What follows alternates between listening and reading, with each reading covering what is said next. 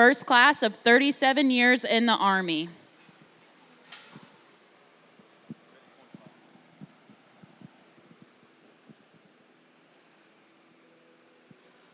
Oh, say, can you see by the dawn's early light what so proudly we hailed at the twilight's last gleaming, whose broad stripes and bright stars through the perilous fight o'er the ramparts we watched were so gallantly streaming, and the rocket's red glare, the bombs bursting in air, gave proof through the night that our flag was still there. Oh, say does that star-spangled banner yet wave o'er the land of the free and the home of the brave.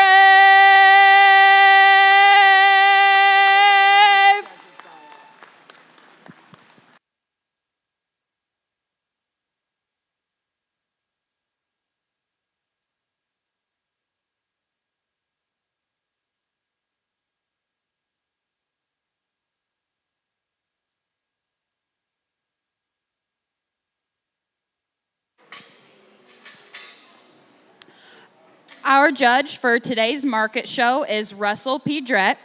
Russell grew up in Minden, Nevada, raising and showing purebred hogs.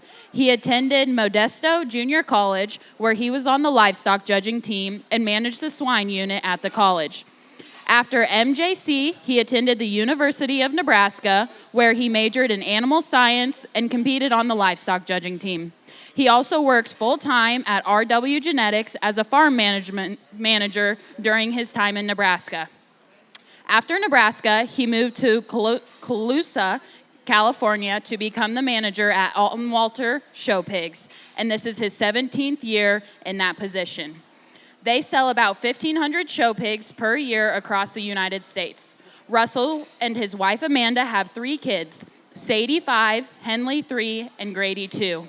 He has enjoyed judging across many states, including at the Exposition, OYE, San Angelo, and many state fairs and county shows. He looks forward to working with the youth in Nebraska at our state fair. Let's all give Russell a round of applause.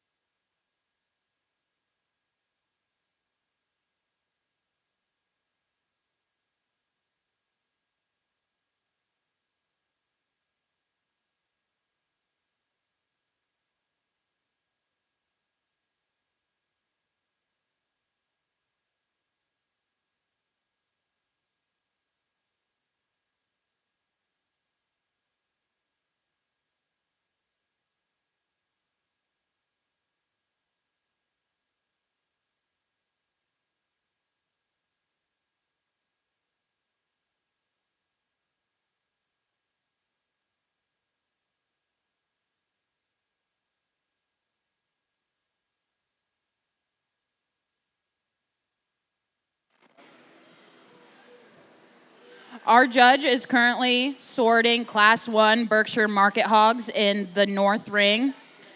Class 2 Chester White Market Hogs are staging in the South Ring.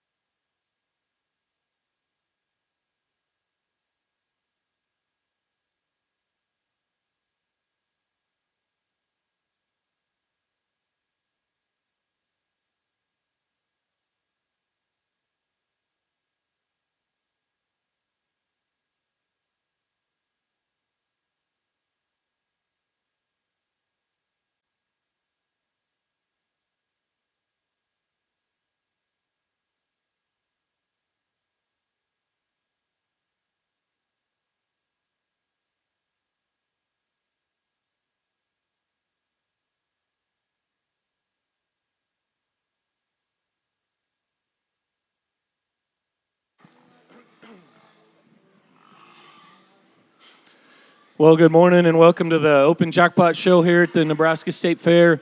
I'm very, very excited to be here and especially excited with the cool weather, and it looks to be a very good show ahead of us here today. I think we got a great breed in the Berk deal here to go ahead and start off with, and they tell me these are all our Berks, so your first and second will be champion and reserve and so on. I think we've got a great pair here on the top end and a little bit of a decision to make in terms of do you choose the better looking, maybe better built, sharper profiling kind of barrel, or do you choose the one that's got a shot more power that's maybe not quite as good in terms of his build. And I think just based on how I've always kind of liked hogs and what I'm going to try to set the tone for the day. I think the better looking, better built one needs to win. That's the young man over here off to my left. He's exhibiting your champion Burke Barrow.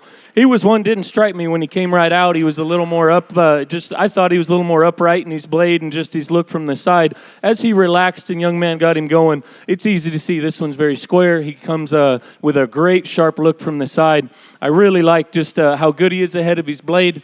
I really like just how good he is in terms of his look. And then you get in behind him and on top of him, he's fresh, very youthful in terms of his presentation. He's got a good square hip and hind leg. And I think his advantage over our barrow that's going to be reserved is he's got just a shot more mobility and reach off either end of his skeleton.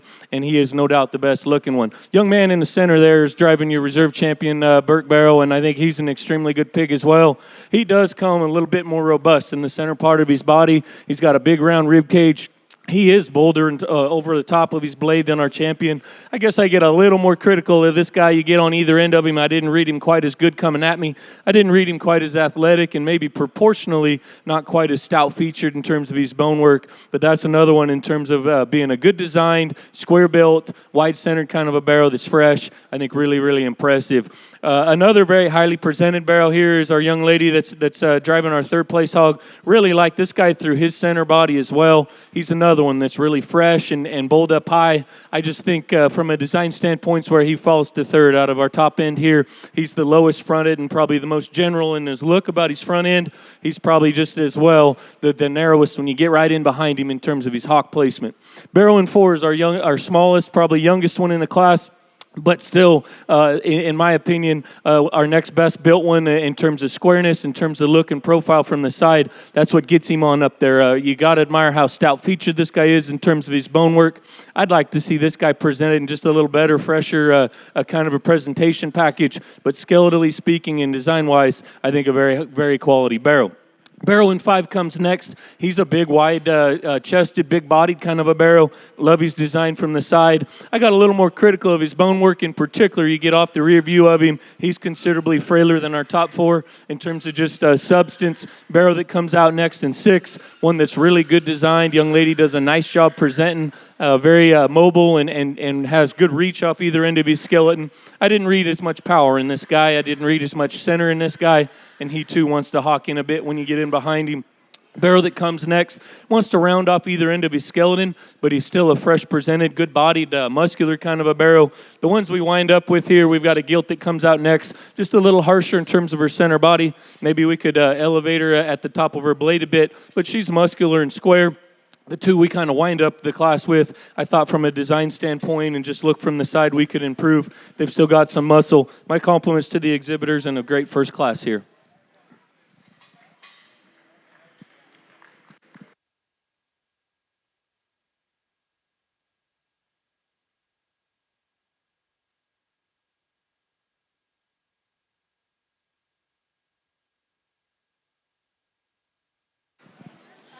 Results of our Berkshire Market Barrow class. Champion goes to Garrett Ruth. Reserve goes to Carson Miller. Third, Alexis Warner. Fourth, Marissa Palm. Fifth, Mason Yonda.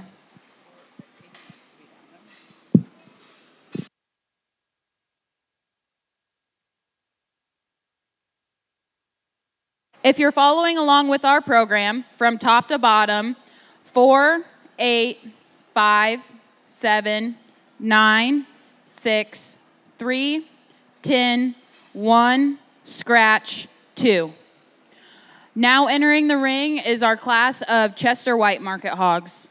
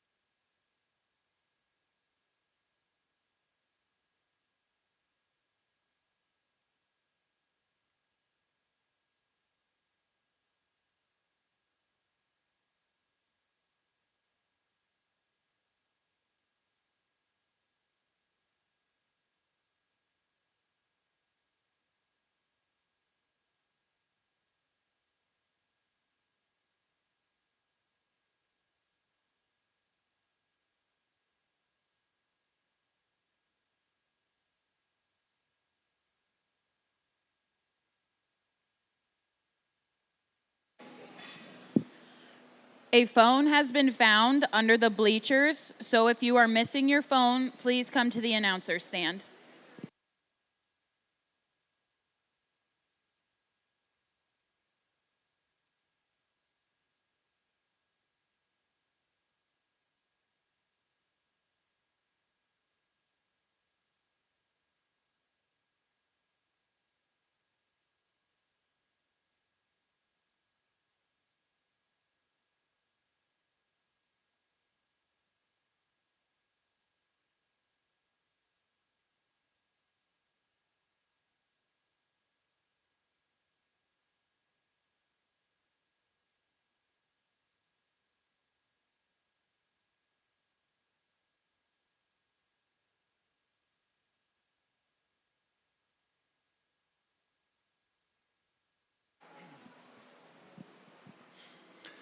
Well, we've just got 7 Chesters, but in my opinion, I think a very, very impressive top end, and I kind of am trying to go ahead and pin the ones I like as we come out, and I could give it a minute to kind of just make sure I'm happy with them. I went ahead and pinned, or not pinned, but weighed 5 of them out of this.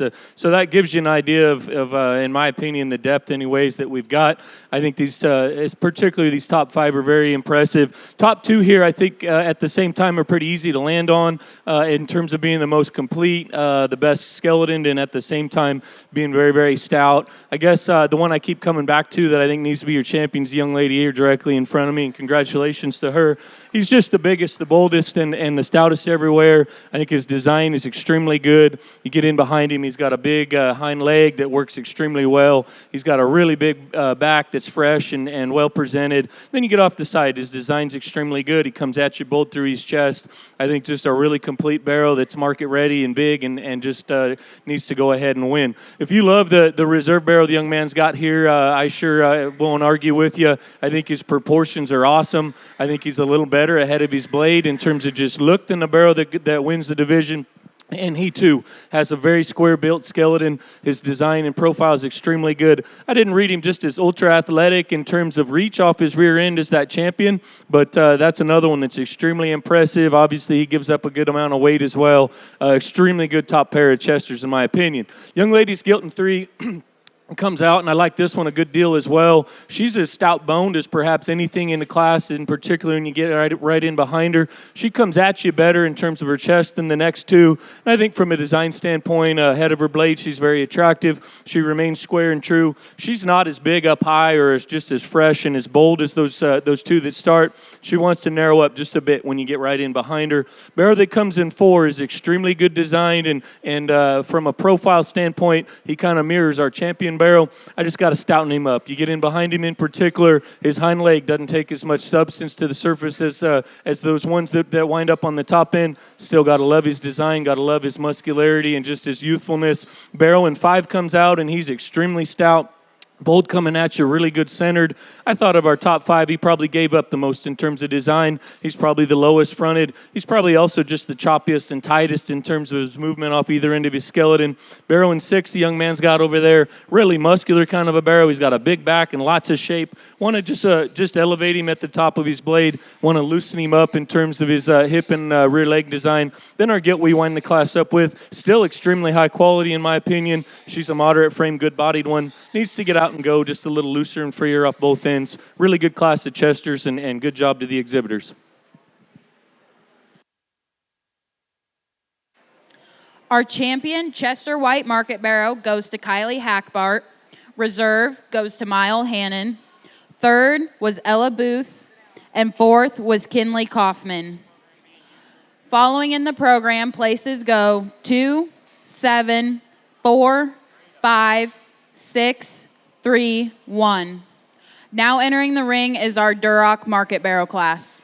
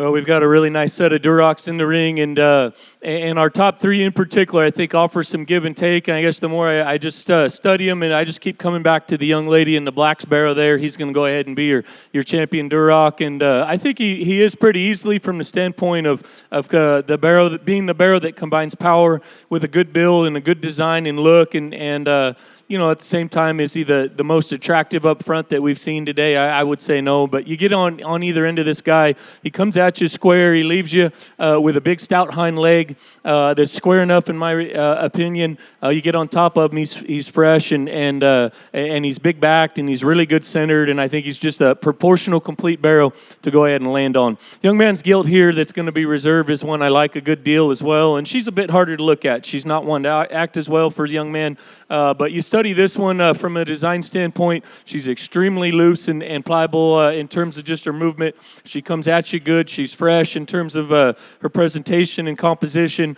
She's square off either end. I don't read her just as big and stout featured as that barrow that starts. I don't read her just as good through her center part of her body.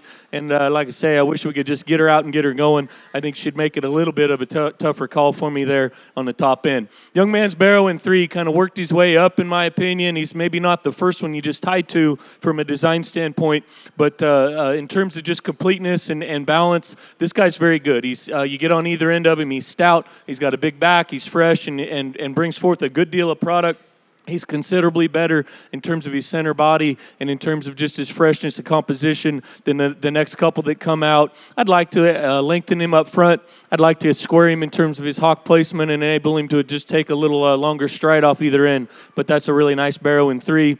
Barrow in 4 is one that from a design standpoint is really neat. He's sharp ahead of his blade. He's got a lot of shape when you get in on top of him. He's extremely square. We just got to give him a shot more center. He's a little tubey for me in terms of his design from the side, just a little drier there in terms of his center body. I'd say the young lady's done a very good job in terms of management, in terms of skin and hair presentation of this pig. She shows him extremely well. She should be really proud of that project. Young man's barrow that comes out here in 5. Another one I like a good deal just from a skeletal standpoint. He's probably our smallest pig in class, but you study him off either end of his skeleton. He's square. He's better in terms of just stoutness of bone and feature than several of the other ones that come back out. I'd personally like to square him coming at you in terms of his chest floor.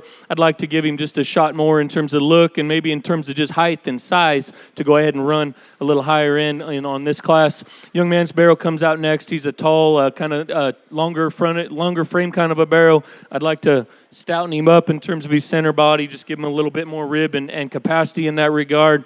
Barrow comes out next. Young lady drives. Does have a shot more in terms of center body. He wants to get softer on his pasterns. He wants to get just a little tighter in terms of his movement.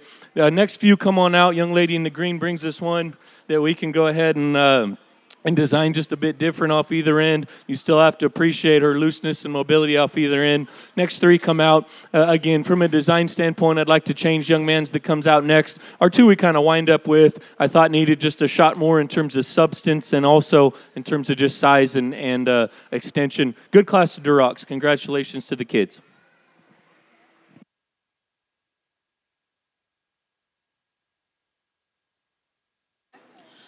Results of our Duroc class.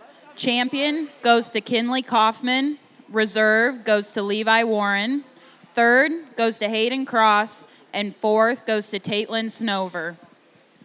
Results in the program are as follows: 5, 12, 7, 10, 1, 11, 6, 3, 4, 9, 2, 8. Now entering the ring is our class of Hampshires.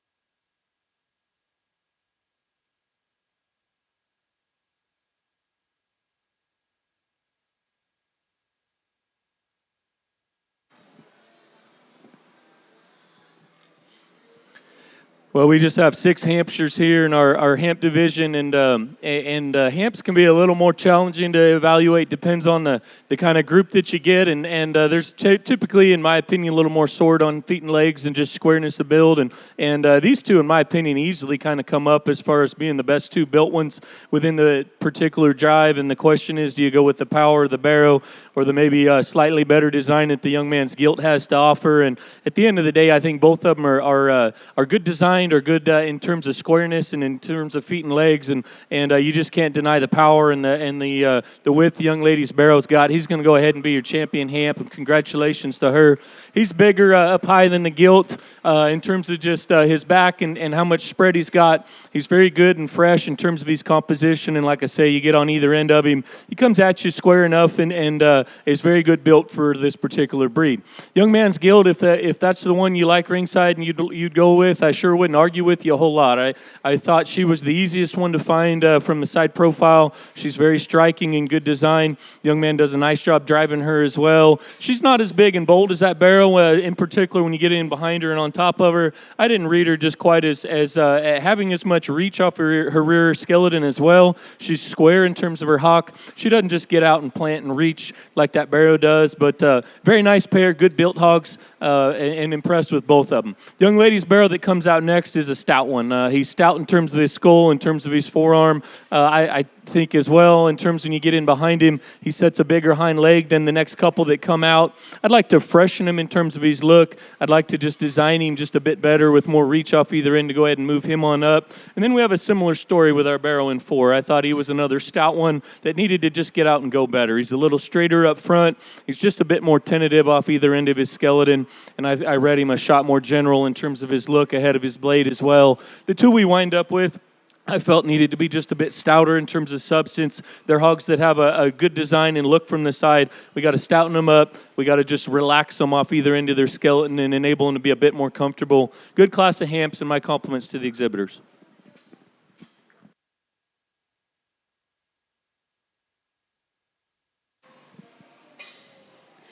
Champion in our Hampshire class goes to Emma Dux. Reserve goes to Tate Penke. Third goes to Emily Ludalush. Fourth goes to Ella Booth. And fifth goes to Madison Krameyer. Results in the program are as follows: 2, 6, 5, 3, 1, 4. Now entering the ring is our class of Herefords.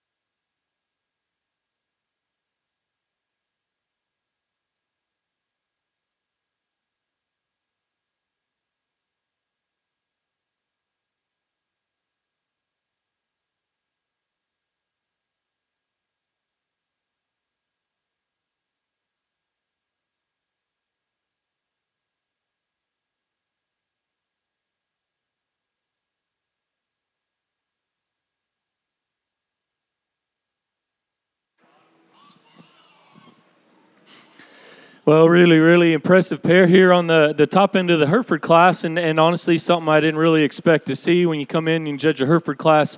But very easy to find, and apologize for taking maybe a few more minutes here to make a decision on the top end. And at the end of the day, I don't think that a guy can choose wrong here. I think both of these hogs are very impressive, and I guess I'll tell you the way I see them before I tell you the way I place them in no particular order. But the young lady's barrel here in front of me, he's the athlete of the pair. They're both athletic, they're both square, but this guy gets out and uses the ring extremely well. He takes a big, long stride off either end, and I think probably has an advantage in that area over the barrel that the young man has.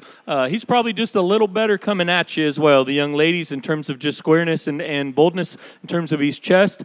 Now, is he as stout-featured? I don't think he is. He's not as stout in his skull. He's not quite as big-legged as the other barrel, but again, I think that's fairly a close call there in terms of just substance of bone. Absolutely love his design, his athleticism, his shape up high, and how fresh and good he is in terms of his presentation. The young man's barrel, on the other hand, is probably the slightly stouter barrel, and especially in terms of his skull, he's got more there. He's probably just sets a slightly bigger hind leg to the surface when you get right in behind him. Is he quite as athletic? Is he quite as just, does he have as much reach off either end of his skeleton? I would say no. He's a slower pace barrel. At the same time, you get in on top of him, this guy's probably opened up just a shot more in terms of the center and base of his rib than the young lady's barrel. And so there's probably just a shot more product in this guy, probably just a shot more look and extension in the young lady's barrel, and it's a very, very close call. I guess at the end of the day, you talk about look and just movement and squareness, and you call them both stout enough, and the one that suits me just a shot better is the young ladies. He'll go ahead and be your champion. Young man's in reserve, but really, really impressive pair, and my compliments to both the exhibitors.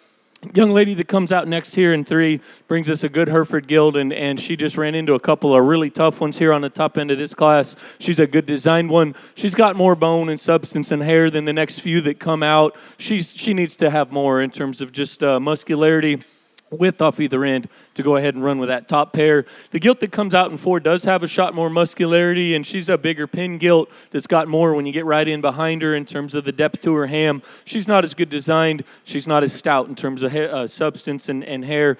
Barrel that comes out next is probably a shot stouter one in terms of substance. We got to design him just a bit better, in particular up through his blade. Gilt that comes out next, not as stout featured, not as wide or just as robust through the center part of her body. Then the gilt we kind of wind the class up with, just the roundest and the smallest and quickest in terms of her design. She's still got a good amount of muscle. Good job to the Hereford exhibitors.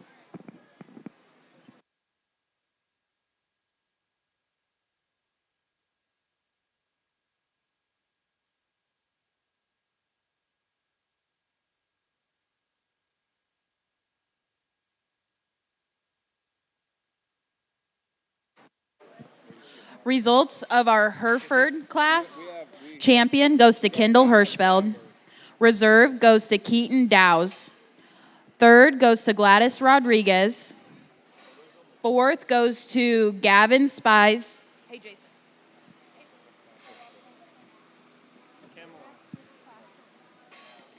And fifth goes to Jackson Stevenson. Results in the program are as follows: 3, 1, 7, 5, 4, 6, 2. Our Landrace market class is now in the south ring.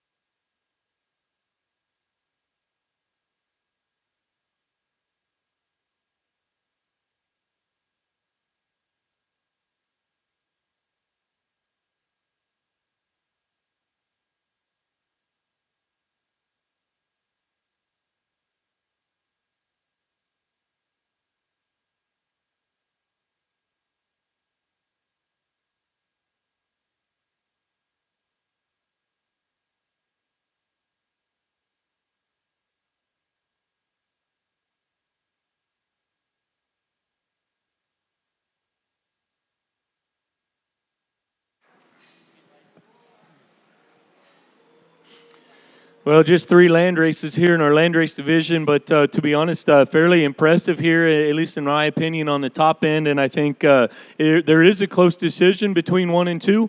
The one that I land on is going to be your champion. It's the young man over there on the far side. Very impressive barrow. He's a barrow that's stout.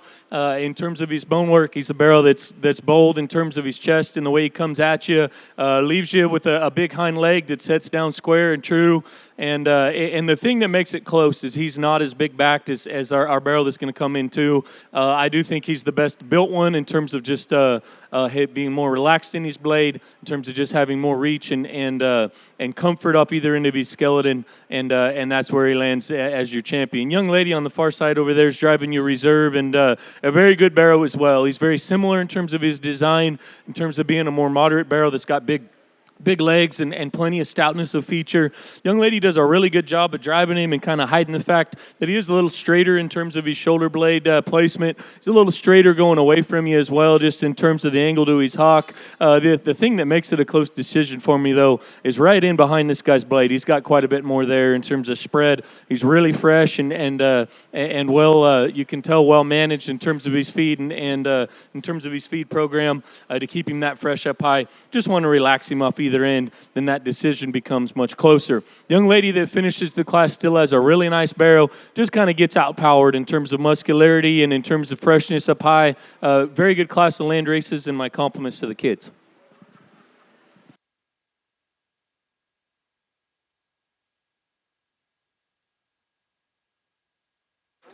Results of our land race class.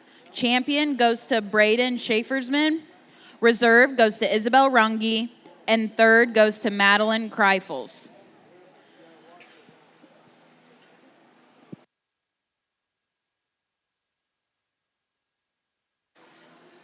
Now entering the ring is our pole and China class.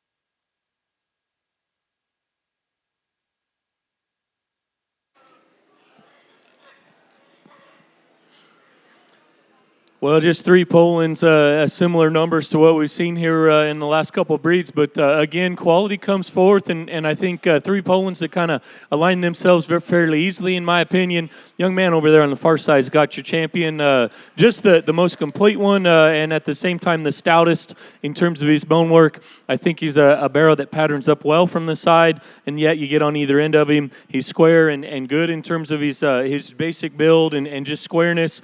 He's good when you get up on top of him in terms of his composition and freshness, and just a nice logical place to start. Young lady with the gilt there, young lady in the gray shirts driving your reserve champion, and she's one that is big up high. She's really fresh. Young lady's done a great job in terms of getting her fed and getting her presented. Her back and her shape is tremendously good. Just down low is where I'd like to stouten her up a bit. I'd like to square in terms of her hock placement and give her just a shot more bone. Then we can make that top placing there just a little closer. Then the barrow that we kind of wind up our top three with here is another one that's very well fed and managed. He's big up high in terms of his shape. We just got to give him a lot more in terms of width and in terms of bone when you get to the bottom part of his skeleton there. My compliments to the young lady on a good job presenting him and a nice class here at Poland's.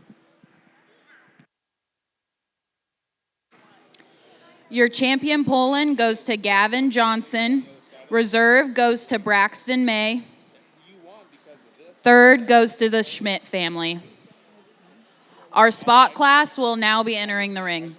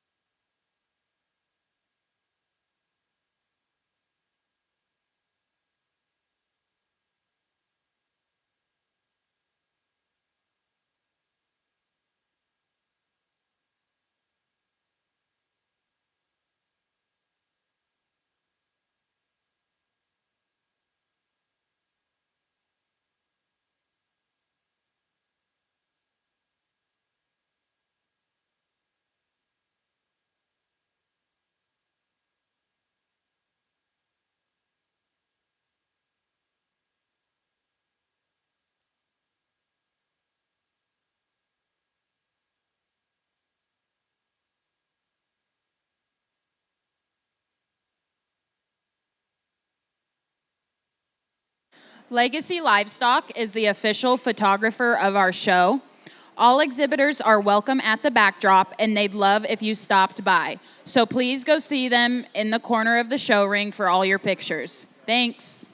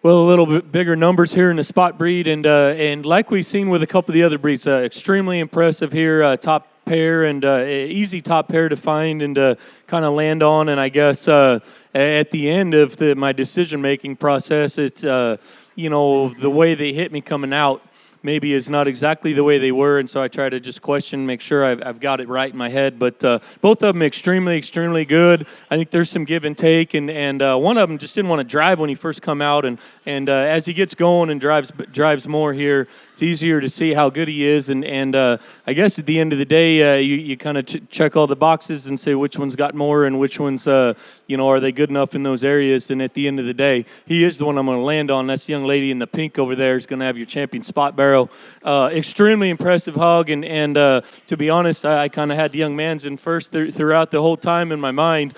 But at the end of the day, you analyze the both of them. The young lady's barrel's got a bigger hind leg when you get right in behind him. He's just as good, if not better, coming at you in terms of width of his chest. He's just as good, if not better, on the top side of his back there in terms of width and spread, and probably has an advantage coming out the backside of his blade in that regard. Extremely powerful barrel that's hairier, stouter, has a giant hind leg, probably as good as we've seen today. Very impressive animal.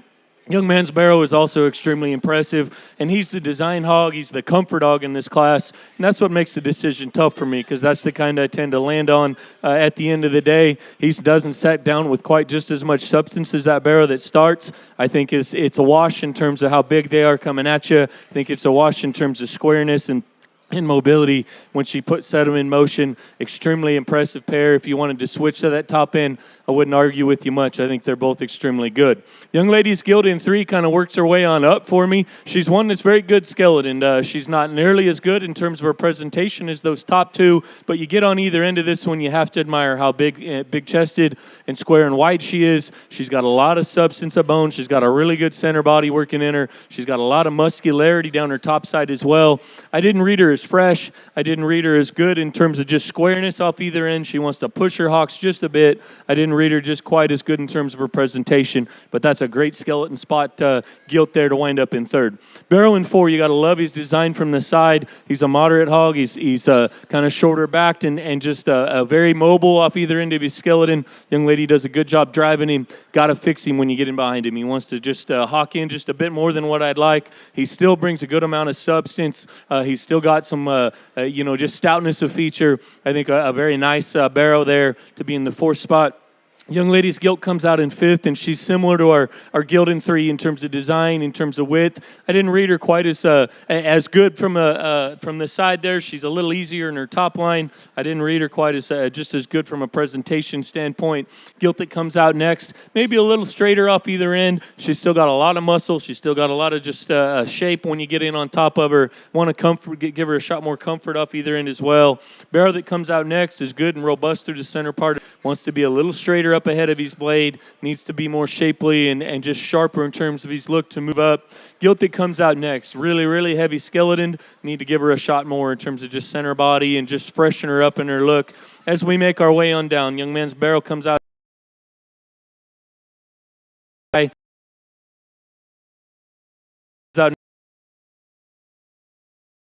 Just ran out of here on the bottom end. Nice class of spots.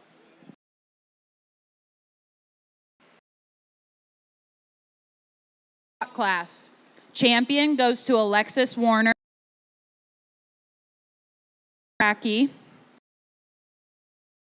Gentrup. 4th. 5th went to Bowler Lampshire. Results in the program are as follows.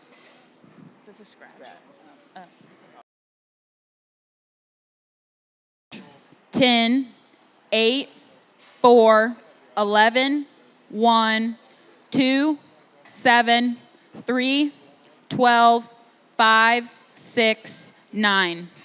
Now entering the ring is our Tamworth class.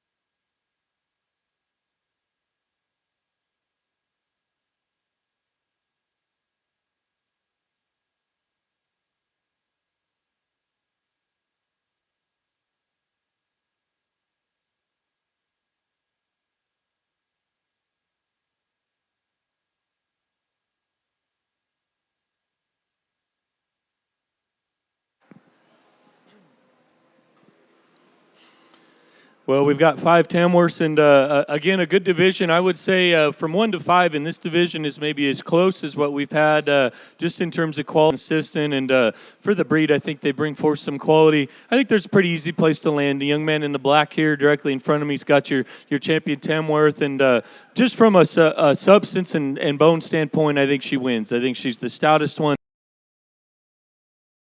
in terms of just her center body rib shape, and when you get up on higher up on top of her, she's got really good upper rib shape. She comes at you good in terms of muscle, and she's very fresh in terms of her composition. When young man gets her going and gets her head up, easy to see this one's design is good, and she's the stoutest one that's probably got the most to go ahead and offer in terms of this class. Young man in front of me is driving your reserve champion, and he's a very nice barrow as well. And if you want to go ahead and say this one's got the most in terms of muscle, in terms of shape, and upper pin width, I sure wouldn't argue with you. I felt he wasn't as stout featured. You get in behind him, he doesn't take as much substance to the ground. He wants to twist just a little in terms of his movement and in terms of his hock placement there. I got a bit more critical of him from that standpoint as well. Gilton 3 is very similar to our second place barrow, and I think she's one that as well needs to be improved in terms of just stoutness of feature, but you really have to admire her muscularity. Again, freshness and composition here is very impressive in this breed. Throughout all 5 in the class, she's really good up high. Just want to stouten her up and just widen her up a bit down low to go ahead and move her on up. Gilton 4 and the barrow in 5 at the young man drive. Both I felt were probably just the least genuine in terms of their width and in terms of their skeleton and their build down low. Again, their design from the side is good. Muscularity and shape up high is very good. Good breed of hogs. Kids do a good job presenting them, and my compliments.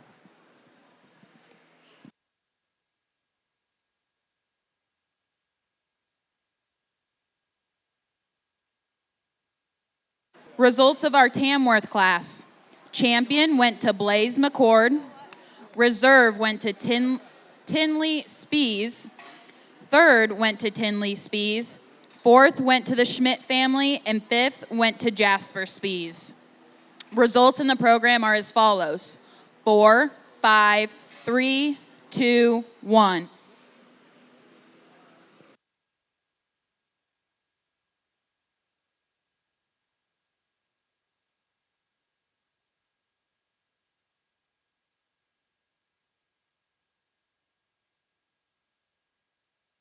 Now entering the ring is our Yorkshire class. At the conclusion of the Yorks, we will pick a top 5 purebred.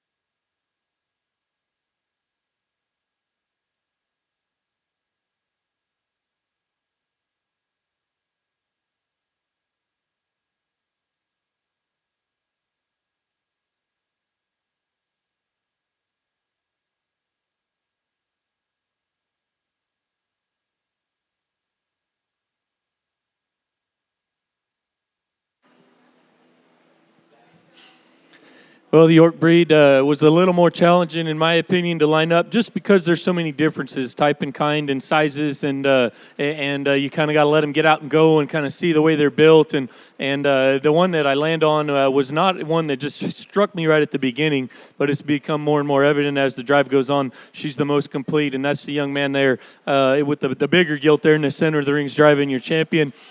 Just a very nice hog. She's not the stoutest boned one. She's not just the most attractive one. She's not just the most EST of anything, but I do believe she's the most complete when you want to talk about combination of muscularity, squareness of build, still being fresh, still being just good in terms of her design. You get in behind her, she's got more in terms of just muscularity, hip and stifle than most of them. She sets her hocks good and square, and she's just a very athletic off either end of her skeleton. I think just a real nice, solid, safe place to go ahead and land. If you like the Gilton too, I wouldn't argue with you a whole lot. I think she's an easier one to find when you get off to the side of her. She too is a very good balanced gilt. She's tall fronted and kind of shorter bodied. Is very, very proportional. I think for a smaller gilt, especially, I think she wants to get just a little straighter in terms of her blade and just a little bit shorter in terms of the steps she takes off either end of her skeleton. I think that's being real critical of another one that's just very complete, good built, and functional and sound. Young Man's Gilt in 3 is probably the most functional and probably the best in terms of just comfort, length of stride off either end of her skeleton. Really, really like that about her. She looks like she's one that's going to go home and be a really good sow or a female for someone. In this particular class, we just got to give her a bit more punch to go ahead and make her run with the others. You get in behind her, she's the narrowest, leaving you in terms of just her general width. She offers the least in terms of just muscularity and shape up high when you get in on top of her. Gilt in 4 is similar in terms of her build than our Gilt in as our Gilt in 3. When you get off the side of her, I didn't read her quite as comfortable. I didn't read her quite as just as mobile and long striding off either end of her skeleton. She's one that comes with a shot more in terms of substance. I'd like to change her hock shape as well, but again, from a design standpoint, from a muscle and shape standpoint, that's one that's impressive. Gilt in 5, the young lady in the purple drives. She's a smaller gilt size-wise that still patterns up extremely well from the side. I got a bit more critical of this one's center. She's a lower fronted gilt. It's just a little flatter when you get her right in behind her blade there. I think with a little more time and flesh, this one probably only gets better, and she's another one in terms of build, in terms of length of stride, is very impressive. Gilt the barrel young lady's got here in front of me is going to be in 6th, and he's one I wanted to tie to from a muscularity standpoint, from a width of chest and top muscularity and composition on the top side standpoint. We get in behind this one is where we got to fix him. He wants to push his hocks out a bit too much for me. We need to reel him in just a bit, slow him down, and I think we can move him on up. We've got a similar story on the next barrel that comes. He's one that is very muscular, is very good compositionally up high. We just got to build him better down low. Then the 2 we kind of wind up with, young man in the blue here, has a very big-bodied, very muscular kind of barrel, just a little straighter off both ends of his skeleton. The barrel we wind the class up with is a taller, more extended kind of hog. Want to design him better. Maybe make him come in a more compact package that's got a bit more just in terms of width and muscle. Good class of Yorks, more challenging to line up.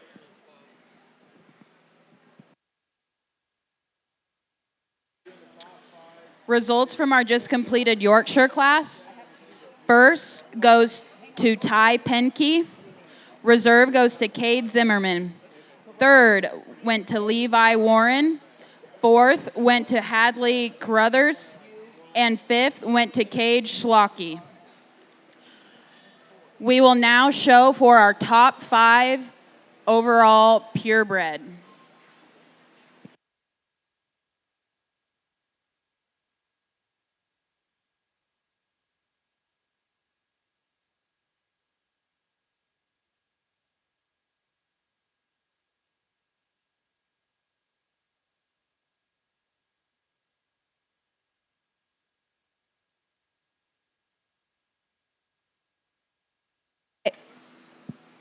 Okay, out of our Berkshire division, champion went to Garrett Ruth.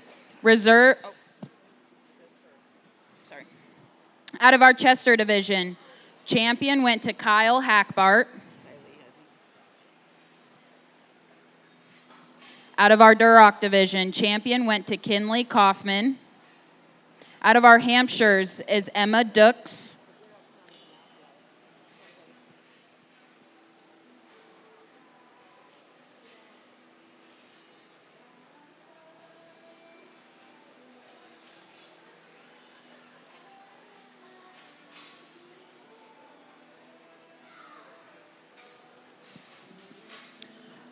Out of our Hereford division was Kendall Hirschfeld.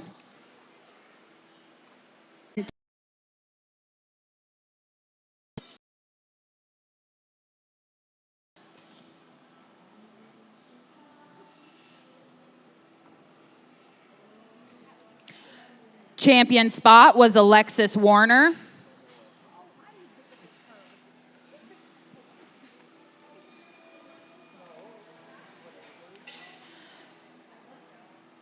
Champion Tamworth was Blaze McCord.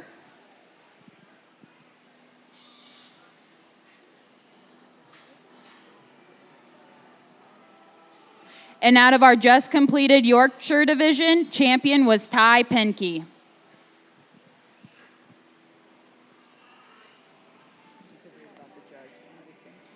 Let's give all these champion purebred division winners a round of applause.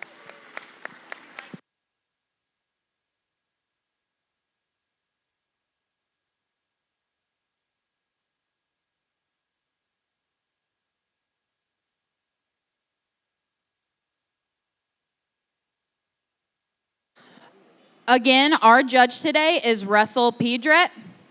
Russell grew up in Minden, Nevada, raising and showing purebred hogs. He attended Modesto Junior College, where he was on the livestock judging team and managed the swine unit at the college.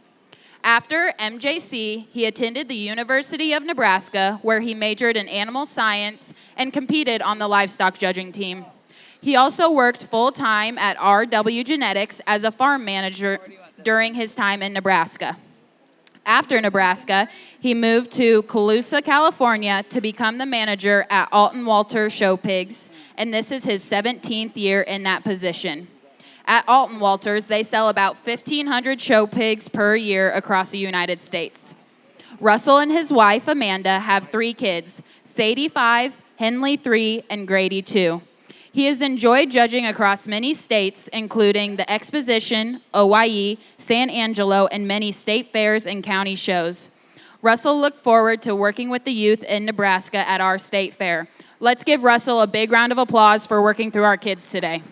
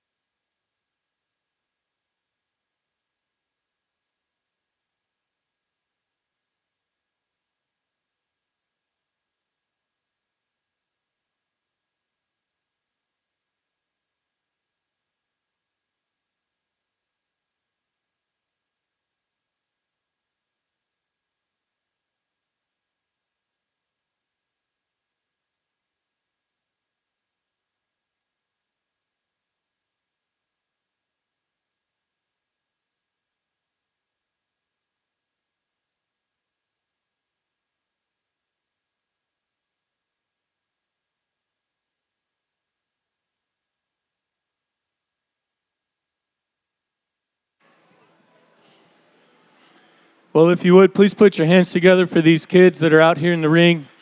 Very impressive breed drive. I know we've still got a lot more show to go yet, but basically what I've seen is quality throughout. We've had some breeds with less numbers and some breeds with more numbers, and we've had a class of breed. But truly, the top end of each breed's been very good. There's been some really close decisions and some really good animals that are not in the ring just yet, or were maybe right at the top or reserved third, fourth. And so that speaks to the quality of what you guys have got. And just to tell you what I'm thinking, I think there's 3 of them out here that a guy could roll with. I think there's about 3 more that would darn sure be awful respectable champions as well. And I guess of the 3, I keep coming back to 2 of them. And of those 2, and I won't talk them again, I feel like we've talked them a lot. But of those 2, I think one's just a little more flawless. And I guess at the end of the day, you want to pick a hog that is both complete and kind of pushes the max in terms of having enough, bone and power and all those fun things. But they've got to be complete. They've got to be as close to flawless as you can find. And And I think that most all these breeds do that in terms of kind of bringing forth hogs that are complete, and then you just get to nitpick them even more here in the Grand Drive. So that being said, the most complete one that, in my opinion, still brings forth the most, just bone, look, power, I think is extremely impressive. This one is compositionally, when you get up on top of him, I think you get on either end. He's so good built. He's very, very square. His design and just his mobility off either end of his skeleton is very impressive. This young lady here, if you wouldn't mind helping congratulate with the Chester. Congratulations.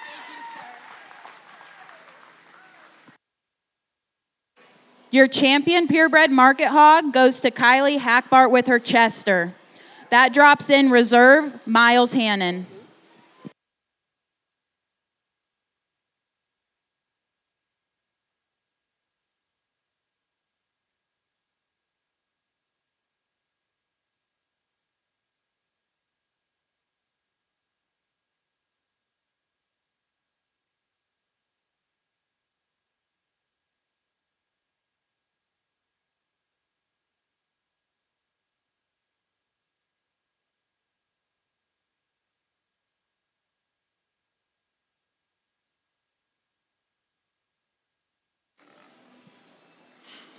Well, the young man on the far side there with the reserve Chester comes out, and that pig's got to be an instant contender. I felt that breed was really strong, and we talked about that decision being relatively close and just how square built that pig is proportionally and balance-wise and completeness-wise. This guy's got to be here on the very, very top end. We talked about him maybe being just a little shorter stepping, and, of course, his size maybe isn't quite as big, and I do tend to, on shows with so much quality, I do tend to lean towards these hogs that are a little bigger because for those that have bred hogs and fed hogs, it's harder to keep them right and keep them perfect the bigger they get. And so I always do tend to kind of give an advantage to bigger ones. And at the same time, he's got to be an instant contender. And I guess, in my opinion, it comes down between him and a couple others. And the one that's the next most impressive just kind of everywhere, in my opinion, we talked about what a giant hind leg he's got. He's so big-legged. He's so, stout and robust throughout his build.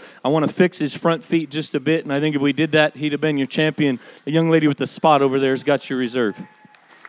Your reserve champion purebred market hog goes to Alexis Warner with her spot. That drops in Regan Cracky.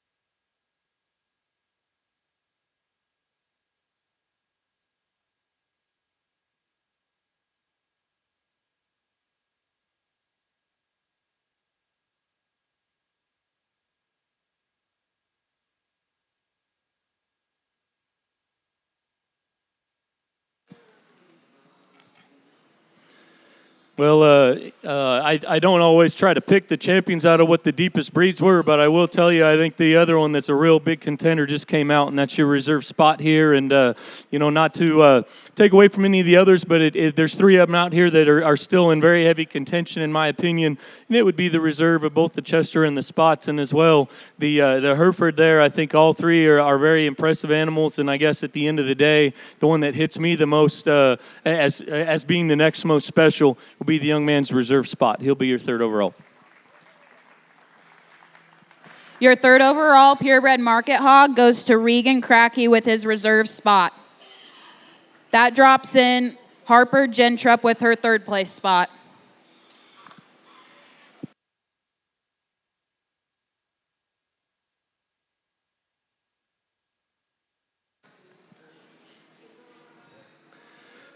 Well, our third spot comes out, and we talked about how big and muscular that one was and how much power she's gotten. Maybe needs to be presented just a bit better, and I guess at the end of the day, I kind of gave away my cards on who I was really looking at. Absolutely loved the build and the design of the fourth overall, and I think if he keeps coming the way he is, can be a really, really special animal. This Chester right here in front of me can be fourth. Your fourth overall goes to Miles Hannon with his reserve Chester.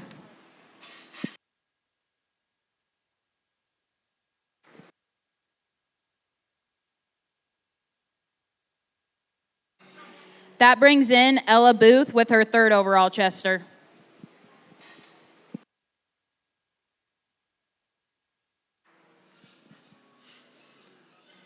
That 3rd Chester comes out, and she's so stout-featured. She's one of our heavier-boned animals we've seen thus far today throughout the breed show, and I certainly got to admire her for that. I thought a lot of these breeds were particularly strong. No doubt our Burke Barrow's a very good one in terms of just being complete and good built. Our Duroc, again, just a real stout, moderate, good made kind of a barrel. It's got a lot of power.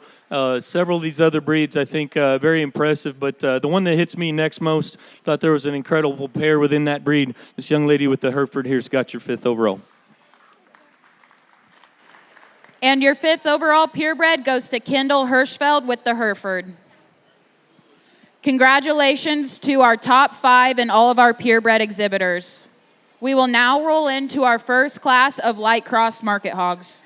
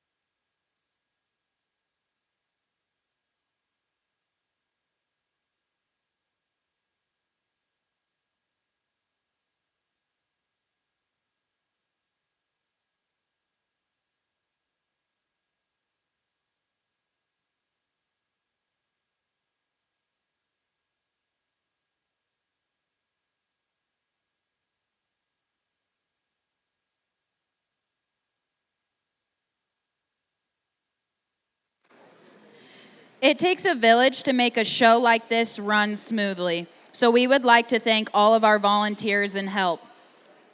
Brian Durman, Brian Pohl, Kinsley Methy, Bill Jacobs, Avery Ruth, Seth Mitchell, Kendall Hirschfeld, Mandy Jackson, Rita Hoblin, Jenna Berman, Haley Pohl, Maddie Pohl, Cheyenne Deno, Reese Hirschfeld, Ben Ely, Atlee Hirschfeld, Pat Hirschfeld, Amy Pohl, Kim Hirschfeld, Jason Hirschfeld, Jeff Meredith, and everyone and anyone we have forgotten. We appreciate all of you and thank you for your help.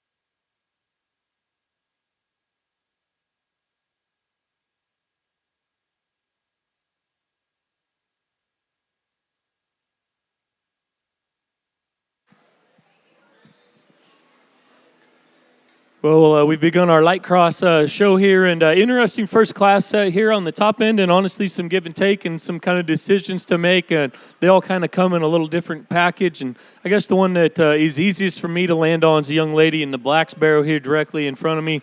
I think from a mobility and athleticism standpoint, I think he rises to the top in this class. He's a good design barrow.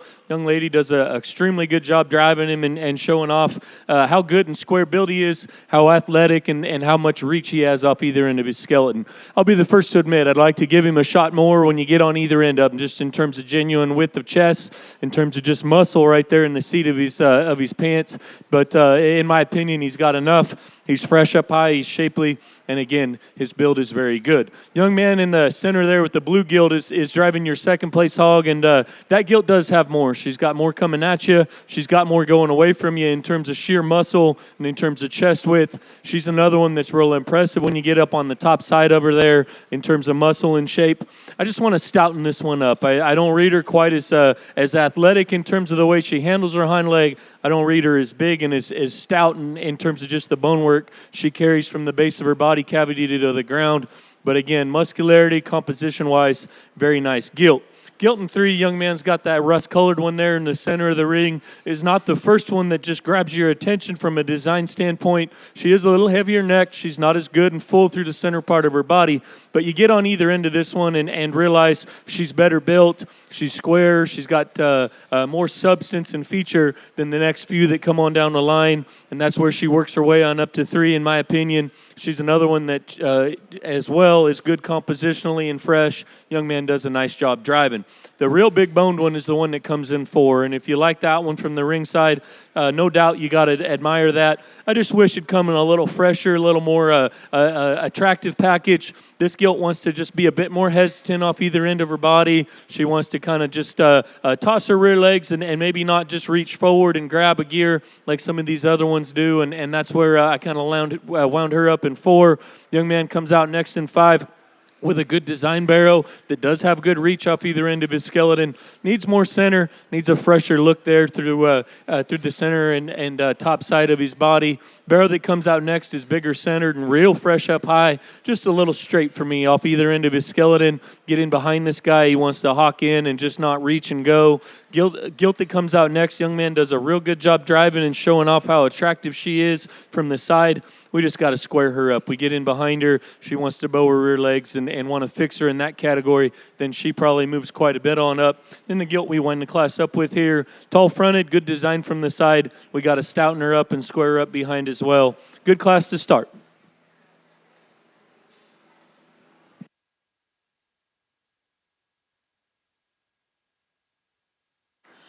Results from our first class of light crosses.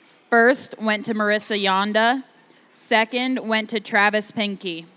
Results in the program are as follows: 3, 1, 7, scratch, 8, 2, 5, 6, 7.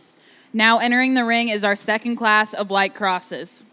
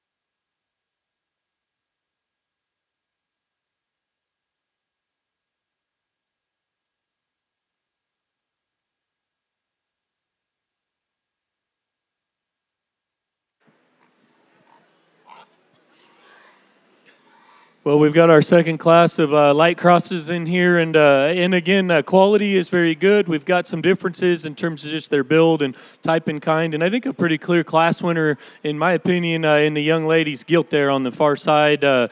Just from a design and stoutness standpoint, she's the combination here in this class. She's both the best designed and best looking one from the side, and at the same time, probably the stoutest. At the ground, she's got the biggest hind leg, and she uses it the best as well. You get in behind her, she probably sets about as wide as I'd want one to set there in terms of on the edges with her hock. But she does utilize it very well. She reaches off either end. She's got a big hind leg, and at the same time, she's big and fresh up high. I think just a real logical place to start. The decision, in my opinion, is between 2 and 3 in this class, and the one I land on for 2 is the young man in the center's little blue gilt there.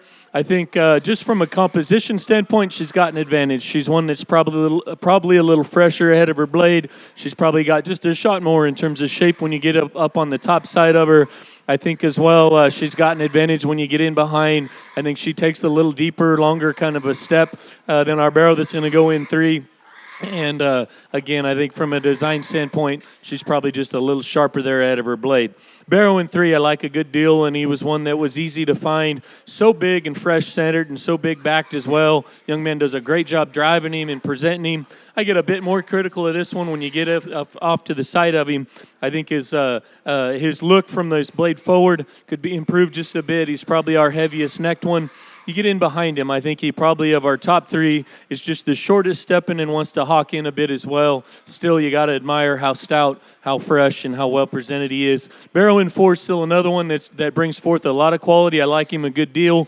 Of our top 4, he's got the least stoutness. He's probably the one that's the most lacking just in terms of hair and in terms of just that stouter kind of look about him. You got to admire his freshness when you get up on the top side of him. He's probably not as good right through the center part of his body as a couple of those other ones. Still, muscularity, squareness of build, design, very impressive. Barrow in 5 comes in a more moderate package. He's a big back barrow that's also big in his pin set. I just want to square him in terms of his hawk placement. Of our top 5, he's the most out there in terms of just the way he wants to push and go when you get in behind him. Change that about him. I think we can move him on up a bit. Barrow that comes out next is very similar. He's another one that's moderate and bold coming at you, real good centered. He's not as fresh in terms of his presentation. He's not as square when you get in behind him. Gilt that comes out next, good bodied, real good in terms of her levelness of hip and spine when you get off the side of her. We got to give her just a shot more extension, like to pull her up in her flank just a bit, and I think that helped balance her a bit. The 2 we wind the class up with, from a freshness standpoint and just comfort standpoint, can be improved on the young man's gilt. Then our barrel that we wind up with just needs a shot more in terms of extension, in terms of a length off either end of his skeleton. Good class of light crosses. First out of your class 2 light crosses went to Brennan Aarons. Second went to G&H Show Pigs. Results in the order are as follows: 6, 5, 9, 7, 3, 8, 2, 1, 4. Entering the ring now will be our class 3 of light crosses. After the conclusion of this class, we will pick a top 5 light cross in the north ring.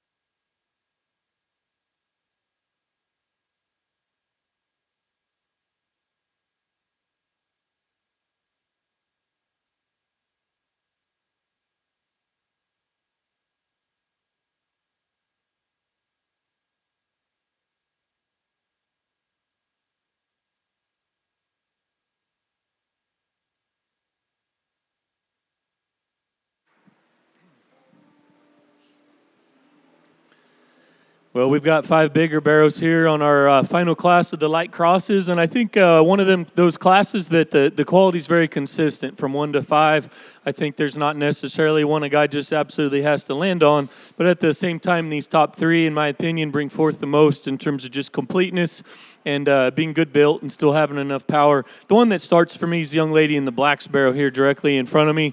And I'll be the first to admit, he's not our freshest barrow in the class from a skin and hair standpoint. He's probably not our freshest just in terms of reading him through his head either. But he is our best one in terms of coming at you and going away with power and with substance. He sets down the biggest hind leg. He's really good in terms of his center body, and he's really big up high. And I think everything fits in terms of being balanced and proportional from the side. And I think he's a good spot to land on. Young man off to my left's driving your second place barrow, and he's one that is fresher, and he's better and more youthful from his blade forward probably than our barrow that starts. He's very fresh up high, and you can tell the young man's done a good job in terms of his feed and management program. I get a bit more critical of him in terms of his chest coming at you. I want to fix him and square him in that regard. I want to deepen him in terms of his heart and just give him a shot more in terms of just a shape of rib there. Right behind his blade to go ahead and move him on up. Barrow in 3, young lady drives is another one. I think, again, I think our top 3 are all very similar in terms of their build from the side, in terms of their muscularity and shape. He's impressive in those categories. He's another one that's proportional. You get off to the side of him. I didn't read him as good in terms of his front end and look up front as the barrow in 2. I didn't read him as stout and as good at the ground as the barrow that starts the class. Gilt in 4, young man comes out and does a good job presenting. Again, design and hip and hind leg, very impressive. I'd like this one to grab a gear and just get out and go a bit better, but more critical of her just in terms of muscle shape. I think she's maybe our plainest and most nondescript. You get on top of her of our top 4. Then our barrow we wind the class up with one of the thicker ones in terms of muscle and in terms of width and in terms of his pins and in terms of his inner thigh. Just not as good designed. He's a little rounder. He's a little tighter, more restrictive in terms of the way he goes off his rear too. Good class to wind up our lights here. Results in our third class of light crosses. First went to Marissa Palm. Second went to Colton Neville.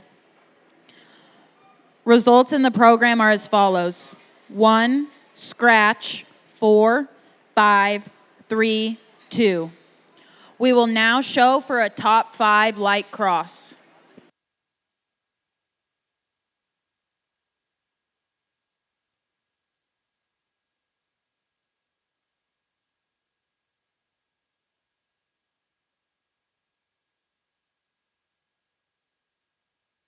Out of our first class of light crosses, first went to Marissa Yonda.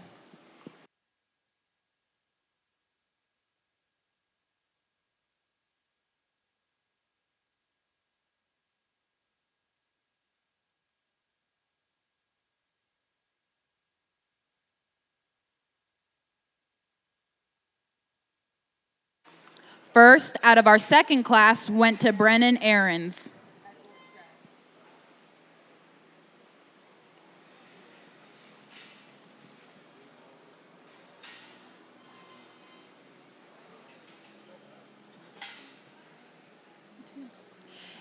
And out of our just completed class, first went to Marissa Palm. Let's give these light cross exhibitors a round of applause.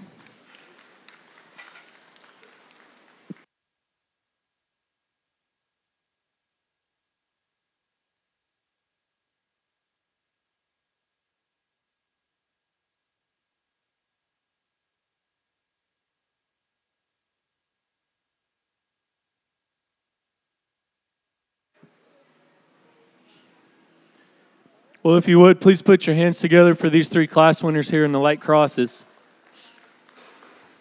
I know our numbers weren't as big, and that's what we see kind of across the country on the light cross deal, but I think it's a very good thing, and it seems that most of these major shows are kind of adding that division, and it gives these kids an extra opportunity at a banner and an extra opportunity at getting in the grand drive, and I think it's really good. And it's also a good opportunity for breeders to go ahead and utilize some light crosses and maybe even utilize dare we say, some purebreds to go ahead and make some more light crosses for this division. So my compliments to the State Fair for having it. Again, our numbers weren't great, but I do think our quality, especially on the top end, is very good. And I'm not going to lie, I like all three of them, but there's one easy winner for me. That's the young lady there in the center out of Class 2. Congratulations. Your champion light cross goes to Brennan Aarons.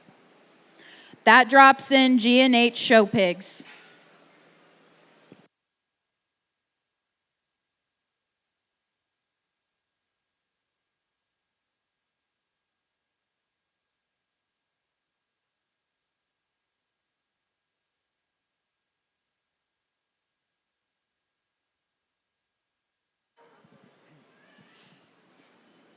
Well, our young man comes out with a second out of that second class, and we had talked about that class and the depth that was there, and we talked about her being a close placing between her 2 and 3 in that class, and she's a very muscular, shapely kind of gilt. When the young man is able to get her out and get her going, she designs up very well, and I really appreciate her general build in terms of squareness, in terms of her comfort off either end. She's not as just as ultra sharp and stout as that one that wins, but she's no doubt a contender here as we get our top three or our 3 class winners in contention out. And I guess at the end of the day, in comparison, I do think that gilt's got a shot more just in terms of a unique look, and it's at the same time still being a great build at the ground. That young man there with the second place has got you reserved. Your reserve light cross goes to G&H Show Pigs. That drops in Brecken Hirschfeld.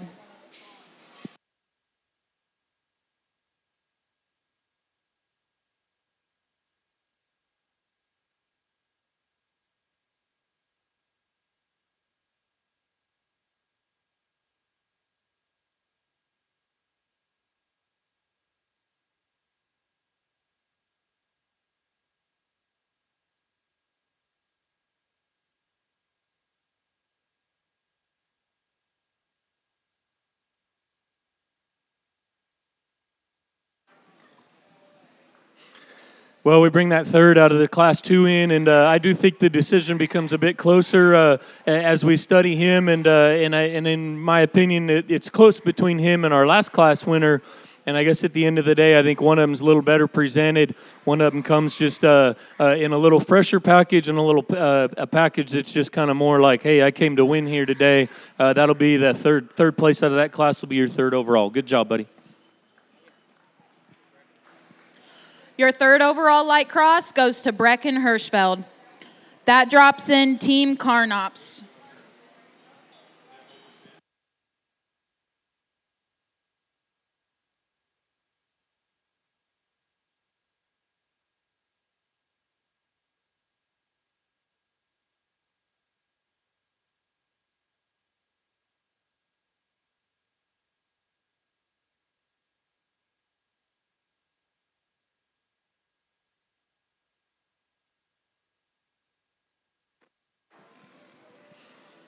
I think we've got an even closer decision as our fourth out of that class comes out, and I actually think they're very similar in terms of their design and build between the two, and I guess the one that's got just a shot more. He's bolder coming at you. He's got more substance going to the ground. This last class winner here will be fourth overall. Your fourth overall light cross goes to Marissa Palm. That brings in Colton Neville for contention.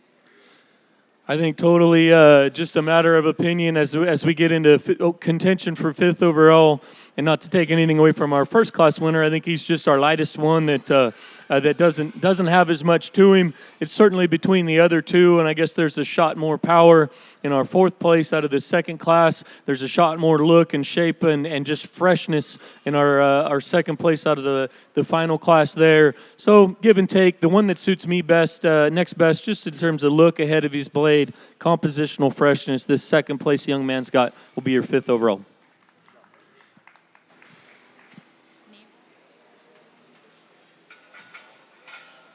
Okay. And your fifth overall light cross goes to Colton Knievel. Congratulations to all of our light cross exhibitors.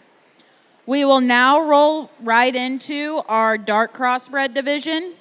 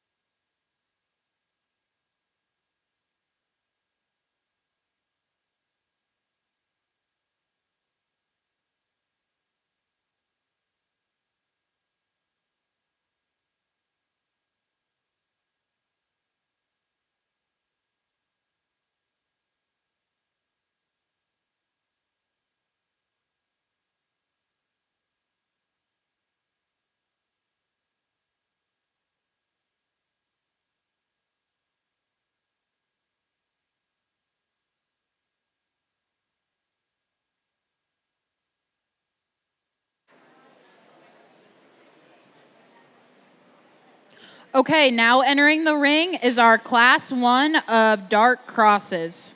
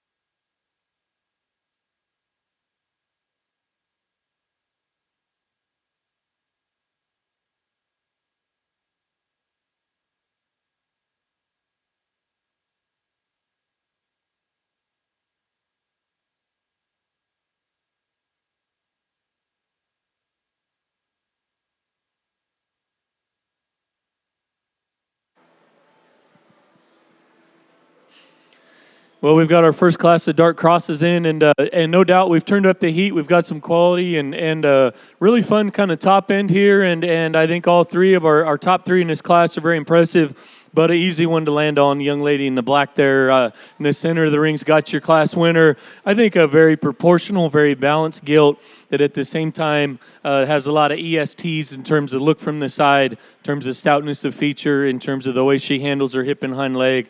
I think just a very impressive animal. Balances well, everything fits together, checks all the boxes, and I think is a nice place to go ahead and land on. The choice or the decision, in my opinion, in this class is between 2 and 3, and I guess the more I study them and keep coming back to just the stouter one being the young man's Barrow. He's going to go ahead and be in second.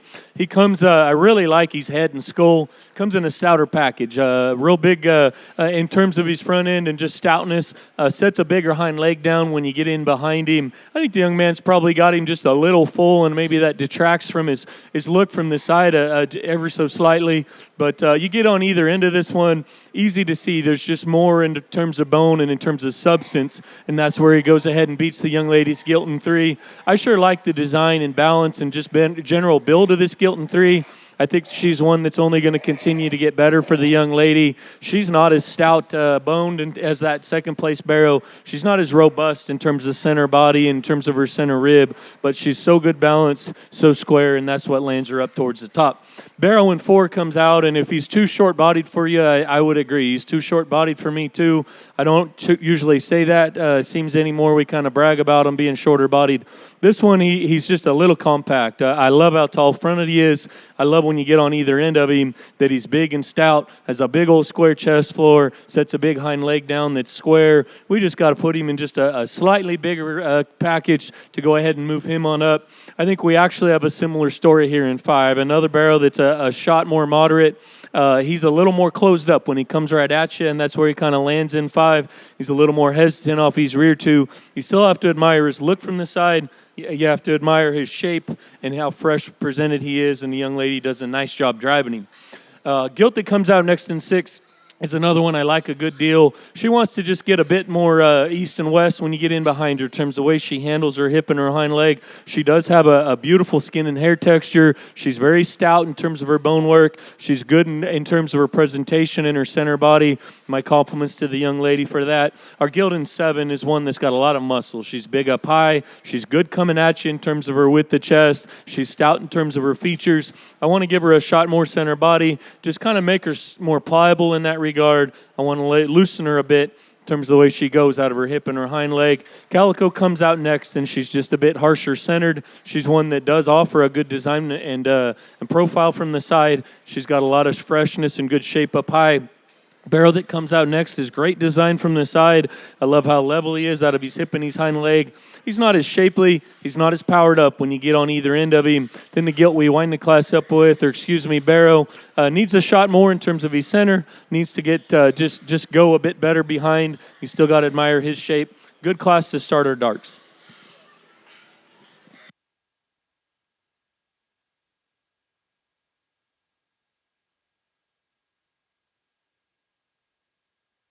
In our first class of dark crossbred, class winner went to Jaden Runge. If you're following on the program from top to bottom, the first exhibitor was Scratch, 10, 8, 1, 7, 5, 9, 4, 2, 6, 3. Again, Scratch, 10, 8, 1, 7, 5, 9, 4, 2, 6, 3. Entering the North Ring is our Class 2 of dark crossbreds.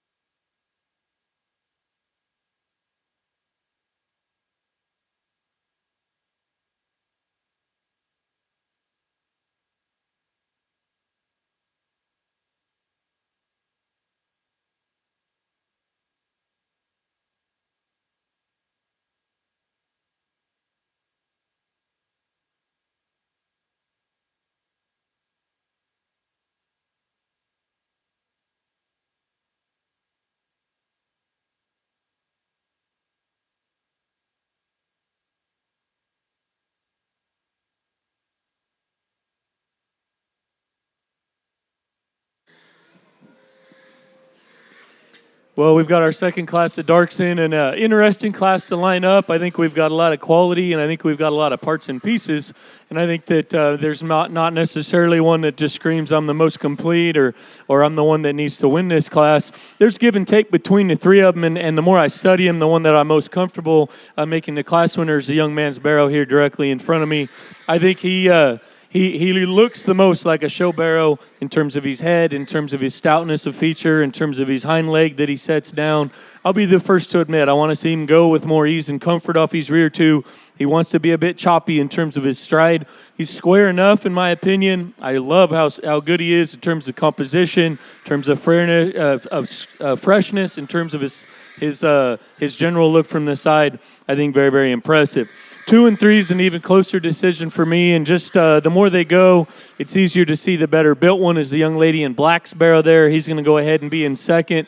He's one that I think, in terms of his hip and hind leg, is probably the best of our top three. He's just a bit more general in terms of his look. Of our top three, he's probably the frailest going to the ground. He's probably the shortest from his blade forward, and at the same time, probably just the quickest in his maturity pattern.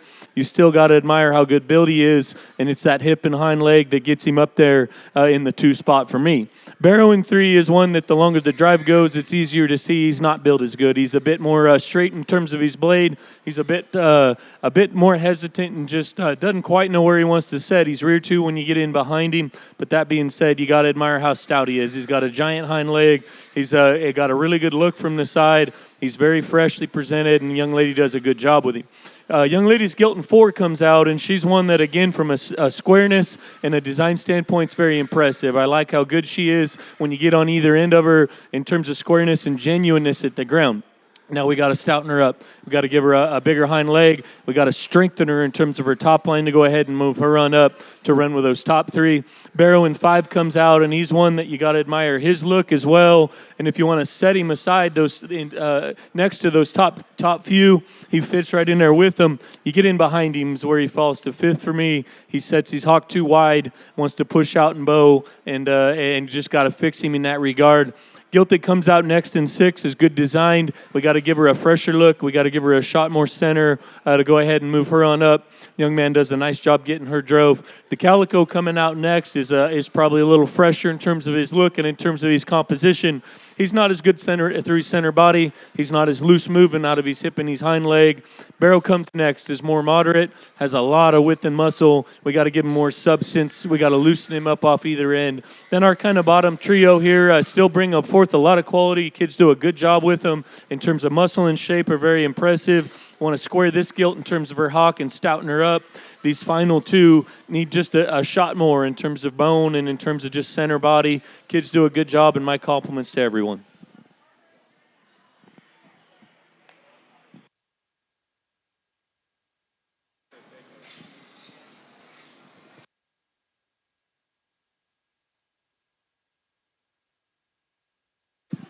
Results from Class 2 dark crosses.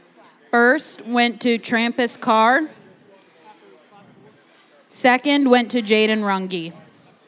Results in the program are as follows: 1, 4, 10, 2, 6, 3, 9, 7, 11, 8, 5. Now entering the ring is Class 3 dark crosses.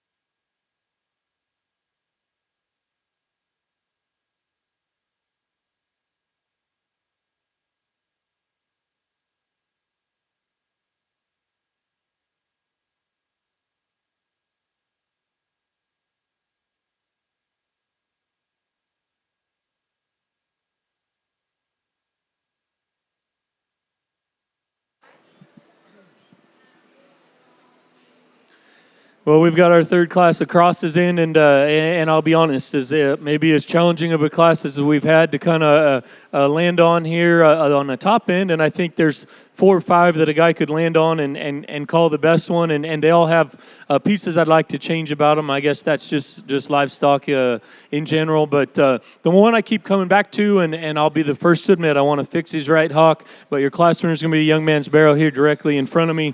I think he is the most complete in this particular class when we talk about a barrow that's got width, that's got stoutness of feature, and that at the same time is still fresh up high, still has a good look from the side, still is good in terms of his pastern set and in terms of his width coming at you and leaving you, and I think he's the most logical place to go ahead and land. The one in 2, the young lady drives, is a really good barrow from this side, and he's the one I honestly contemplated kind of running with at the end of the day just because he's so good built from the side. And when the young lady gets him out and gets him going, he's probably the most athletic one, in particular in terms of the way he handles his hip and his hind leg.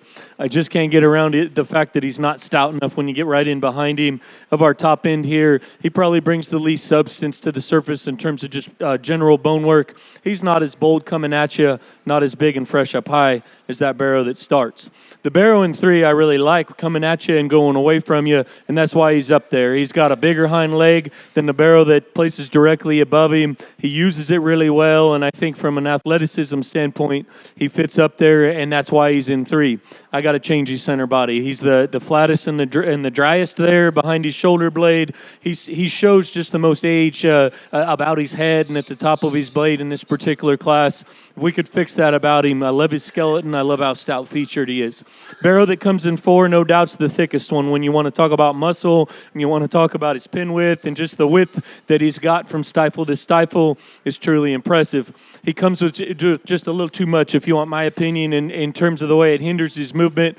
Of our top 4, he's the tightest and just the most restrictive in terms of movement off his rear too.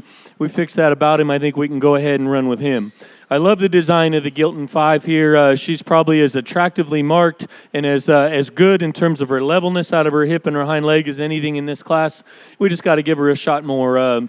Of our top end here, she's our lightest muscled one. She's our most nondescript in terms of her top shape, and she too is just a little more general about her head and her look from that regard. But you want to talk about a loose, pliable skeleton, really good center body. This one certainly got it. Barrow that comes out in 6, the young lady does a good job driving him. He's another one that's got some muscle and got some shape up high. He too is stout in terms of his features. I want to redesign him a bit from the side. I want to make him taller fronted. I want to give him a little more length from his blade forward, and I want to square him up when you get in behind him. Barrow comes next, is a big-bodied one. Young man does a good job driving him as well. He's got really good center rib shape. I want to stouten him in terms of his bone and just give him a shot more shape. We have a gilt comes out next that does have more shape and muscularity. Want to redesign her and just give her a shot more in terms of stoutness and looseness of skeleton. Calico comes out next, is good-bodied, needs to be wider and bring forth more product off either end. The 2 we kind of wind the class up with, I felt from a skeletal design standpoint could be improved and look from the side. They still have got some muscle. Kids do a good job driving them, and my compliments.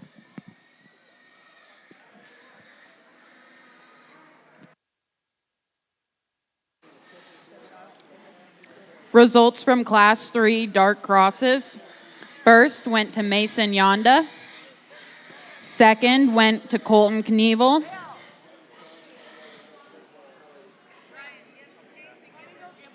Results in the program are as follows: 3, 8, 1, 5, scratch, 9, 7, 2, 11, 4, 10, 6, scratch.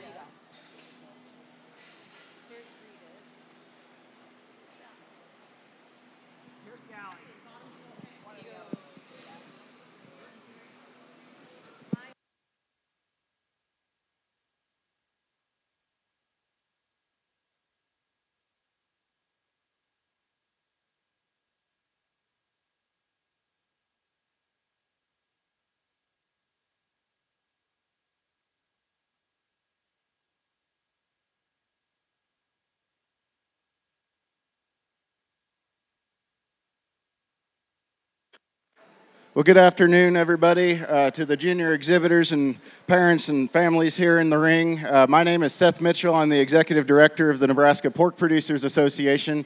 It's my extreme privilege to be here with you all today. Some of you may have heard me on the mic yesterday. I'm a product of this program, and so understand the significance of this, and I'm extremely blessed to be in a role here that allows me to stay engaged with the industry.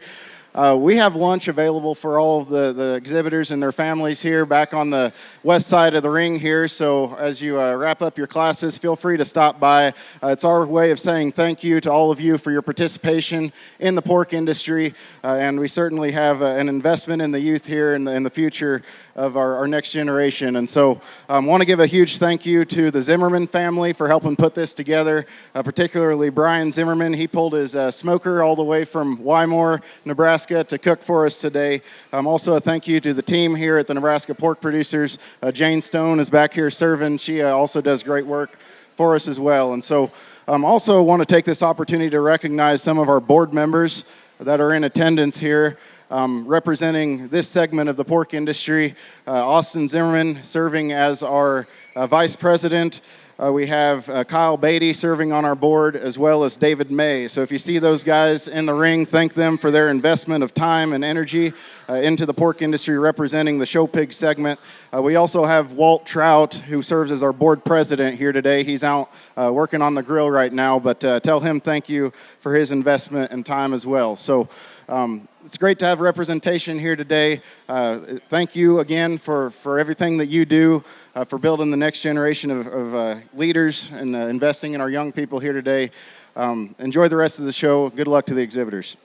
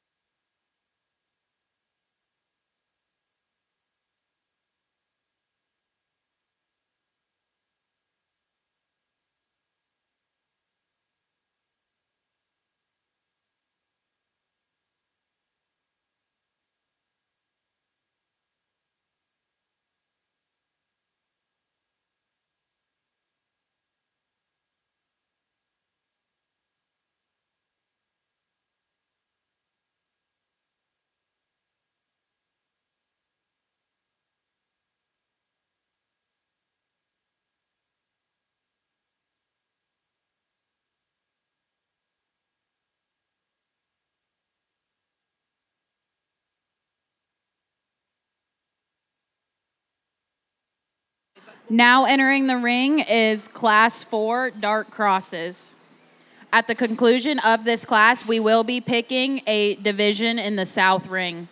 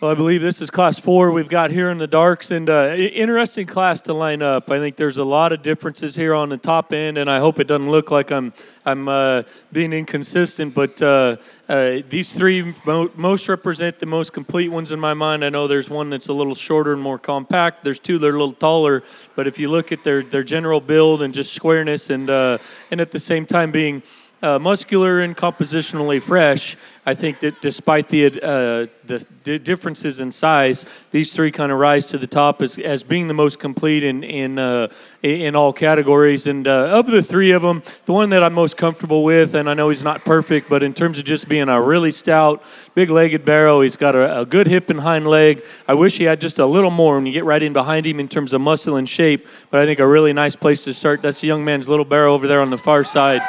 He's going to be your class winner. Like I said, he's extremely stout-featured. His design is very good from the side. His hip and hind legs very good. He's not our widest one at the top of his pin set there. He's not our just most shapeliest one on the very top side. But there's a good amount of muscle in him. He's got a good skull. He's got a good chest. And again, his stoutness of feature, very, very impressive. Young man in front of me here with a belted gilts driving your second-place hog. And between 2 and 3, I thought that was our closest placing in this class. The more I study him, I think she comes in just a little stouter package than our barrow in 3. In terms of her substance of bone, she comes in just a little better bodied, fresher bodied kind of package than our barrow that's going to wind up in 3.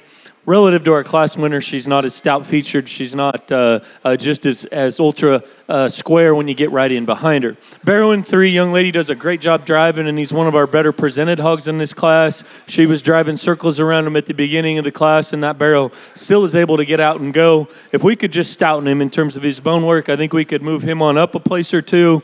I'd like to just sharpen his look up front as well. He's one of our heavier neck barrows that we've had in this class. We fixed those two things, skeletally and squareness of build-wise, from the ground up. That's one of the better hogs in this particular drive. Gilt in 4 comes out. She's a more moderate one. She's probably got a shot more in terms of bone and substance than the barrow that placed directly above her.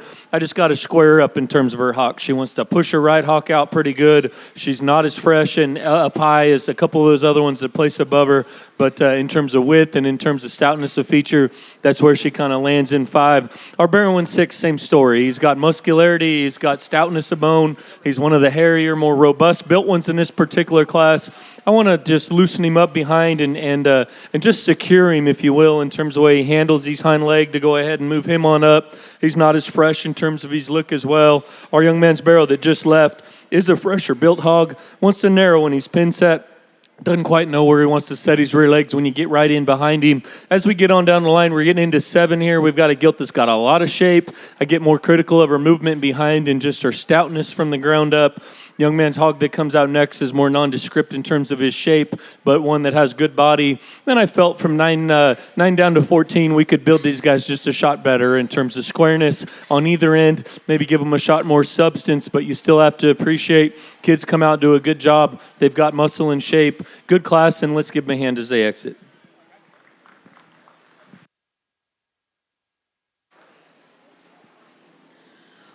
Results from our class 4 dark crossbreds.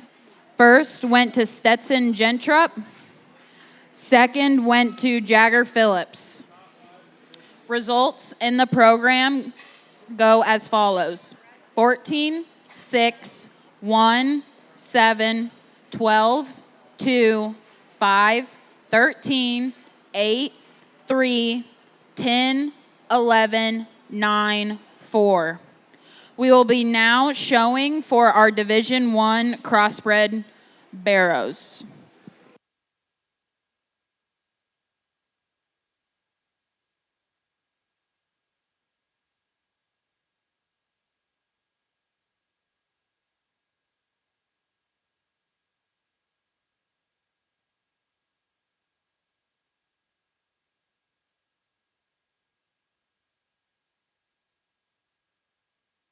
Okay, coming out of our first class of dark crosses was Jaden Runge.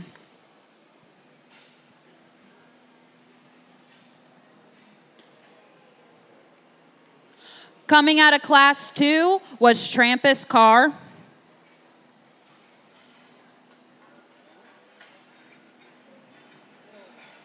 Class 3 was Mason Yonda.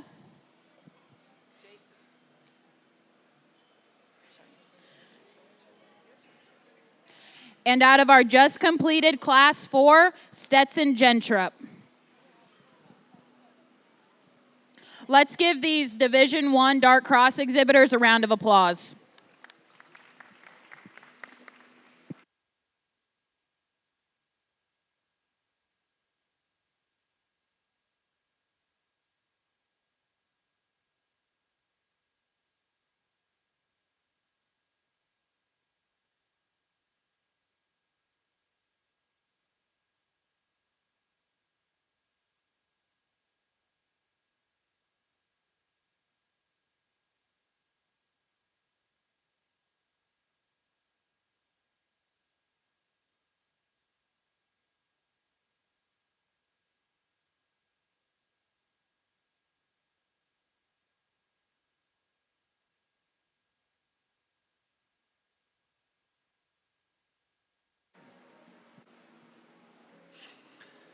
Well, if you will, please put your hands together for these 4 class winners here.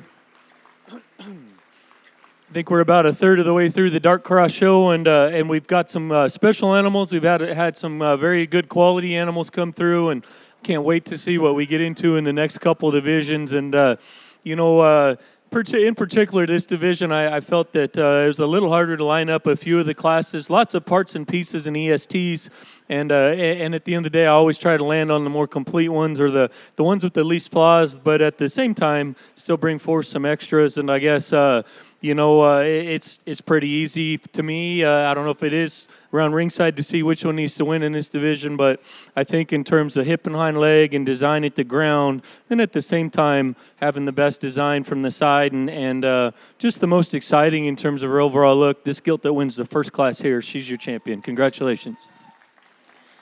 Your champion, Division I Dark Cross, goes to Jaden Runge. That drops in Cade Kroger for contention.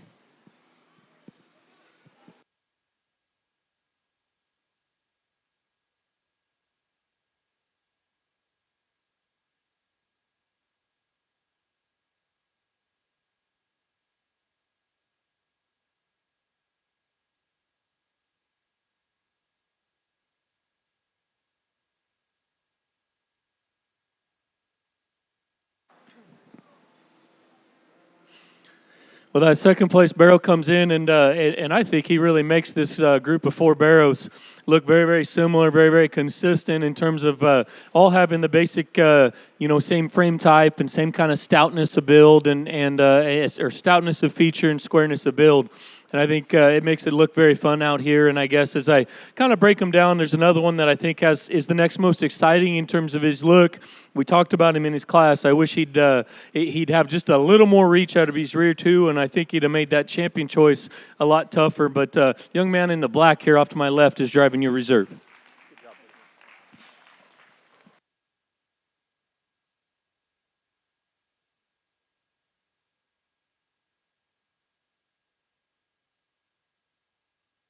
Your reserve, Division I Dark Crossbred, goes to Trampus Carr.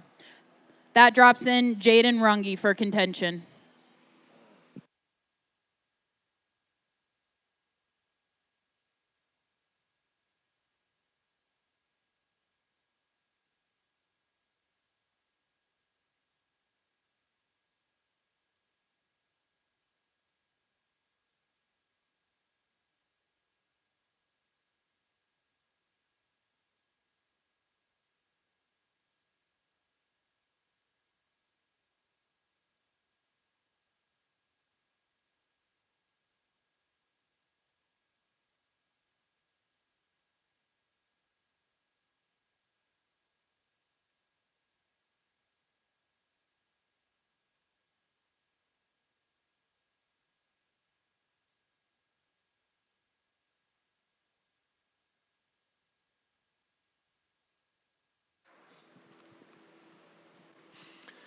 Well, I think it's really a tough decision now as we bring out that next barrow, that black barrow that was in that class. And we talked about him in that particular class being really, really good built, maybe being just a little more general about his look up front. But as he comes out here, you study his skeleton. There's no doubt he's one of the better built ones in this particular drive. In terms of his hip and his hind leg, I think he's particularly impressive when you get right up above him there on the top side. Really, really fresh backed and compositionally very, very impressive.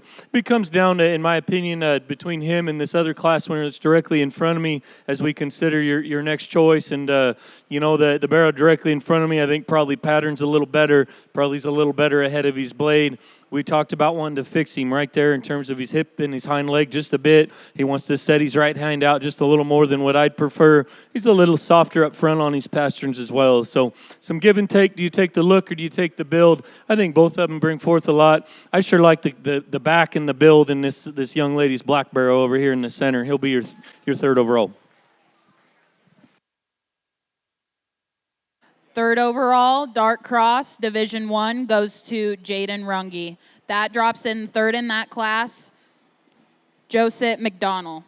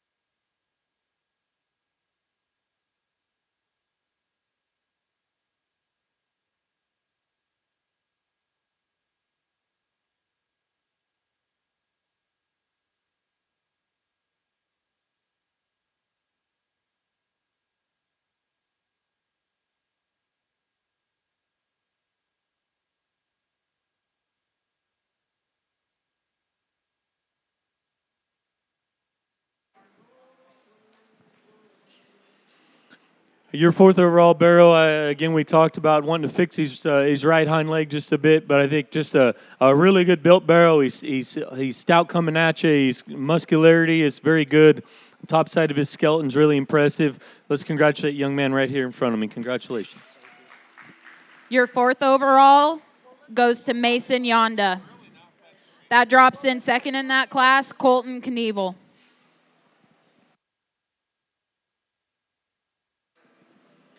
That second place comes out, and he's in immediate contention. And we talked about what a good designed hog he is. He's a really athletic barrel, and he's one young lady gets him out and gets him going. You have to really admire, and he looks good as he kind of just gets going at a quick pace across the ring. There's another one I like a good deal, and I think if we could give him a shot more when you get right in behind him. He wants to narrow up just a bit, but he is so big-legged and at the same time has a really neat look. This fifth overall is going to be a young man over here off to my left. Congratulations.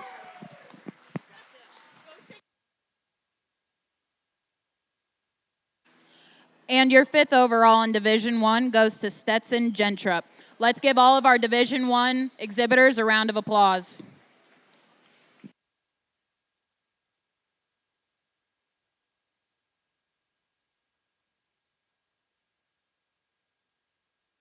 Now entering the ring will be our Class 5 of Dark Crosses.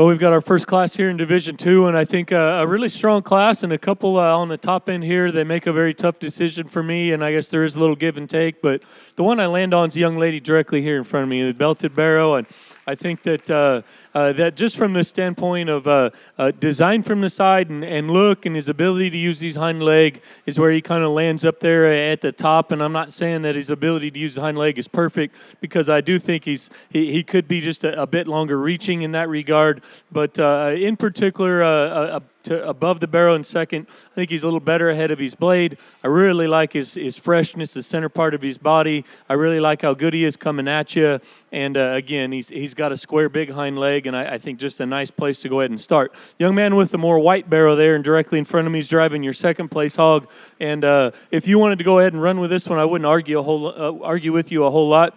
He does take probably a little longer stride than our barrow that wins the class. He does pattern extremely well from the side also. I got a bit more critical of this one's front feet. I didn't think he was just quite as balanced when you get off the side of him as that barrow that starts. I didn't think he was just quite as ultra stout in terms of substance of bone as that barrow that starts. But that's a really tough pair. Guy could kind of go either way, and I think both barrows very complete and kind of bring forth and check all the boxes, if you will. Barrow in 3 is one that maybe isn't the first one that you kind of land on, when you see him come out the gate, but you can't deny the fact that he's square built, he's got big legs, and he's very well presented and fresh. Young man does a good job driving him. Of our top 3, he's the most general from his shoulder blade forward and just the kind of heaviest necked, if you will. I guess for me, where he drops to 3 is when you get right in behind him, he's probably the narrowest that he's pin set. He's probably the narrowest and just offers the least in terms of true muscle shape of our top 3 in that regard. Still, you got to admire lots of things about that barrow. Calico in 4 is a muscular, shapely kind of a gilt. She's not as stout in terms of bone work as those top 3. She's not as good-bodied and fresh-bodied as those top 3, but another one that's square skeleton, has good muscularity, good design. Young lady does a good job driving. I almost missed our barrow in 5. Just a little harder barrow to kind of find. He's a little duller colored and maybe not as freshly presented, but you got to admire his look from the side. He's one of the better looking, sharper fronted barrows in this class. You get in behind him is where he falls to 5th. Want to square him in terms of his hock. Want to freshen him in terms of his center. Barrow comes out next. Is good bodied, stout skulled kind of a barrow. We got to give him more muscle and got to give him more shape when you get in on the top side. Our 7th place hog comes out. He's one I liked a good deal and wanted to squeeze him up a bit higher. He's just more uncomfortable in terms of the way he goes on his front feet, and I think it's his front dew claws that are just bugging him. Aside from that, you got to admire his muscularity and shape up high. He's a big pin barrow. The young man does a good job presenting him as well. Then we get in on down the line here. We run out of muscle and bone in a lot of cases. Maybe design-wise, we're not quite as sharp or as attractive from the side. Another good class and good job to the kids.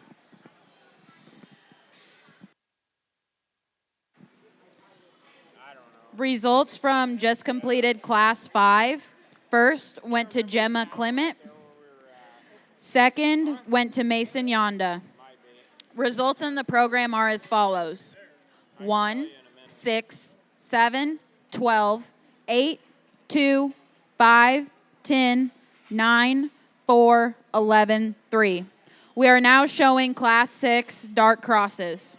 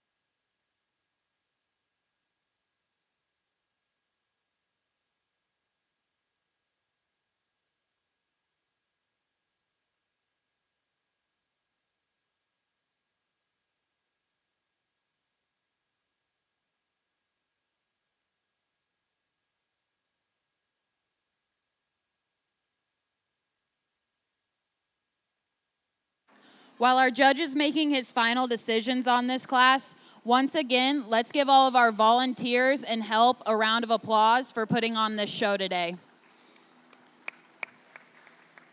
And again, thank you to pork producers for supporting our kids and feeding everyone today.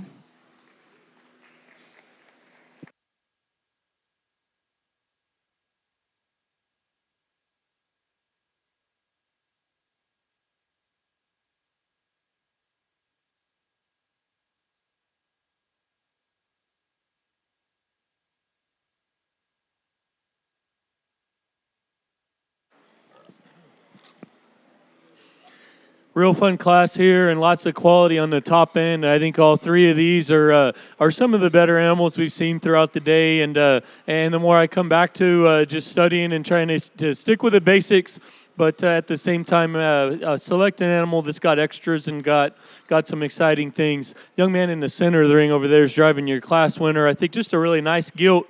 Like I say, she covers the basics very well in terms of being good build at the ground. She's a heavy structured kind of gilt. Her presentation is extremely good. Young man drives her really well. I think in particular advantage over our gilt that's going to go in too is hip and hind leg and just reach off her rear skeleton. Very, very impressive. Young lady in the middle of the ring there's got your second place gilt, and I like that one a good deal. I actually think both of them are very similar in terms of their design, in terms of the way they're built at the ground. She probably has an advantage in terms of pasture and strength up front, just a slight advantage in that regard. I didn't read her just quite as ultra long reaching off her rear skeleton. I think in terms of muscle, in terms of balance, in terms of look from the side, that's another one that's very, very similar. The barrow in threes either got to be 1 or 3 in this particular class, and I like a lot of things about him. I like how fresh he is. Young man does an awesome job presenting him and driving him. He's a tall fronted barrow that sets down a big hind leg that works good. I guess where I got more critical of him is on either end. I thought he was our heaviest neck hog in the class. I thought he was probably our frailest at his tail head. He's got a dinky little tail for as stout as he is and as good bodied as he is. I know that's real nitpicky of a good pig. Very, very tough class, and impressed with the top 3 in particular. Barrow in 4 is a good hog, too. He's big-chested. He comes at you with good muscle and shape up high. He's got a big skull and is probably a little stouter in that regard than our third-place hog. He wants to narrow up just a bit coming at you. He wants to soften on his front pasterns just a bit, and as well, I didn't read him just as fresh on top of his blade. Gilt comes out next, is in fourth, is in fifth because of how stout bone she is and how good skeleton she is. We've got to freshen her through her center. We've got to just freshen her in terms of her overall look in general, and I think we can move her on up. Next, Calico Barrow comes out, and he's a very fresh, very shapely kind of a barrow. Young lady does a good job driving him. You got to admire how long-fronted and just good-fronted this guy is. He's not as stout at the ground, and we'd have to stouten him up to move him on up. He's not as fresh-bodied, not as opened up at the center part of his rib as some of those others. Barrow comes out next. Young man's driving is good-centered, very pliable and loose in terms of that regard. I want to design him a bit better. He's not as sharp up front. He's not as big in terms of his pin set. There's not as much power when you get right in behind him. Barrow comes next, has a lot of power in terms of muscle and shape. Just want to design him a bit better and loosen him up off either end. As we get on down the line, I felt design and I felt just squareness of build from the ground up was where we kind of moved some of these on down the line. Still, muscle and shape is good. Kids have a great attitude. My compliments to everyone as they exit.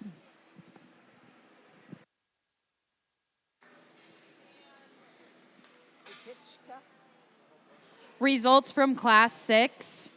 Your class winner was Colton Knievel. Second went to Lila Krupicka.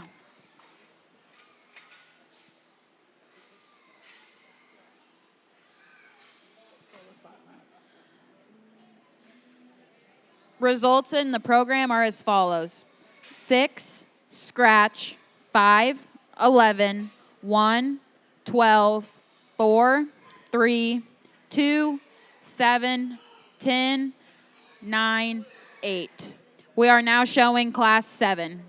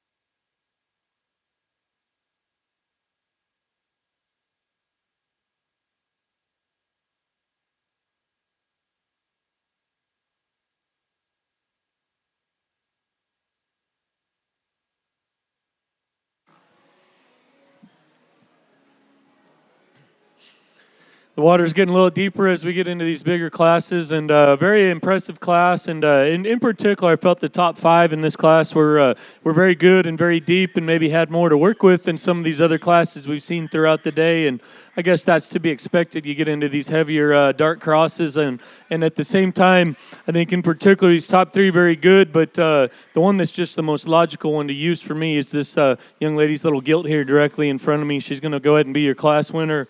I think she's just the best built one. We've got so much stoutness and so much robustness and bone and hair and fun things in this class. Yet at the end of the day, the best built one still needs to win. That's that gilt. She's got the longest stride off either end of her skeleton. She comes at you really good in terms of having a big skull, having a big chest. She leaves you wide with a big hind leg, and she's fresh and big backed and has some good rib shape. Just a very nice, logical place to start. These 2 barrows are powered up, and they're the kind that I like to show myself and like to help kids show and get ready. And I think there's some minor differences between the 2 of them. Young man's the one driving the second place barrow in this class, and it's a close call.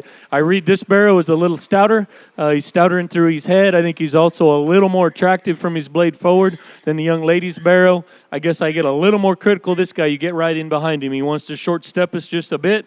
He's not the longest reaching barrow that we've seen today, and of course he's packing a lot of power into him. I think as the drive has gone on, he's tightened just a bit. That's being really critical of one that's ready to go, has big legs, and is very, very fun to look at. Barrow in 3, if you'd slide him up a place or 2, I wouldn't argue with you a whole lot. I do think he's probably just a shot squarer than that barrow that goes in 2 in terms of his hock placement when you get in behind him. I didn't read him just as ultra stout in through his head or in through his tail root. I think he's another one in terms of freshness, in terms of center body, in terms of having a big giant back, still being square and genuine down below. You got to really admire that guy. Barrow in 4 would have won a lot of classes we've seen so far today from a design and stoutness of feature standpoint. He's very impressive. We get him into the deep water here on these top 4, and he's the narrowest coming and going. He's probably the flattest right in behind his shoulder blade and in through his heart area there. Change that about him, and we can certainly move him on up. Another big-bodied stout one comes out, and that's this young man's white barrow here. Like a lot of things about him, too. He, too's got a big old stout head. I thought he was the least balanced of our top 5. Probably just wants to round out of his hip a little more, wants to rock his shoulder blade forward a little more, and didn't just reach and go quite as good as a couple of the other ones. Barrow comes next. Another one you got to like quite a bit. From a design standpoint, his muscularity up high is really good. He wants to rock his rear legs as well. He wants to flatten in terms of his center body, and he's probably our driest one in that regard of the very top end here. Gilt comes next, big-bodied and square-built, not as sharp designed, not as heavy-boned and just stout-featured. We get in on down the line. We've got an 8th place gilt with really big legs. Needs to be fresher in terms of her look and in terms of her presentation. We get 9 down to 13 here. I felt we ran out of bone and just design and basic build, more so on those, but muscularity's been very good all day. Kids do a good job. Another really good class.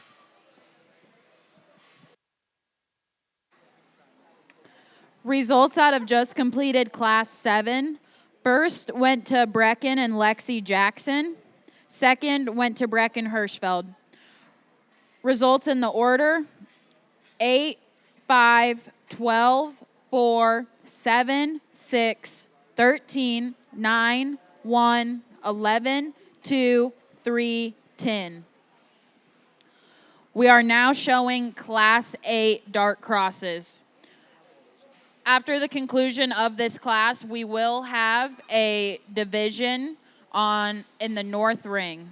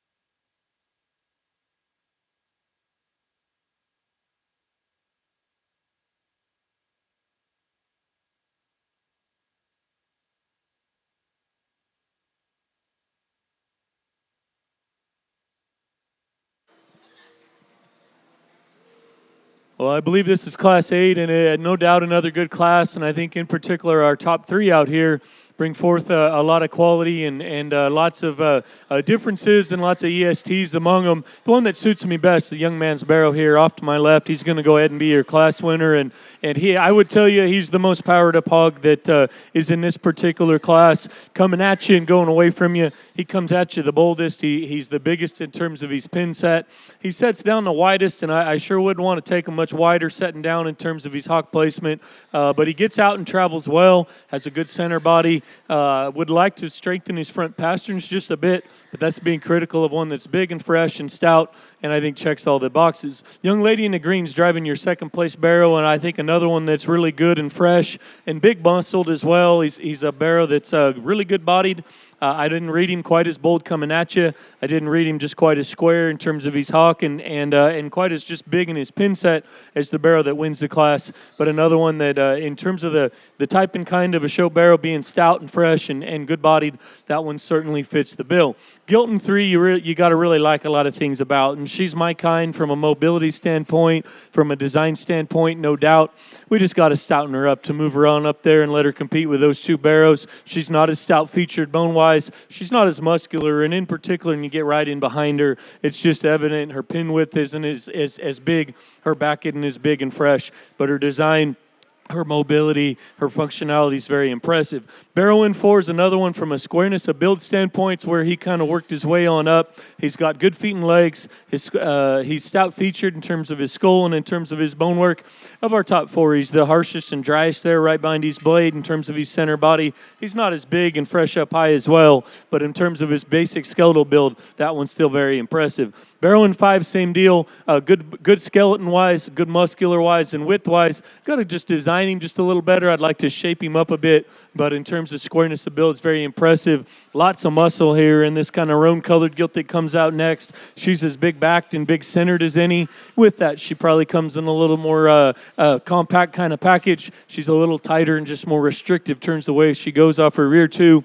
Kind of opposite end of the spectrum coming out next. Young lady brings us a taller barrow that's got good bone work and stoutness of feature. I'd like to clean his joints up. I'd like to freshen him in terms of his center body. Then as we get on down the line, we have a few that aren't as comfortable in terms of the way they go. We have a few that aren't as square built off either end of their skeleton. Still muscle and presentation-wise is very good. My compliments to our exhibitors.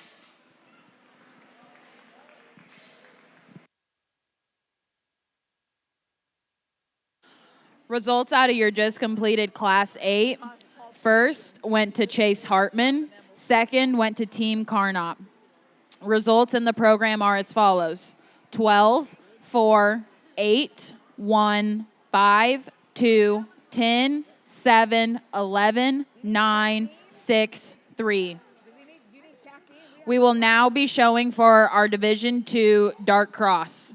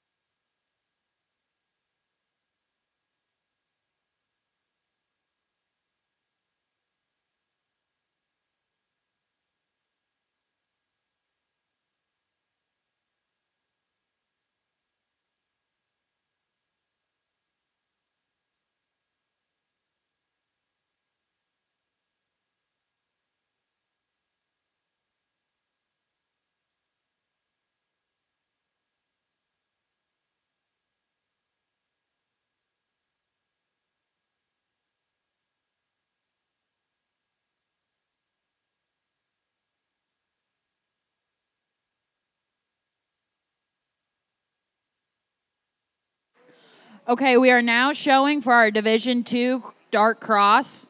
First out of Class 5 was Gemma Clement.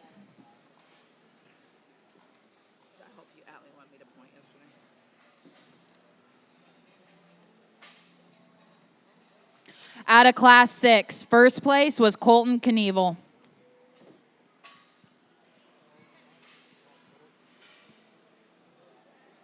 Out of Class 7, first place went to Brecken and Lexi Lane.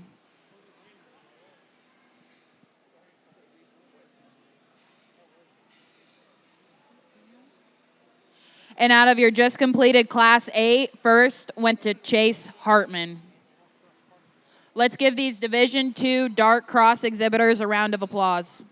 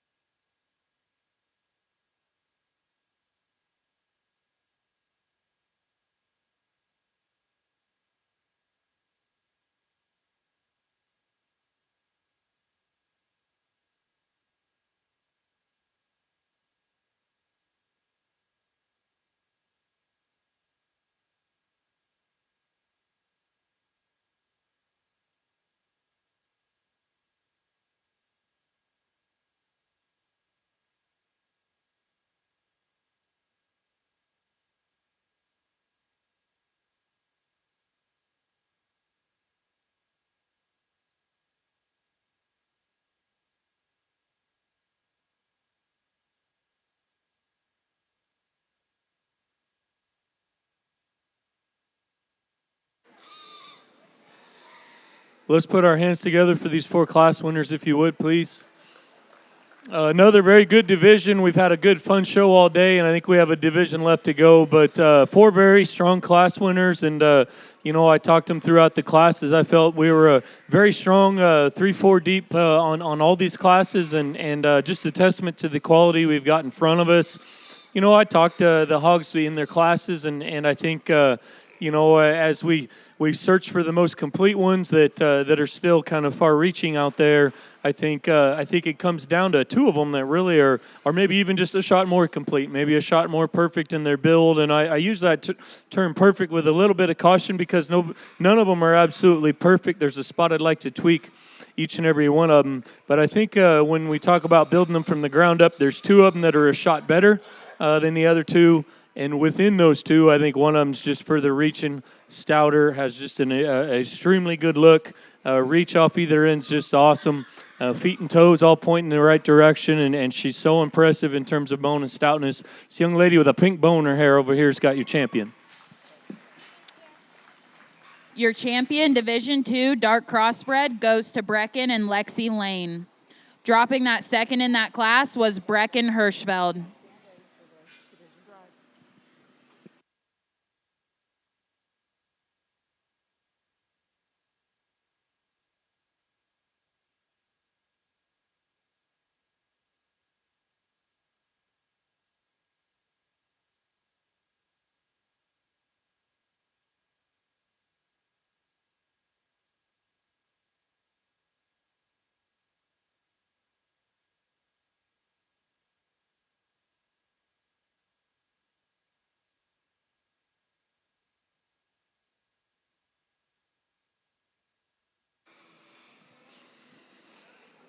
Well, we bring our second place out of that class out, and we talked about what a stout class that was, and at the same time, there were some differences, and there's no doubt our second place barrow comes out as perhaps our most powered up barrow that we've seen within this drive, especially in terms of muscle, in terms of boldness up high, and he's so good coming at you in terms of his width through his chest, and we talked about him in that class needing to be just a shade sharper ahead of his blade, and I guess I get him out here, and there's no doubt he's in contention, and where do I question him the most is when you get right in behind him.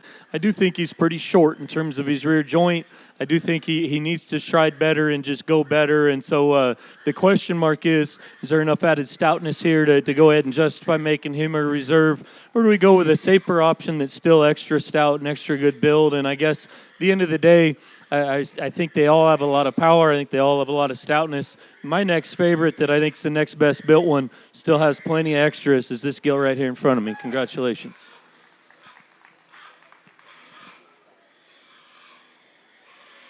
Your reserve Division II Dark Cross went to Colton Knievel. That drops in Lila Krupichka.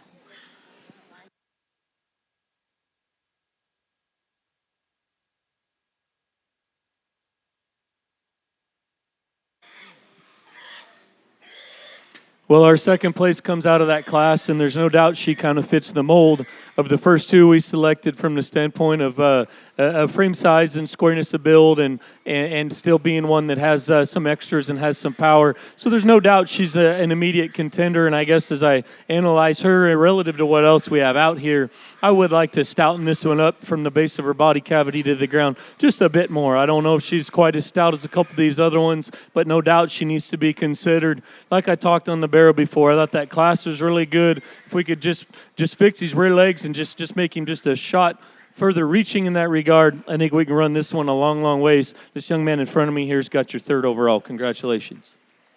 And your third overall Division II Dark Crossbred goes to Brecken Hirschfeld. We will now drop in that third in class, Kylie Hackbart.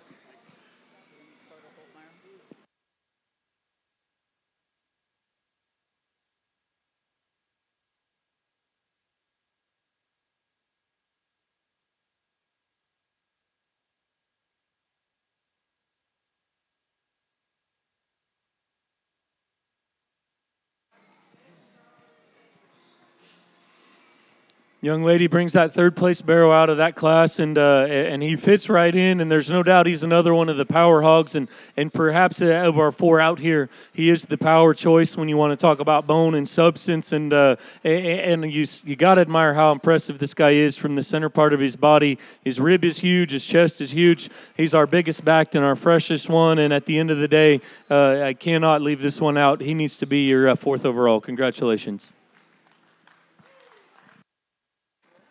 And your fourth overall Division II Dark Crossbred goes to Kylie Hackbart.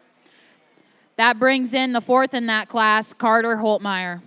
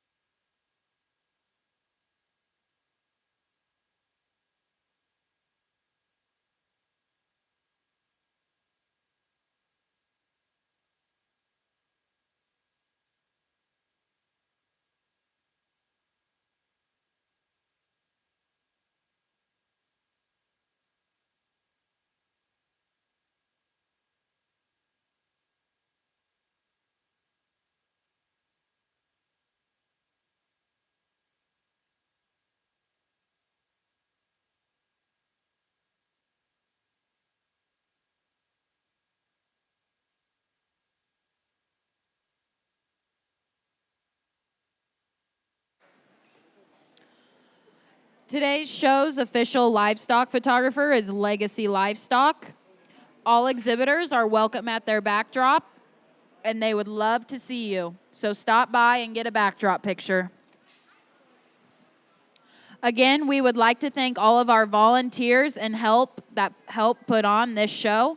Emma Jacobs, Brian Durman, Brian Pohl, Kinsey Methy, Bill Jacobs, Avery Ruth, Seth Mitchell, Kendall Hirschfeld, Mandy Jackson, Rita Hoblin, Jenna Broom, Haley Pohl, Maddie Pohl, Cheyenne Deno, Reese Hirschfeld, Ben Ely, Shane Gallagher, Atlee Hirschfeld, Pat Hirschfeld, Amy Pohl, Kim Hirschfeld, Jason Hirschfeld, Jeff Meredith, and anyone and everyone else. Thank you for help putting on this event.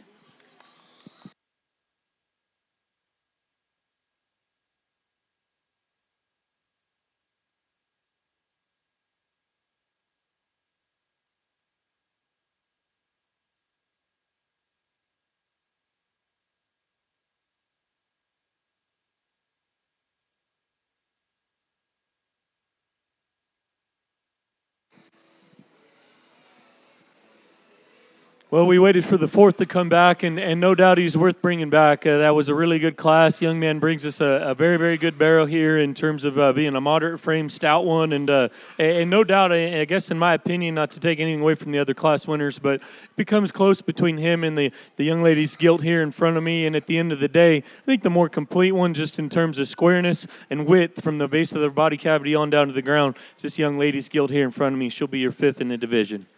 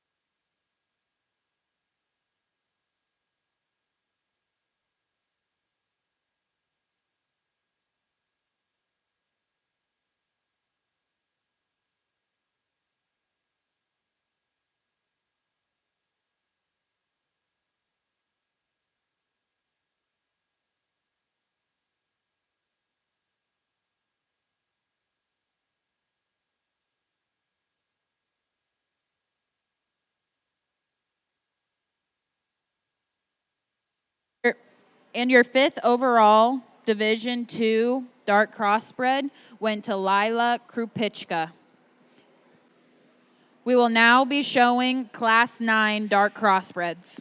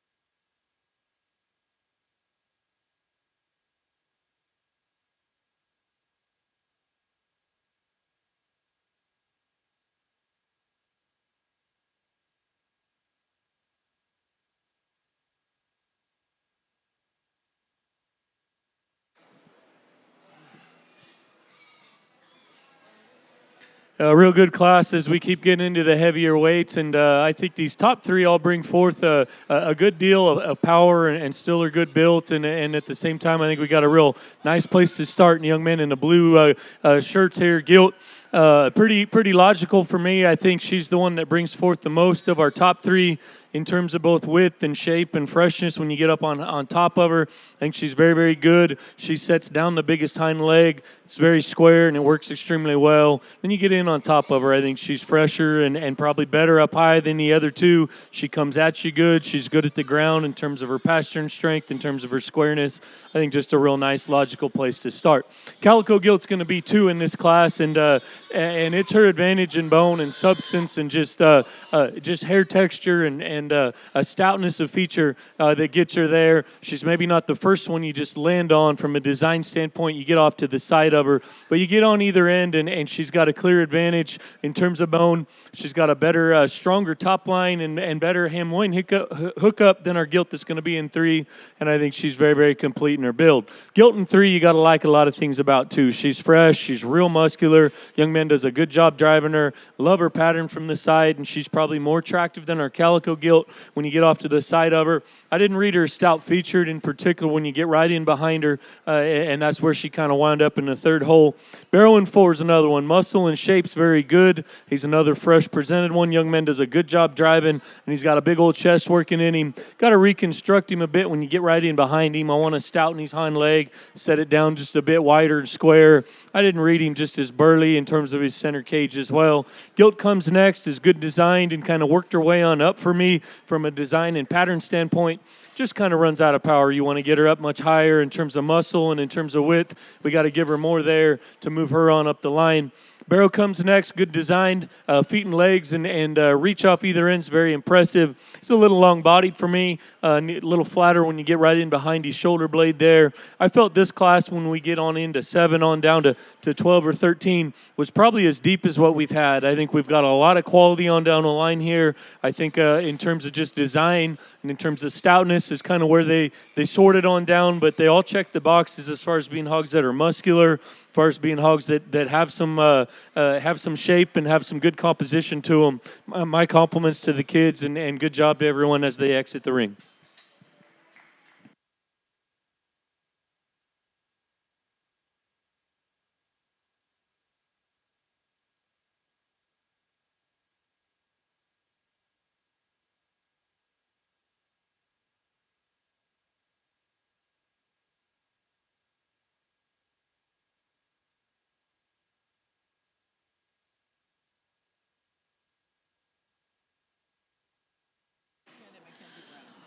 Results out of your just completed Class 9. First went to Cade Godekin.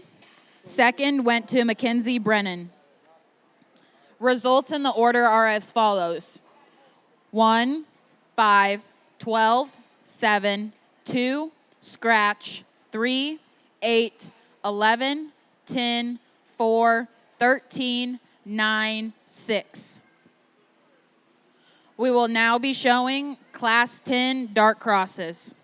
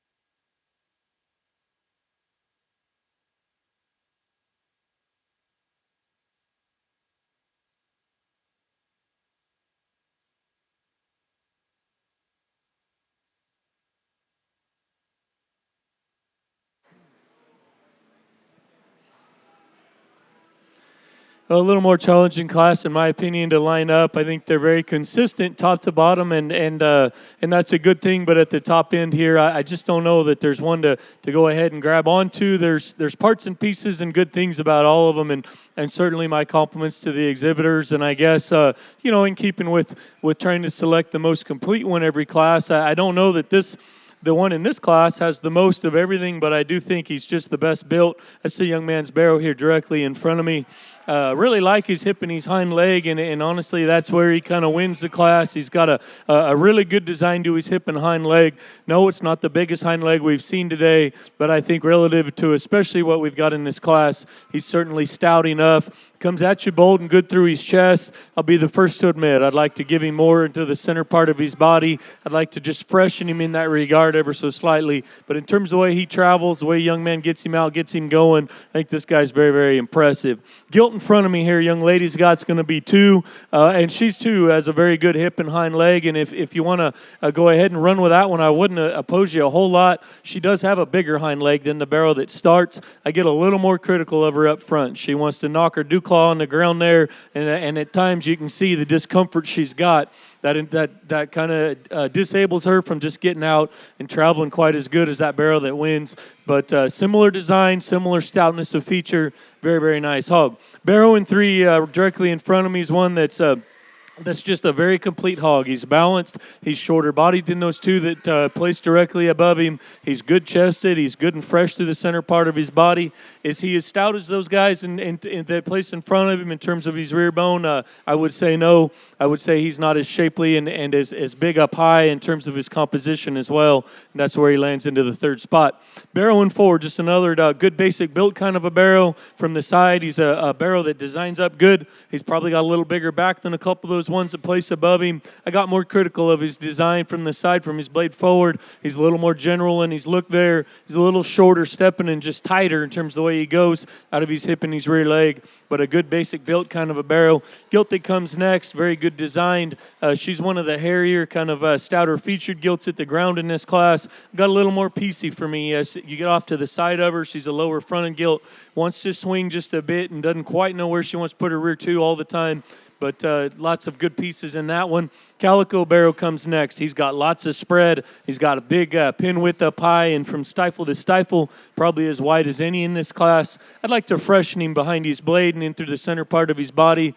Most importantly, I'd like to square him up from his hock to the ground when you get in behind him.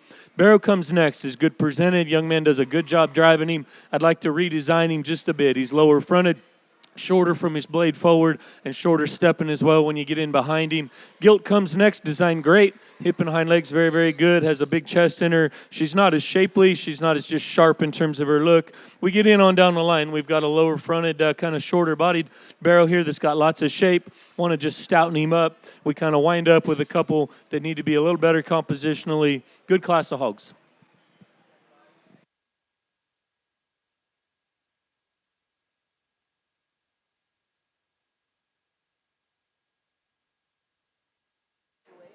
Results out of your just completed Class 10. First went to Baker Krupichka. Second went to G&H Show Pigs. Results in the order are as follows: 9, 2, 11, 1, 3, 7, 10, 8, 6, 4, 5. We will now be showing Class 11 dark crosses.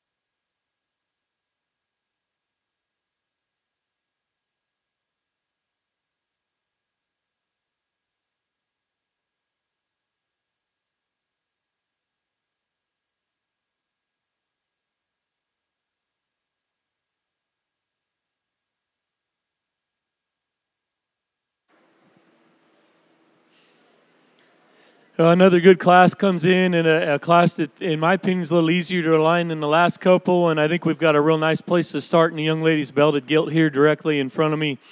Just a combination gilt in this class in terms of muscularity and in terms of being one that patterns up good from the side, yet you get on either end of her. She's ultra square and very, very good built. She's good at the ground in terms of her feet and toes. She's good and fresh to the center part of her body.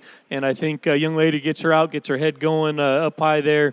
That's a very attractive, very easy to find animal. I think so. Just a nice place to start in this class. 2 and 3 is a little different kind of placing. Young Men in the Orange is driving your second place barrow, and he's maybe not our most highly presented hog we've had here on the top pair in this crossbred drive, but you study his skeleton and you study the way he's built, and I think he's just flat better than the next couple, in particular from the ground up. He's square. He's got a really good hip and hind leg relative to our next couple that come on out. He's not as fitted up. He doesn't have any paint on him, and you know what? That's okay.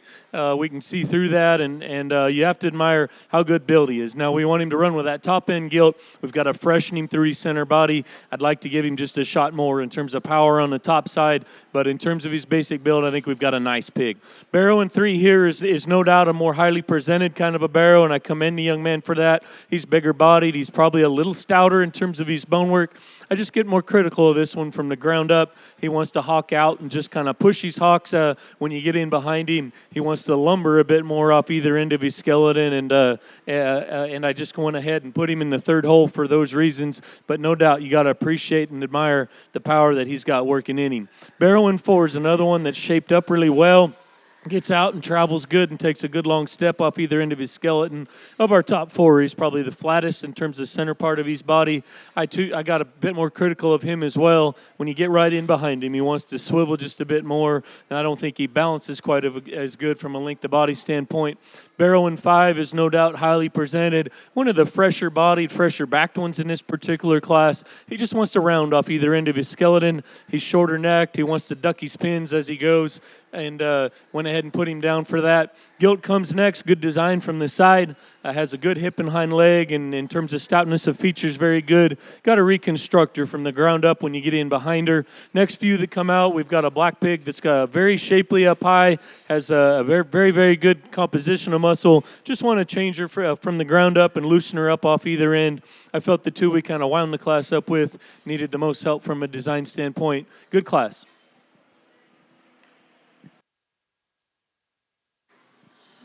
Results out of Class 11. First went to Kaylee Ruth. Second went to Emmett Ritter.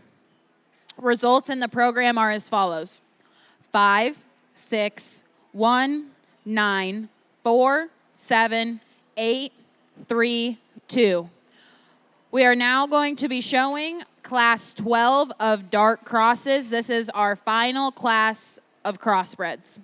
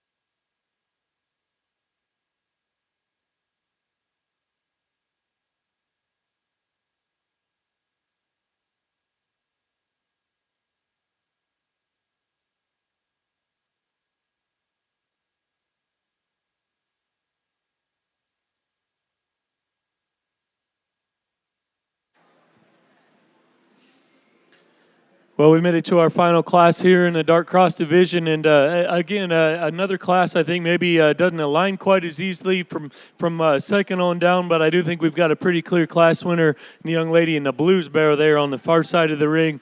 I think just a very complete barrel that kind of checks the boxes, if you will, from a design standpoint, feet and leg standpoint, and at the same time having enough shape and dimension of muscle. You get in behind this guy and view him down his top side. He's very fresh and youthful in terms of his look. He's got a good square hock. He's stouter coming and going than a couple of the other ones out here, and I think just a very logical place to start. Young man in the black shirt's got your second place in this class, and she's one that you don't fall in love with probably from the side. Kind of honestly took a little longer to find her and get her pinned, and where you have to be impressed with this one is when you get on either end. She's got quite a bit more to her in terms of substance than our barrel that goes in 3. She's much bigger and fresher up high, and her roundness of rib is very impressive. Sure, I'd like to fix her from the side. I'd like to lengthen her from her shoulder blade forward. I'd like to pull her up in her flank, and I think that just sharpen her image, and we could probably get her up a little further even yet. Barrel comes in 3, is good designed, is very, very long-reaching and mobile off either end of his skeleton. We just got to freshen him up. He needs more center body, needs a shot more in terms of bone and stoutness to go ahead and move on up in this drive. Barrow comes next is one that does have more in terms of stoutness. He's probably a little bigger bodied as well. I read him as shorter designed. I read him as just a little straighter off either end of his skeleton. Still another one you have to be really impressed with how much stoutness he's got. Excuse me. And then our gilt comes next. With big legs off either end. She wants to sway her back just a bit. She wants to just swivel when you get right in behind her. We fix that. We can move her on up quite a ways. Next 2 we come on out with, I just like to fix from a design standpoint. Belted gilt here is stout and muscular. Needs to be a little taller fronted and just better built from the side. Then our calico we wind the class up with. Not as much to him in terms of muscle and width. Good class to finish our crossbred show up with.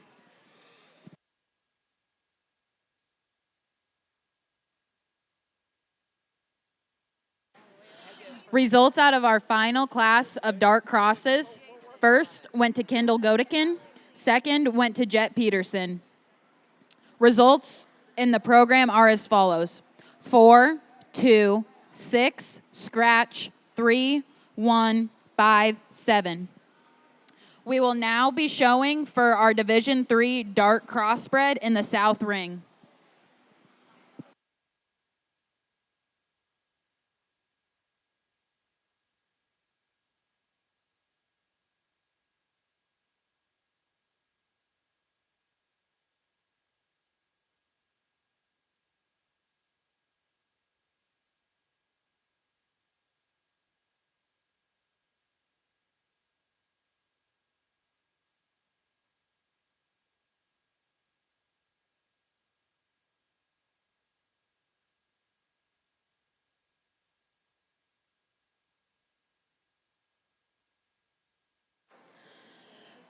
For our Division 3 dark crossbred, coming out of Class 9, first was Cade Godekin.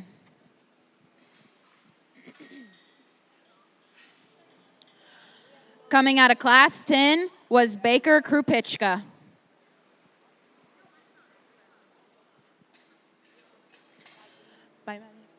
Class 11 was Kaylee Ruth.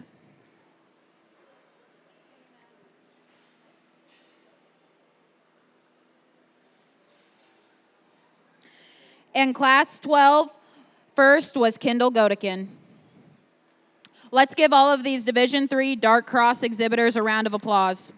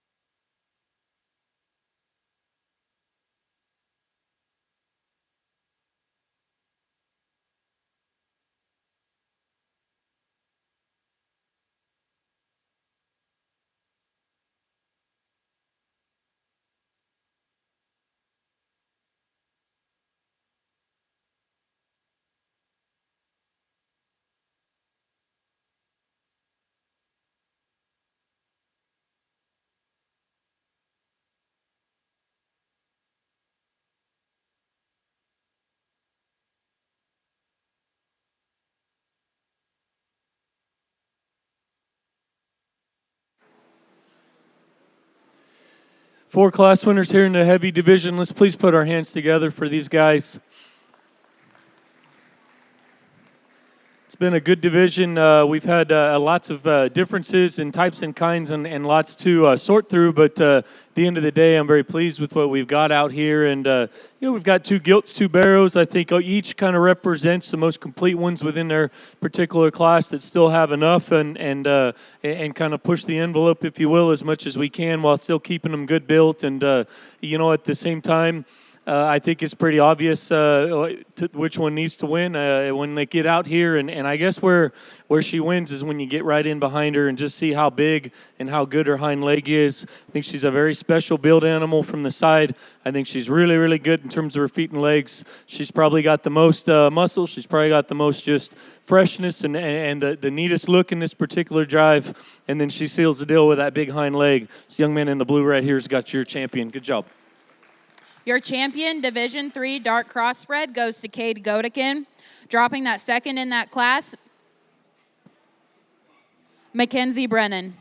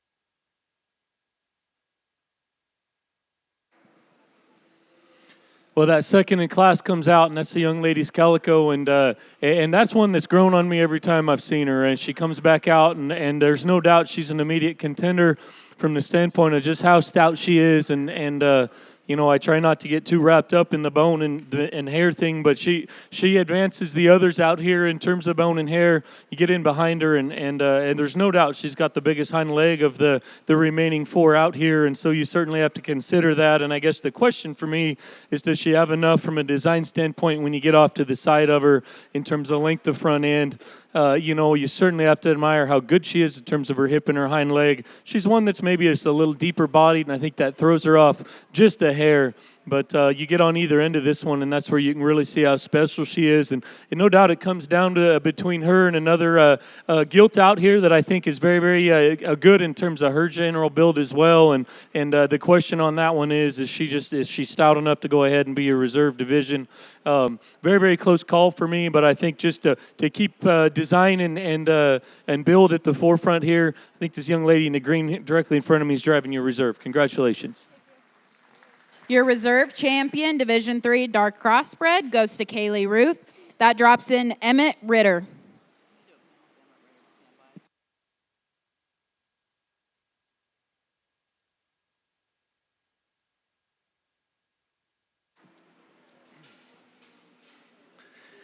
Well, we've got a very good design. Calico Barrow comes out next, and we talked about him as far as being one of the higher placing animals of the day that's not fitted up in terms of his legs, and that's totally okay. And honestly, maybe could see more of that nowadays. And sometimes I think it's hard for some judges to see through some of that stuff. But no doubt he fits in the mix from a design and build standpoint.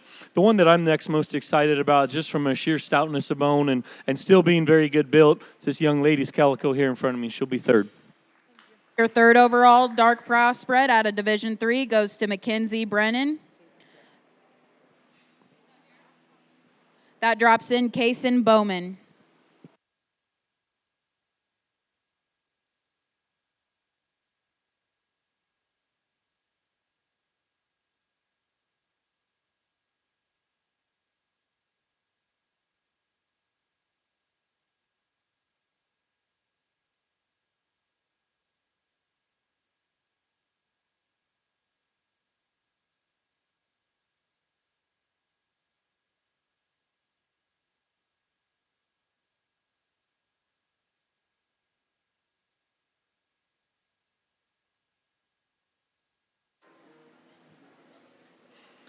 it becomes closer for fourth overall, and I guess the one that next best excites me, especially when you get right in behind him, I think is just truly athletic. I'd like to freshen his center body just a bit, and I'd like to fix his front pastern just a bit, but I think the rest of him's absolutely very, very impressive. That's the young man here directly in front of me. Congratulations.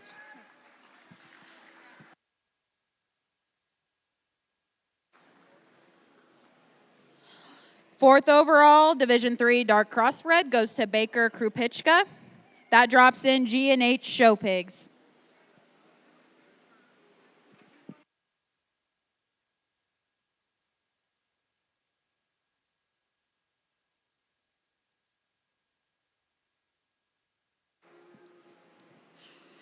Well, young lady in the pink brings our second out of that class, and we talked about that class and how good that one's hip and hind leg is as well. And I guess I was just a little more critical of that one's front feet. She wants to just hurt a little bit on her dew claw the way she goes, and it kind of prevents her from really patterning up great from the side. I guess the one that next best suits me, just from a muscle composition standpoint, I think still is really, really good design. Is this young lady's barrel that wins our last class off to my left here. He'll be fifth overall. Good job.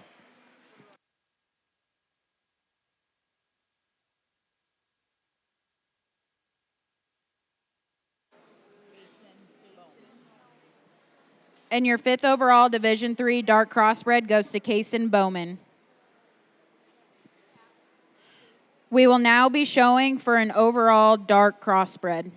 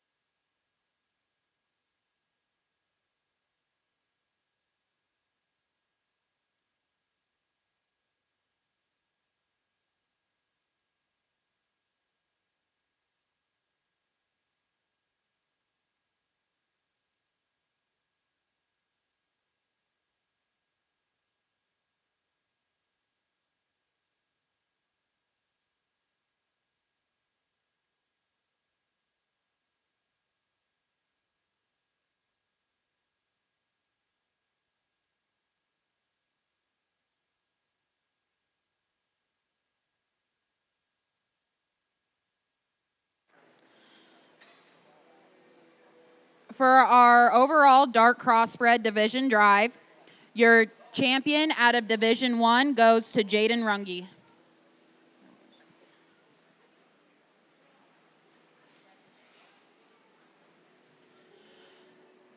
Your champion out of Division II went to Brecken and Lexi Lane.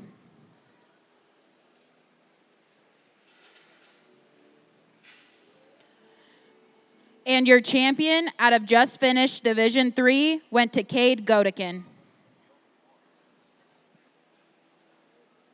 Let's give these Dark Crossbred exhibitors a big round of applause.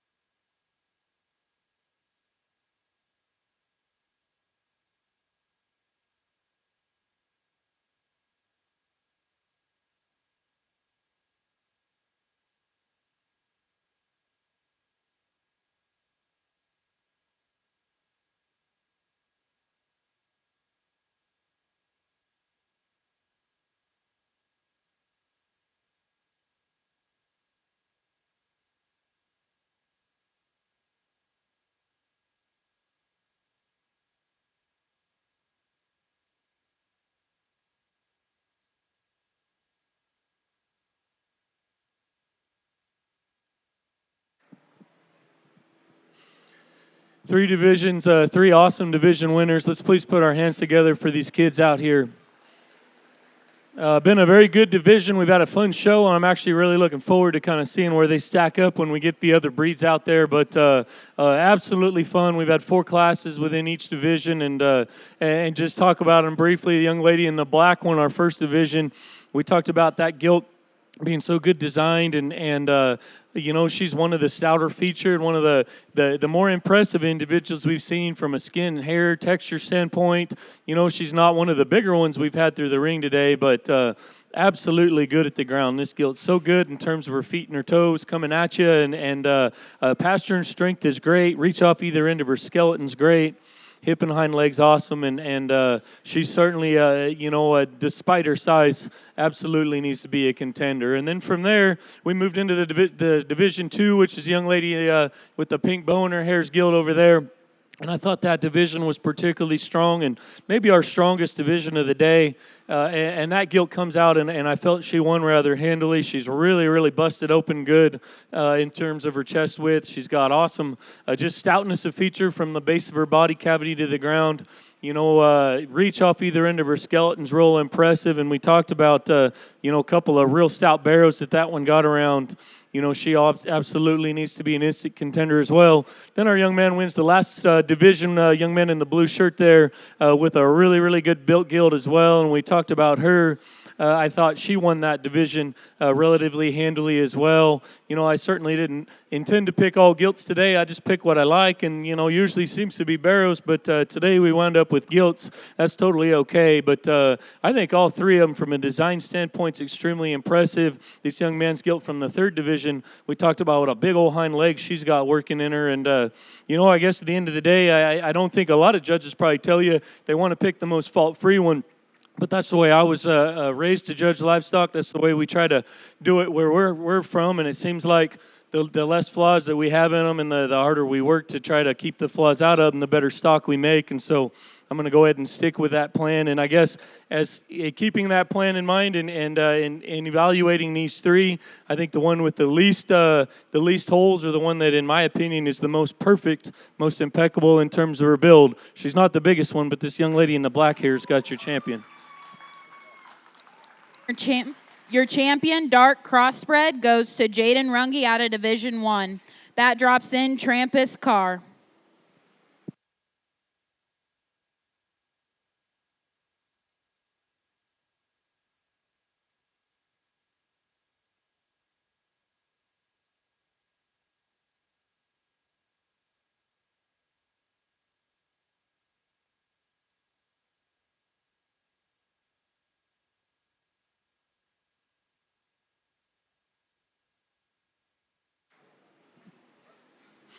Well, like I say, this division's been extra fun. Our young man brings out a really stout-made, fresh presented kind of a barrel that fits right into the mix, and certainly not to take anything away from him, but these other two gilts really, really push it, and I honestly thought when this drive kind of began, I thought I really couldn't go wrong. Whichever one I select is going to be a very, very good one, and that's certainly the case, and in studying the three of them, I guess, and just to walk you through my thought process, I thought one of them needed to be just a little better in terms of her front pasterns. And I thought she maybe didn't balance quite as perfect as the other two.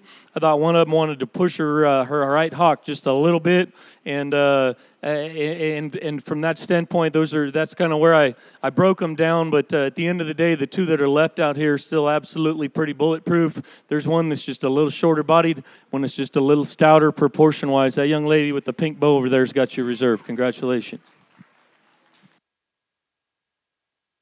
Your reserve, dark cross, goes to Brecken and Lexi Lane out of Division 2. That drops in Colton Knievel for contention.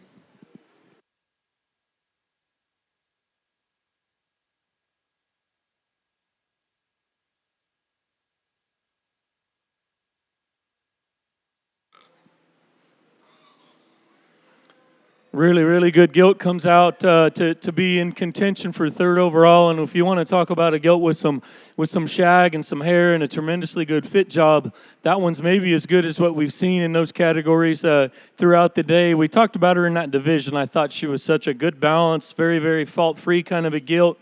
Maybe wasn't as stout as that one that placed directly above her, but there's no doubt she needs to be an immediate contender. And I guess it becomes down between her and the young man in the blue shirts gilt.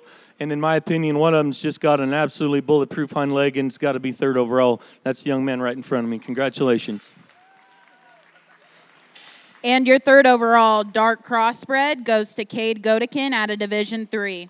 That drops in Kaylee Ruth.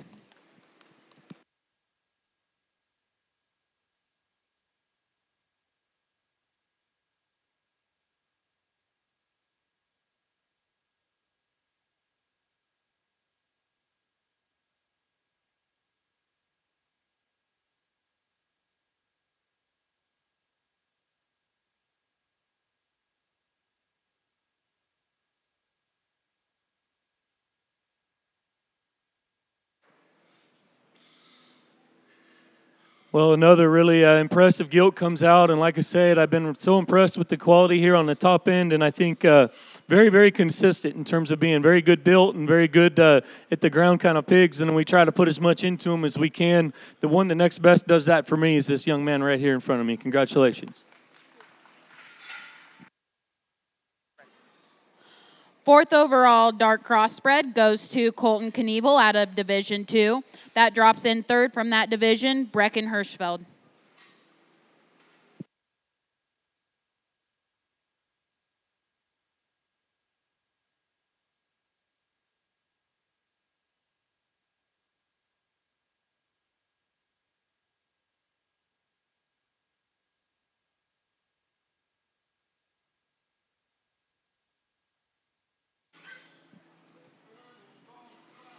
Real stout barrel comes out, and there was another stout one in behind him, or a couple more stout ones in behind him in that division. I thought that division was incredibly tough, and like we talked, I wanted to just fix that guy in terms of his rear joints just a bit and just enable him to reach a bit better.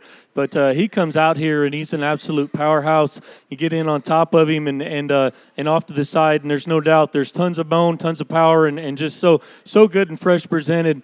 In my opinion, he needs to be fifth overall. Congratulations. And rounding out our dark crossbred division goes to Brecken Hirschfeld from Division 2.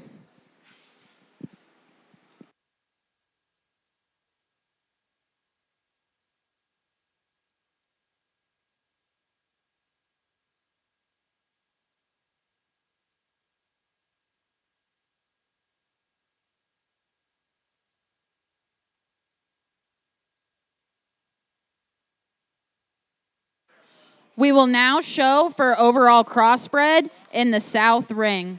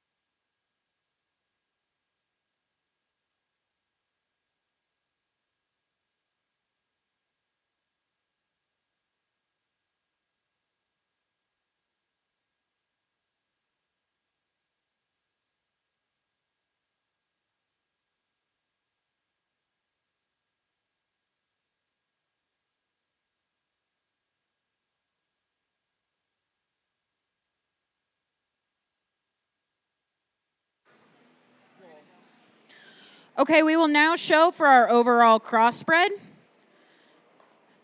Your champion out of the light cross division went to Brennan Aarons.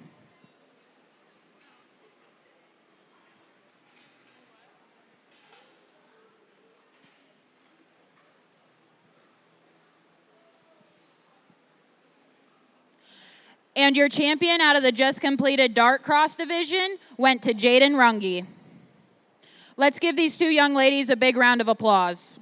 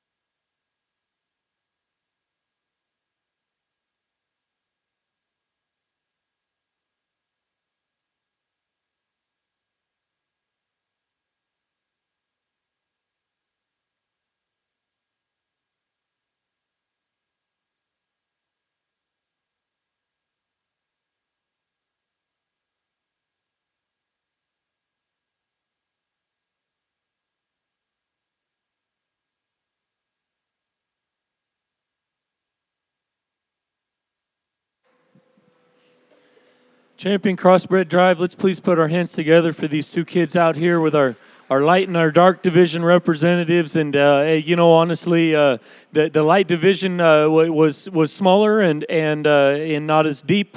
But we have a really, really good representative out of that division, and I think she absolutely makes it very, very close decision here on our dark, between our dark and our light. And, we talked about that light cross in that division being so big-legged. She's one that's really impressive, especially when she's on the move in terms of just her side profile. She's a tall-fronted, long-fronted kind of a gilt that's got big, big limbs, and she can reach and go and travel very well off either end of her skeleton. And at the same time is so good presented. She's fresh. She's really, really good bodied. So many of these good crosses nowadays, you see them get down on her front pasterns. And this one's really, really good in that category. She sets her hock about as wide as what I'd want to see. Is she as full and as fresh centered as some of the other ones we've seen today? Probably not, but she's absolutely good in those regards, and her skeleton's so good. She's so stout. Very, very fun animal. We got into the darks, and obviously that was a very, very tough division, and I certainly don't go out, planning on picking the Division One gilt to be a winner out of dark crosses. But that's what we kind of landed on, and we talked about how good built that one is. She's a really proportional hog, and I think that's maybe why she hit me so hard off the side of that gilt. She just has a really neat look. We've seen some really good skeleton hogs come through the ring today. None of them as that bring all the extras that this one does in terms of bone, in terms of skin and hair, and just the texture to her is very, very impressive. And I made a comment earlier today that I tend to try to land on the bigger ones because I know how dang hard it is to get a big one to look really good, and then I go ahead and hope I don't look like a hypocrite in using this one from the darks. But I think she's just really, really impressive. So, it is a tough decision at the end of the day. The one that just hit me the hardest, I think, is absolutely incredible. This young lady here in front of me has got your champion. Congratulations. Your champion overall crossbred goes to Jaden Runge out of the dark cross division. That drops in Brecken and Levi Lane for contention.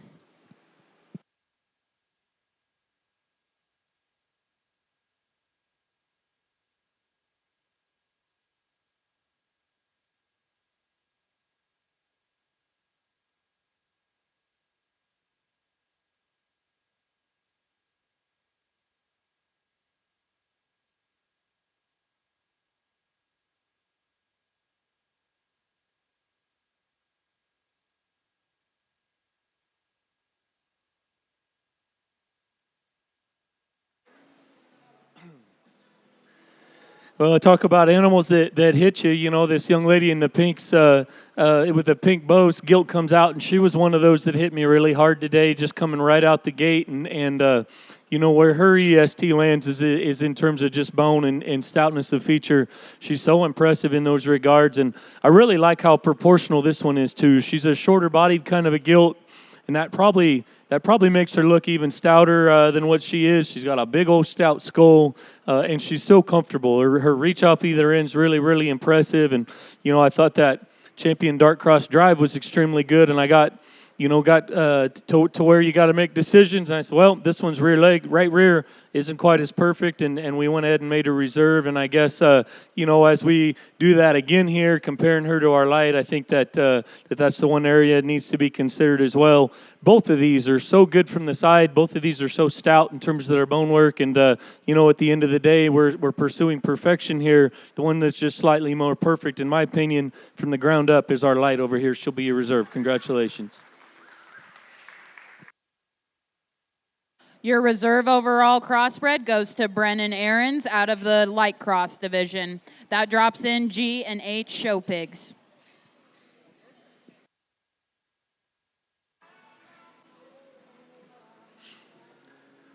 Very nice little blue gilt comes out that was reserved in that division, and we talked about her. She was one that worked her way on up. A young man gets her out, gets her going, and very easy to see the quality in this one. She's got lots of muscle shape, and she's one that's compositionally really good. We talked about how square built she is, and at the end of the day, I think there's been some pretty special animals come through the ring, and I'd be hard pressed not to get the young lady with the belted gilts up here in the top three. Let's give her a hand. She'll be third overall.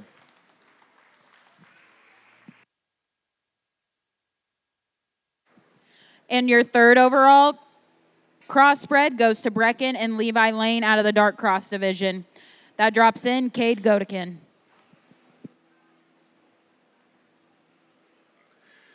Belted Gilt comes out next. We talked about that one several times today, and she's one that if you haven't seen the rear view of this gilt, I'd encourage you to get behind her. Her hind leg is really, really big and really good, and the rest of her is absolutely awesome also. She needs to be fourth overall. Congratulations to that young man.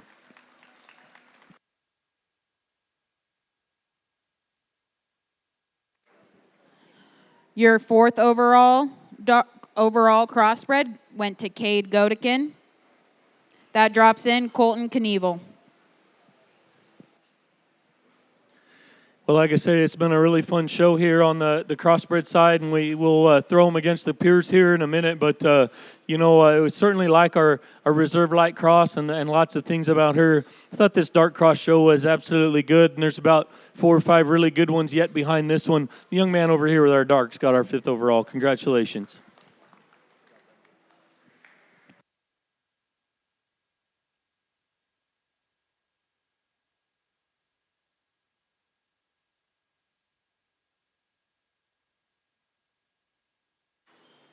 And your 5th overall crossbred went to Colton Knievel. Congratulations to all of our crossbred exhibitors.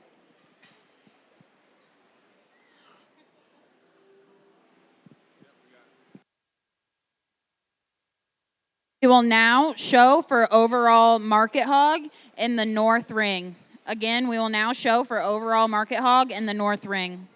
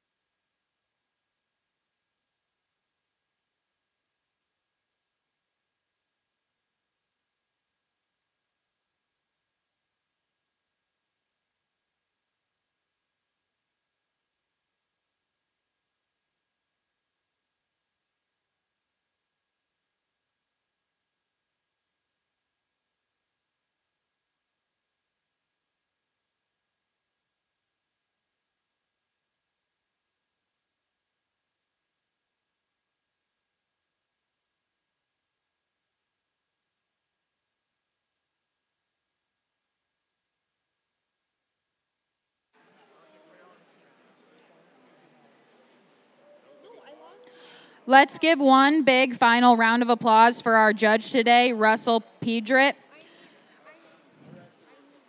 We thank him for sorting through our juniors today.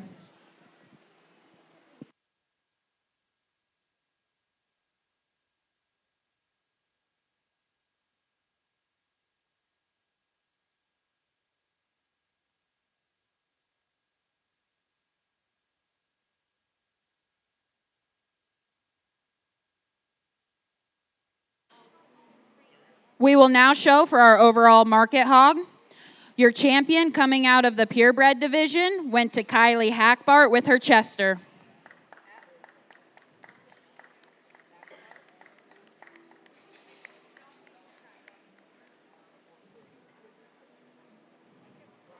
And your champion out of the crossbred division went to Jaden Runge. Let's give these two ladies a big round of applause for their hard work today.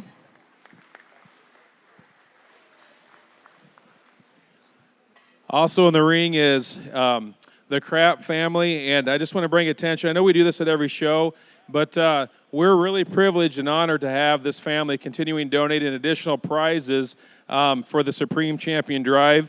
And I just want to share a quick little thing that I wrote down. 11 years ago, a bright-eyed, red-headed little boy left us far too soon. This year would have been a milestone for Cody. His senior year of high school would have begun. He would have been wrapping up his 4-H and FFA career, proudly showing, I'm sure, several purebreds, especially a few Durocs.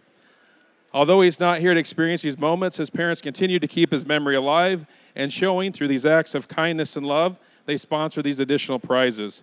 And these are for the Supreme Animals. Let's go ahead and give the Krapp family a round of applause as we continue Cody's passion and spirits to live on the show ring.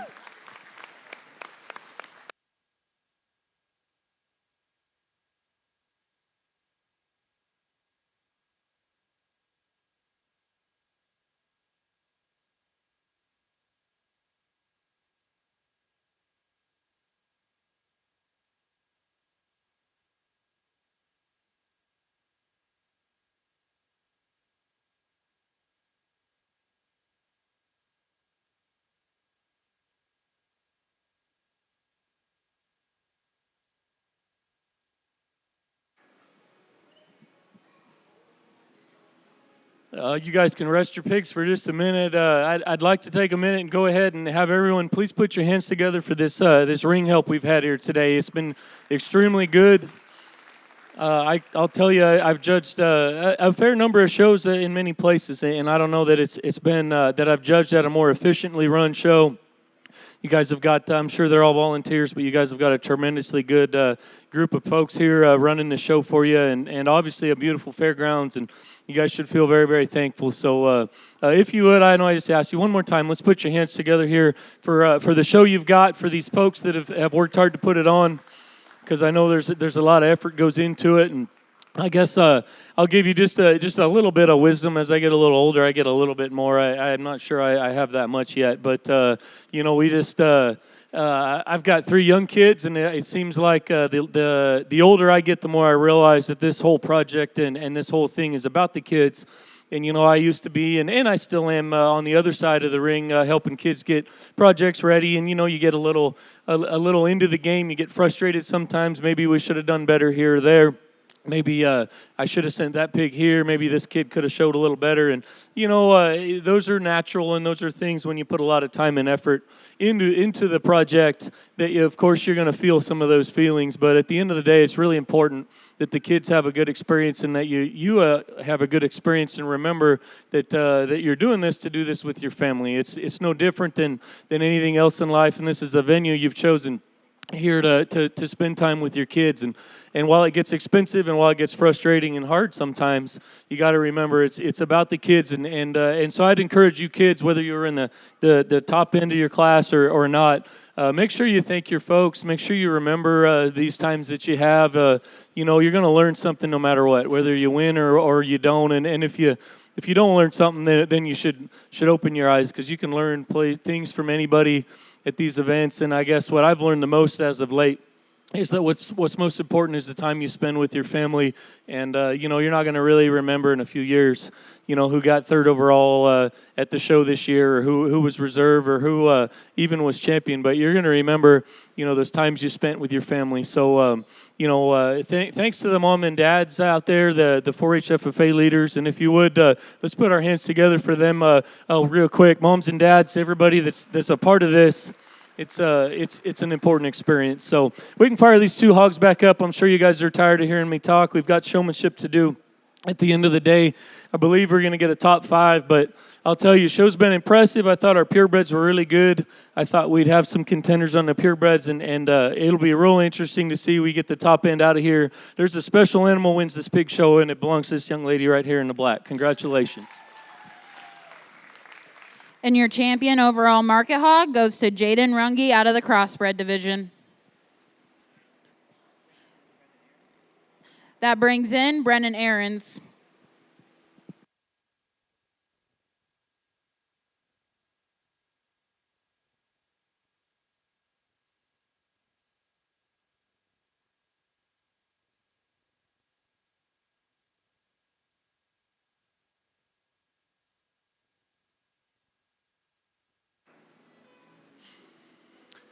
Well, like I said, I've been very impressed with the top end of this show, and I thought in pursuit of perfection on the top end of this deal, I thought we had several animals that became very, very close. This blue gilt was reserved in the cross division, and certainly you have to admire lots of things about that one. Let's talk about the Chester as well. He wins the peer classes, and I thought there was 4 or 5 of them that were extremely impressive. Such a good built hog in terms of bone and stoutness and how good structured he is. Absolutely special as well. I got to keep those crosses together, though. They'll be champion in reserve. Congratulations to our young lady right here. And your reserve overall market hog goes to Brennan Ahrens out of the Crossbred division. That drops in Brecken and Levi Lane.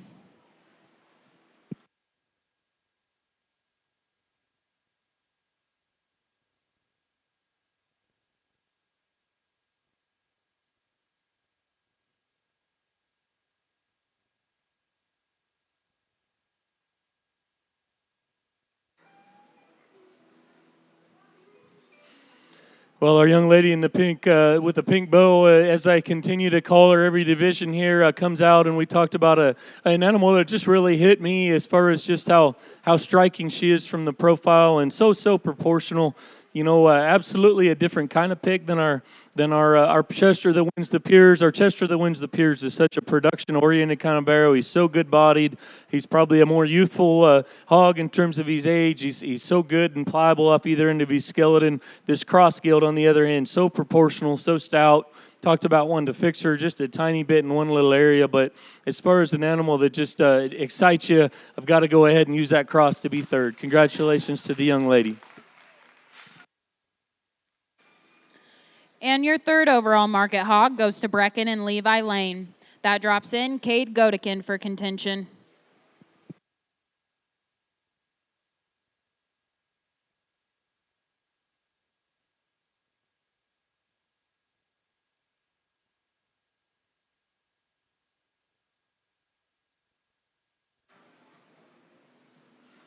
Young man brings us that big-legged cross gilt that's so proportional and good as well, and I do think it's a little tougher call, and you have to really admire. I've grown up raising purebreds. We actually raised quite a few of these Chesters where we're at, and it's a breed that's sometimes a little harder to put together and a little harder to raise. But when there's a really good one, it's really fun to evaluate them, and so no doubt. Very, very tough decision, but you want to talk about a production hog that's really, really good built, still plenty stout, and young lady's done an awesome job with him. Let's make this Chester here. He'll be the 4th overall. Congratulations.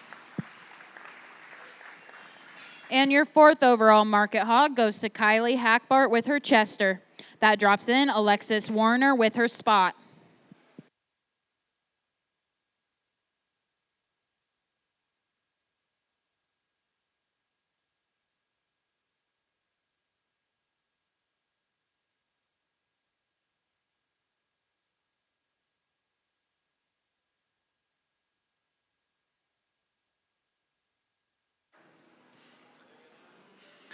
Well, like I said, I think this is the last time I'll speak here on the overall deal. But behind that Chester was a spot that's extremely exciting. He's one of the more striking animals we've seen today, regardless of breed. And I didn't think he was just quite as bulletproof at the ground as that spot was, but absolutely very, very impressive and brings forth a ton of bone and just stoutness and ruggedness, and yet at the same time so sharp in his look. He's so good in terms of his composition. We got to make him 5th overall. Congratulations, the young lady with the spot. And your 5th overall market hog goes to Alexis Warner out of the Purebred division. Let's give all of our market hog exhibitors a round of applause.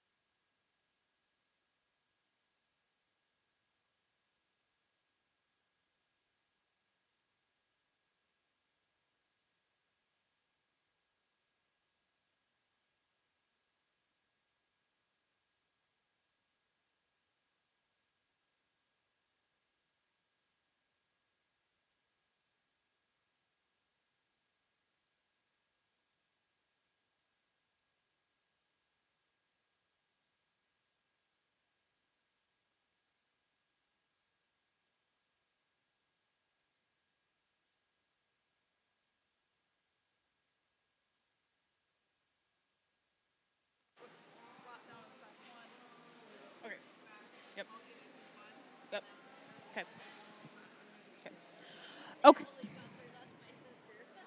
We are going to roll into our first class of novice showmanship. So our juniors in this class are. It goes last name then. Kim, is it last name then first name? Yeah.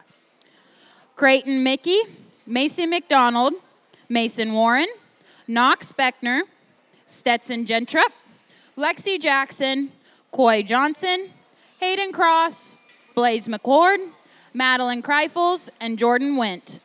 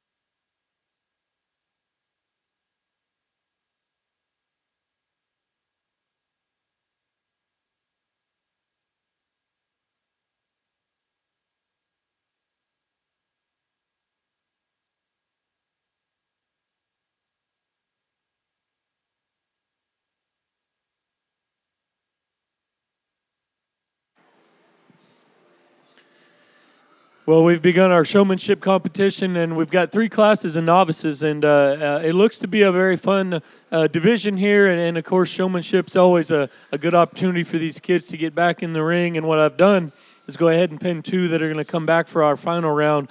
But several of these out here do a very good job, and a couple honorable mentions who were close to finding a pin. Our young lady in the pink over there with the Chester sure does a good job. I like her intensity. She comes out with the look on her face like she wants to be picked. I thought maybe her pig got off to the side just a little more than what I wanted to. And, you know, at this level, we just want to see who can get in front of me, who can kind of stay there. If you can make a couple passes and be consistent, we'll give you a chance to keep going. Young lady does a good job and has a good look. Young man in the black and white plaid there is also does a good job controlling his pig. I want to see him maybe just be a little more consistent staying in front of me. But you can see he's got the basics down. He knows how to get that barrel moving. He's staying on his head and has a good intense look. So a couple of honorable mentions there. Let's please put our hands together for all these kids as they exit the ring.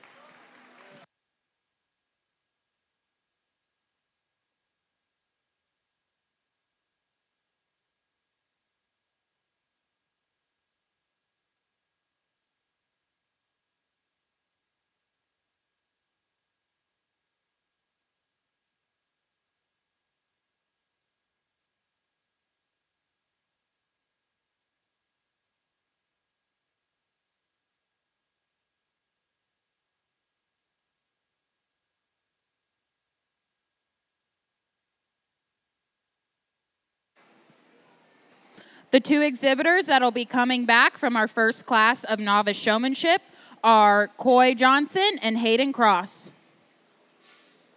We are now showing class 2 of novice showmanship.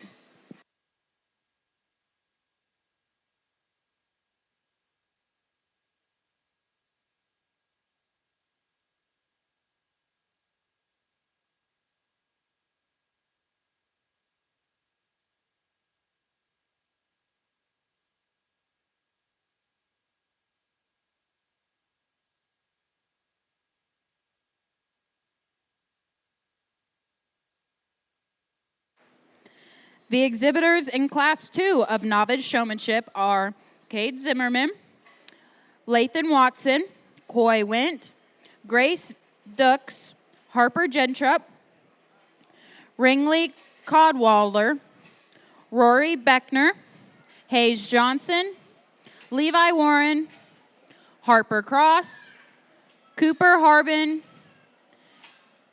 and Foster Schroeder.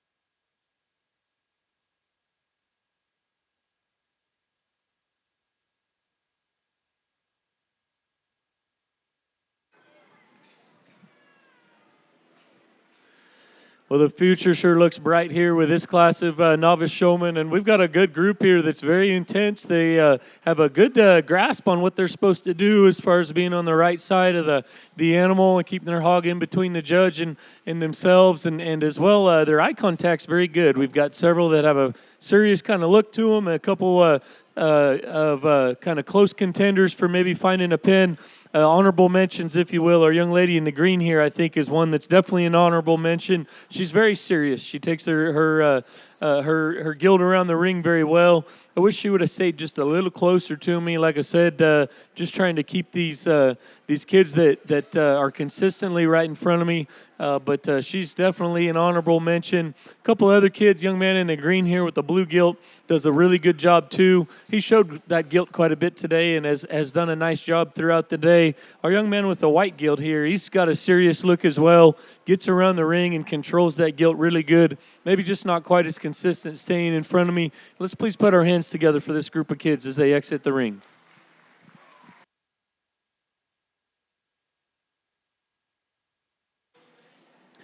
The exhibitors that'll be coming back out of class 2 of novice showmanship are Cade Zimmerman, Lathan Watson, and Harper Cross. We will now be showing our final class of novice showmanship.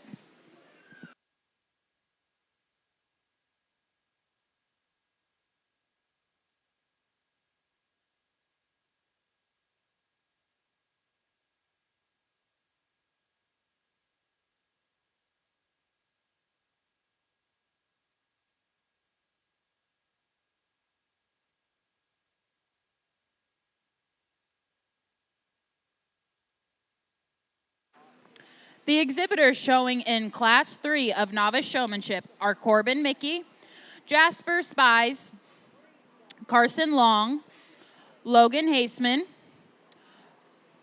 Jordan Gunther,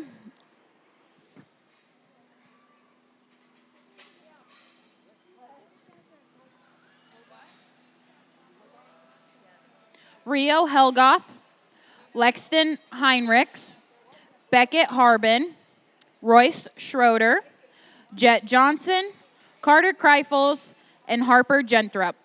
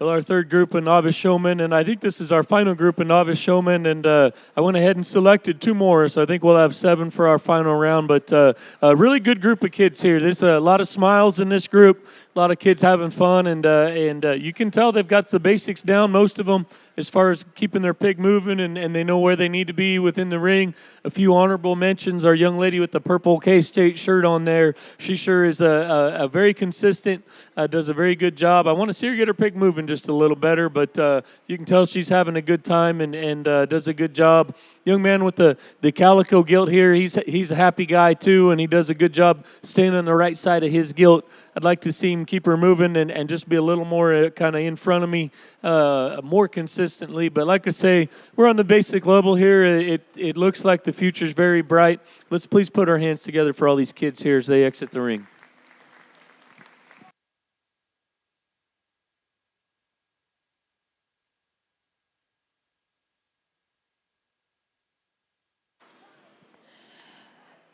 The exhibitors chosen out of Class 3 of Novice Showmanship were Lexton Heinrichs and Harper Genthrop. We will now show for our overall champion Novice Showmanship.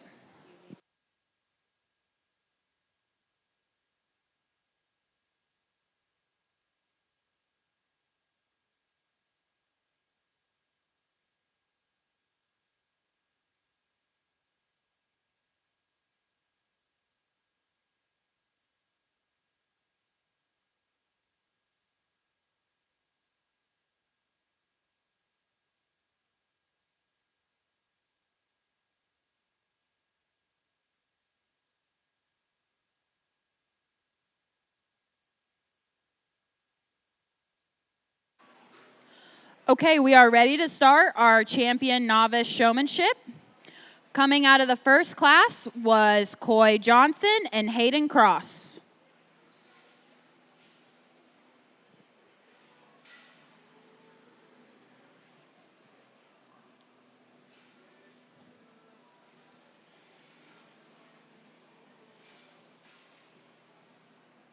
Coming out of class 2 was Cade Zimmerman, Lathan Watson, and Harper Cross.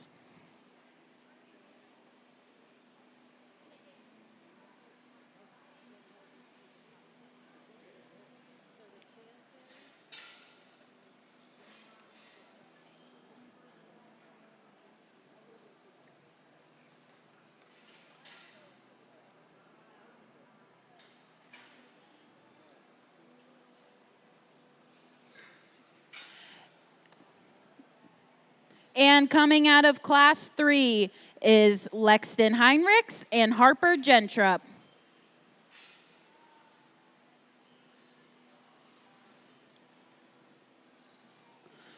Let's give these awesome novice exhibitors a big round of applause.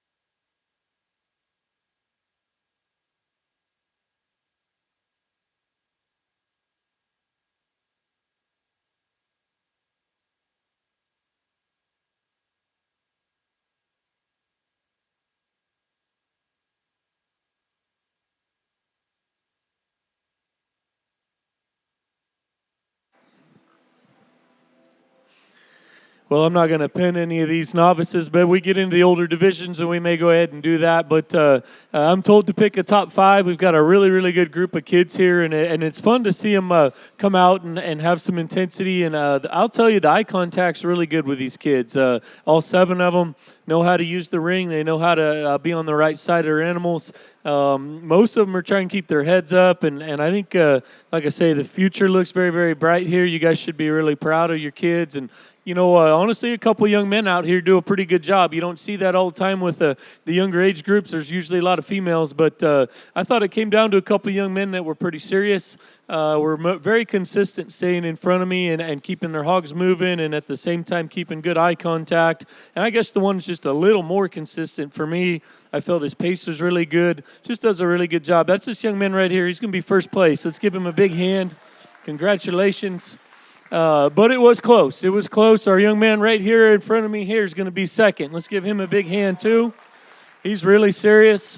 Takes a takes a very good pass across the ring, and at the same time does very good with his eye contact. I thought he was just a little further away at times than our other young man, but very, very impressed. Third is our young man with the Poland over there. Let's give him a big hand as well.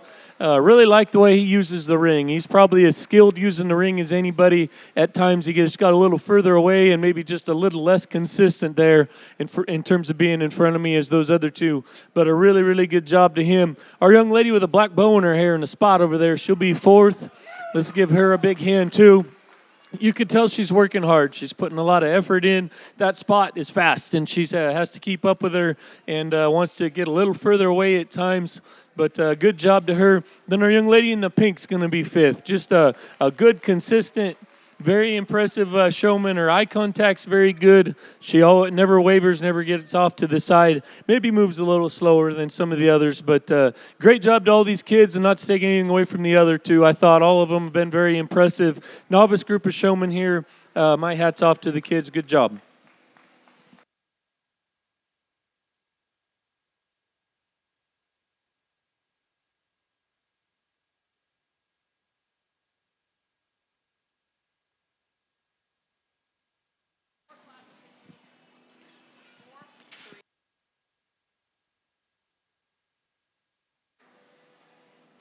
Champion novice showman goes to Lathan Watson.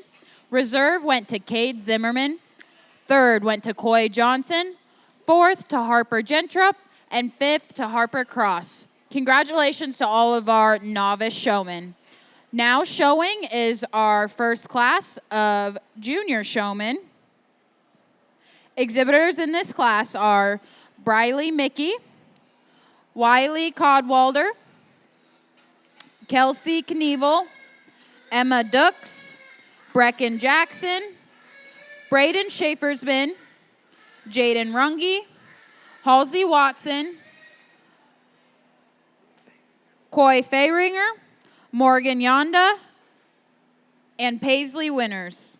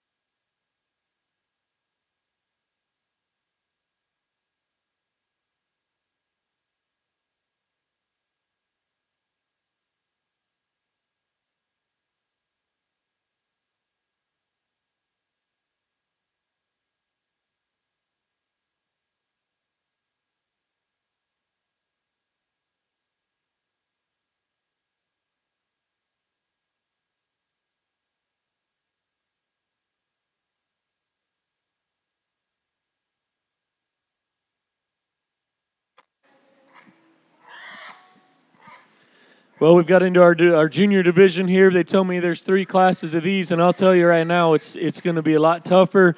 Kids are very, very good, and they're going to make me work a little harder in this division. I thought there was several that were close. I went ahead and stuck 3 back for our final round. Thought there were several that were pretty close, though. Our young lady right here in front of me with the calico barrel, no doubt one of them. She's very intense in terms of the look she's got.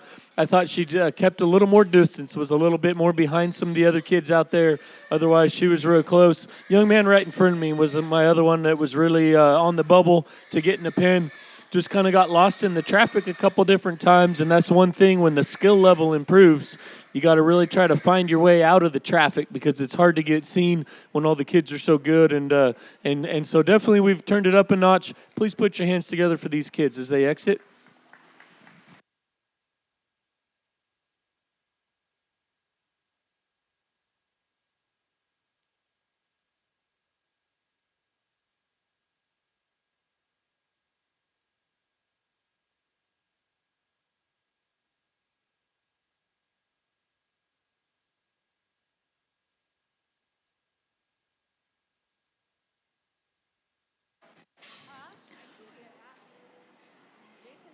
Your exhibitors coming back out of Class 1 of Junior Showmanship are Brecken Jackson, Jaden Runge, and Morgan Yonda.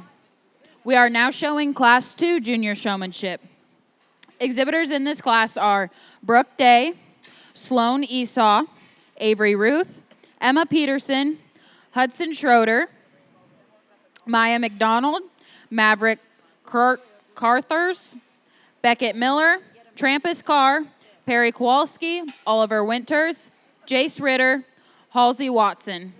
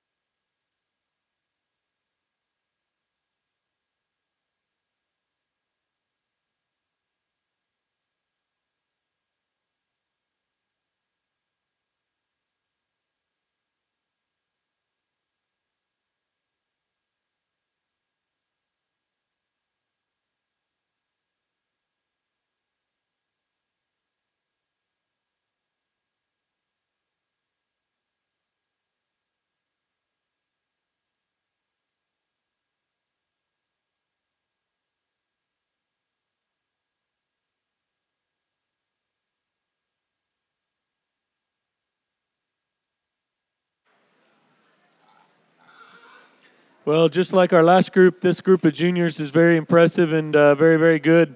And honestly, it's pretty challenging. If I didn't see you, I apologize. I do my best to see who's the most consistent. And I'm sure there's some kids probably feel like, gosh, I was in front of them the whole time, and for whatever reason, I wasn't getting seen. And I'll tell you, you don't want to be right underneath me.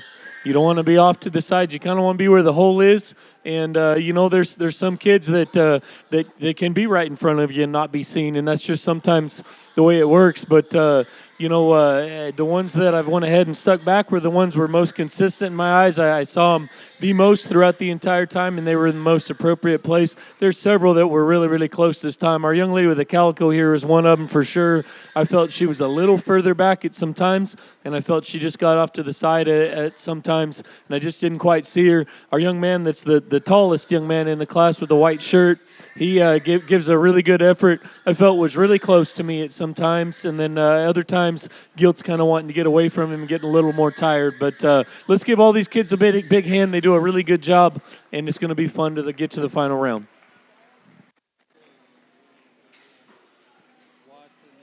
Exhibitors coming back from Class 2 of Junior Showmanship will be Hudson Schroeder, Trampus Carr, and Halsey Watson. We are now showing Class 3 of Junior Showmanship. Exhibitors in this class are Ellie Long, Gus Runge, Avari Mintz, Augustus Stumer, Dawson Hazeman, Cade Schlocky, Witten Jensen, Livia Heinrichs,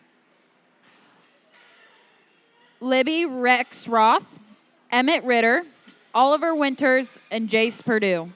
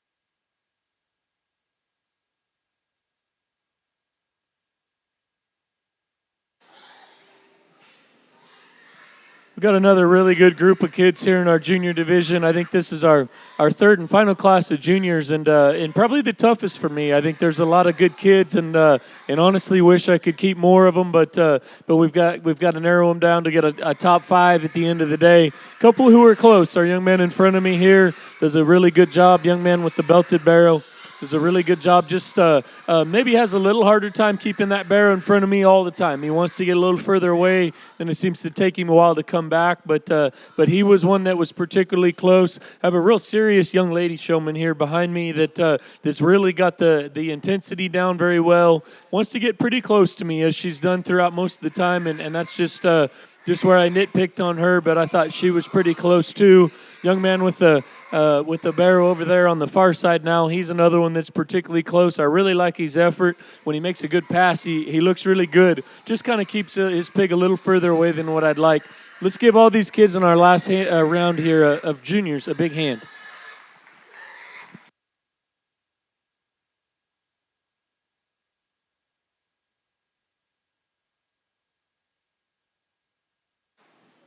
Our exhibitors coming back from Class 3 of Junior Showmanship are Gus Runge, Dawson Haseman, and Libby Rexroth.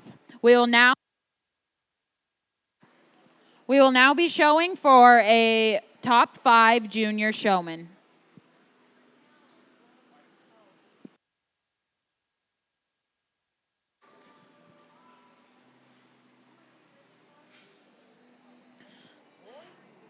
Exhibitors out of the first class are Brecken Jackson,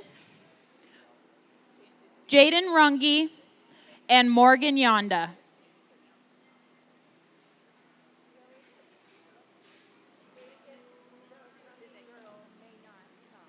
She's over. Yep. She showed in that first class.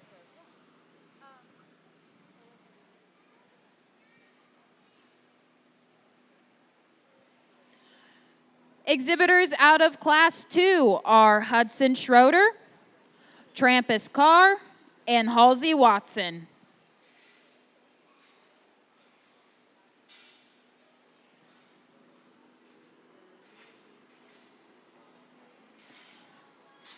And the exhibitors that were pulled out of Class 3 were Gus Runge, Dawson Haseman, and Libby Rexroth.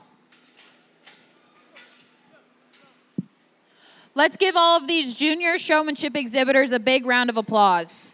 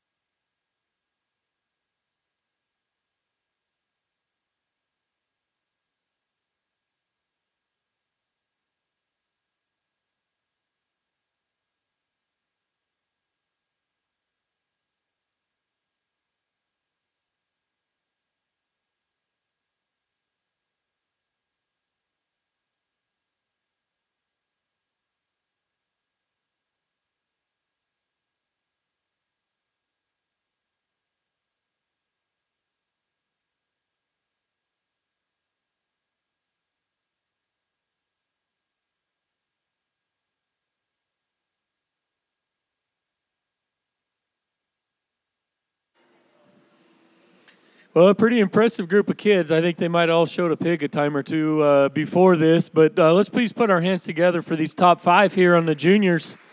Really impressive. I think we probably have 5 out here. We really probably have 9 out here that could be champion junior showmen as far as their skill level. They're very impressive, and I guess a lot of showmanship comes down to personal preference. And I was a kid that showed quite a bit, and I would be first one time and sifted the next. And I think that's sometimes sometimes common when you get a lot of quality and you get a lot of kids that are really, really good at what they do. And there's no doubt 5 very, very talented kids here at the top end. And like I say, personal preference. This judge likes kids that are consistent, to keep their hogs in front of me, to keep their hogs moving, but at the same time get seen. And sometimes, to get to this level, you got to have some skill to get away from the crowd. And then at the very top end of this level, I just really, really watch and try to see, okay, who's in front of me the most, who's going to make an error, who's going to get behind me. And you just have to. There's no other way to evaluate these kids. You just got to kind of force them to try to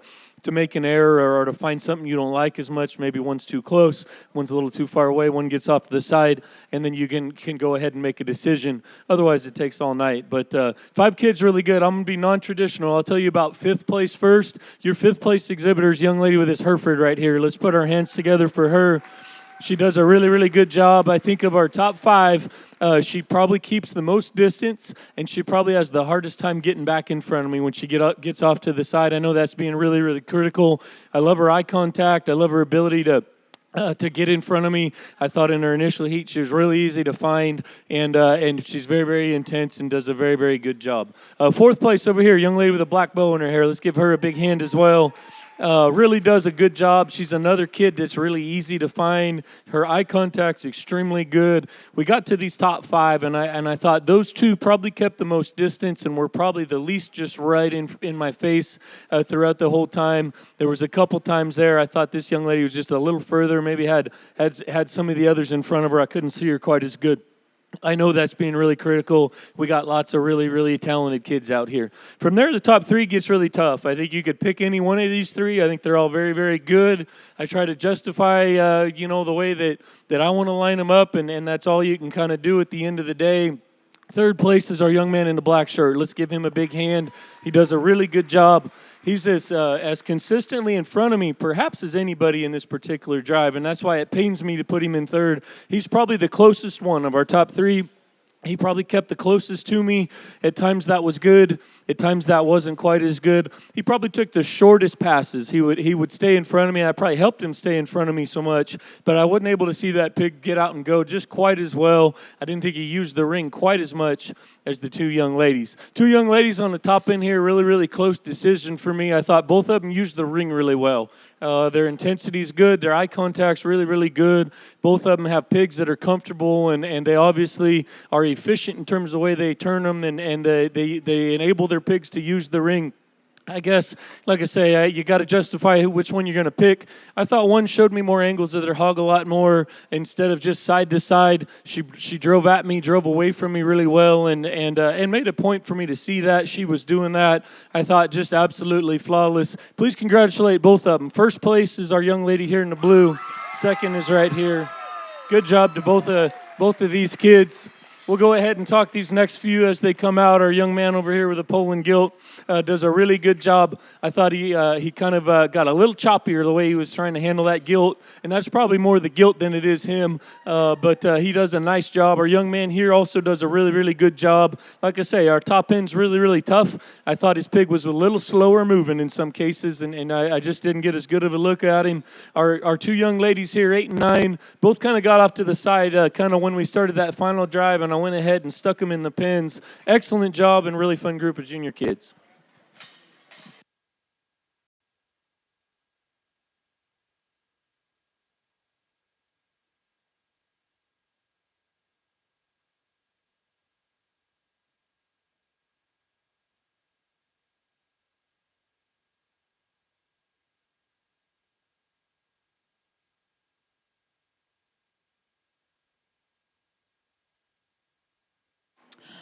Your champion junior showman went to Morgan Yonda.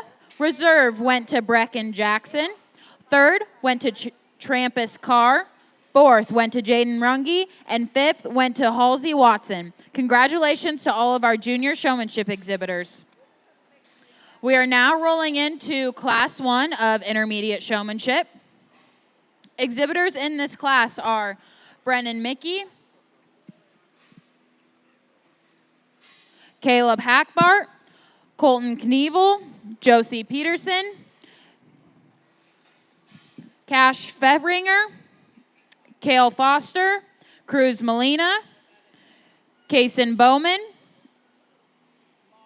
Lane Hafey, Kaylee Gregory.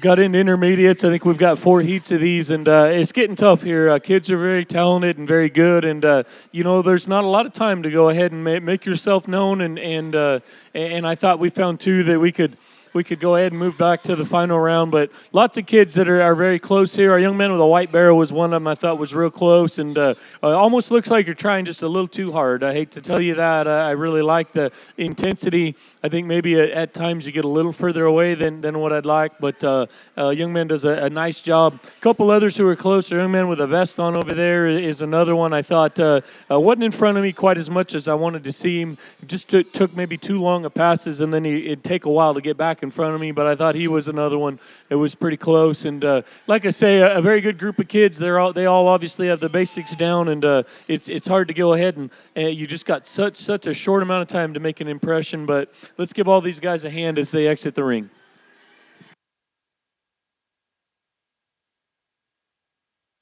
Exhibitors coming back out of Class 1 of Intermediate Showmanship are Josie Peterson and Kaylee Gregory. We will now show Class 2 of Intermediate Showmanship. Exhibitors in this class are Owen Gregory, Jackson Sauter, Baker Krupichka, McKinley Stoller, Cooper Feringer, Garrett Ruth,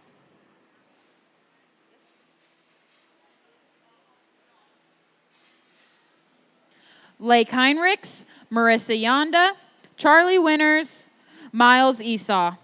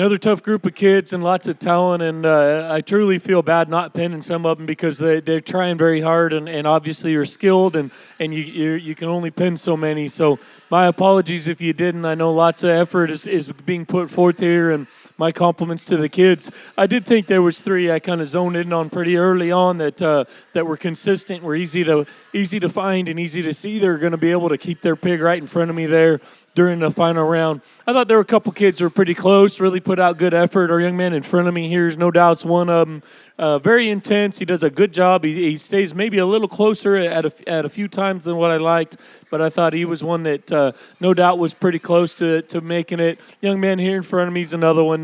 Does a good job as a faster pace pig and maybe gets off to the side a little more than what I like. Please give these kids a hand here as they exit the ring.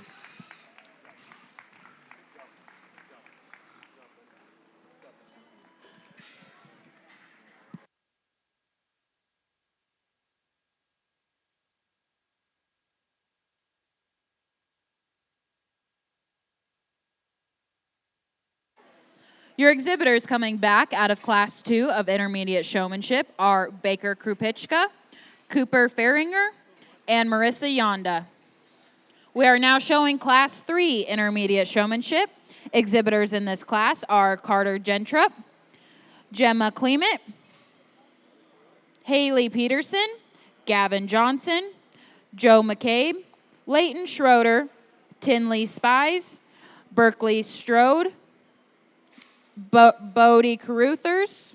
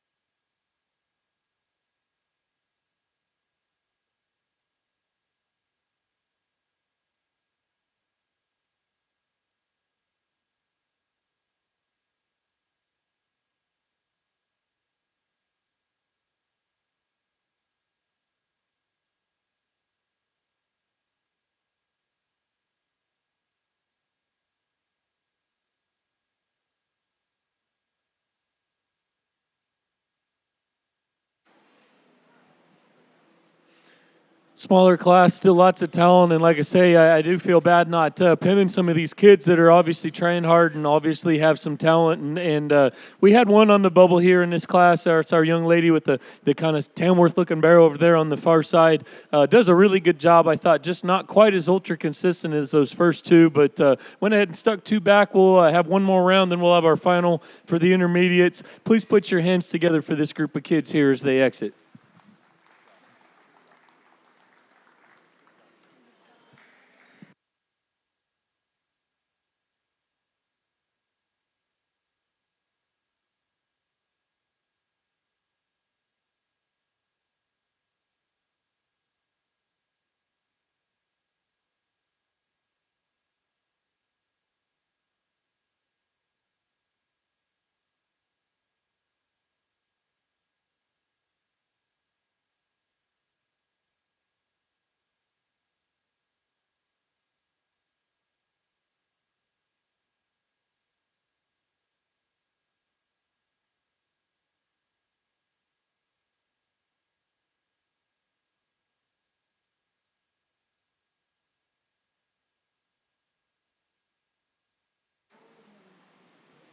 Your exhibitors coming back from Class 3 of Intermediate Showmanship will be Gemma Clement and Berkeley Strode.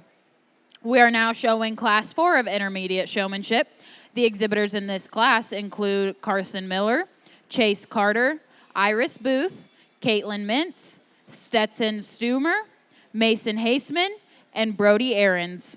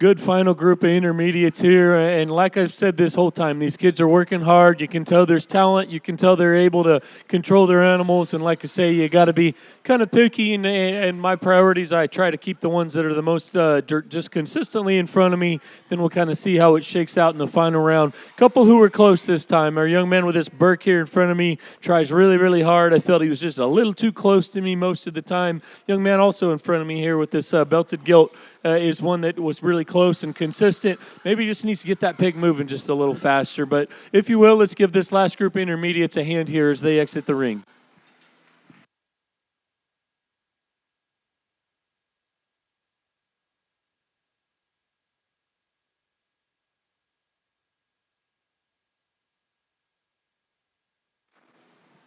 The exhibitors coming back out of Class 4 of Intermediate Showmanship are Mason Haseman and Brody Aarons. We are now showing Class 5 of Intermediate Showmanship. The exhibitors in this class include Layden Heinrich, Leah Hartman, Allie Ritter, Rylan Johnson, Lane Purdue, Colt Songster, Bennett Purdue, and Hadley Caruthers. Following Class 5 of Intermediate Showmanship, we will pick a top 5 overall intermediate showman.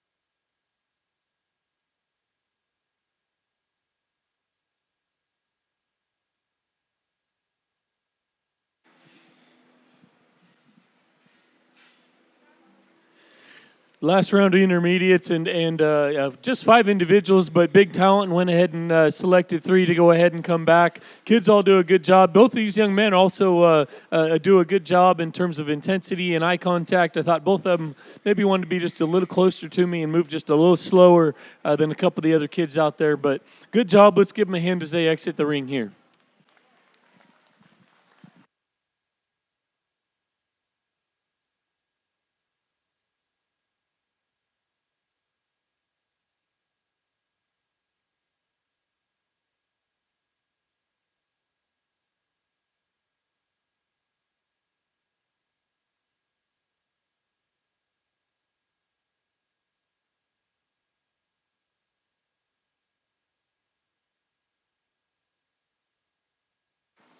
And the exhibitors coming back out of Class 5 of Intermediate Showmanship are Allie Ritter and Rylan Johnson.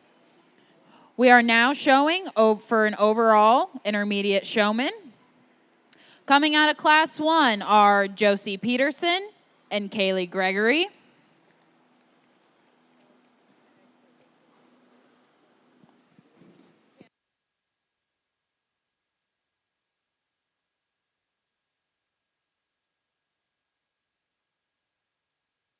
Coming out of Class 2 is Baker Krupitschka, Cooper Faringer, and Marissa Yonda. Out of Class 3 is Gemma Clement and Berkeley Strode. Class 4 is Mason Haseman and Brody Aarons. And just completed Class 5 is Allie Ritter and Rylan Johnson. Let's give all of these intermediate showmen a big round of applause.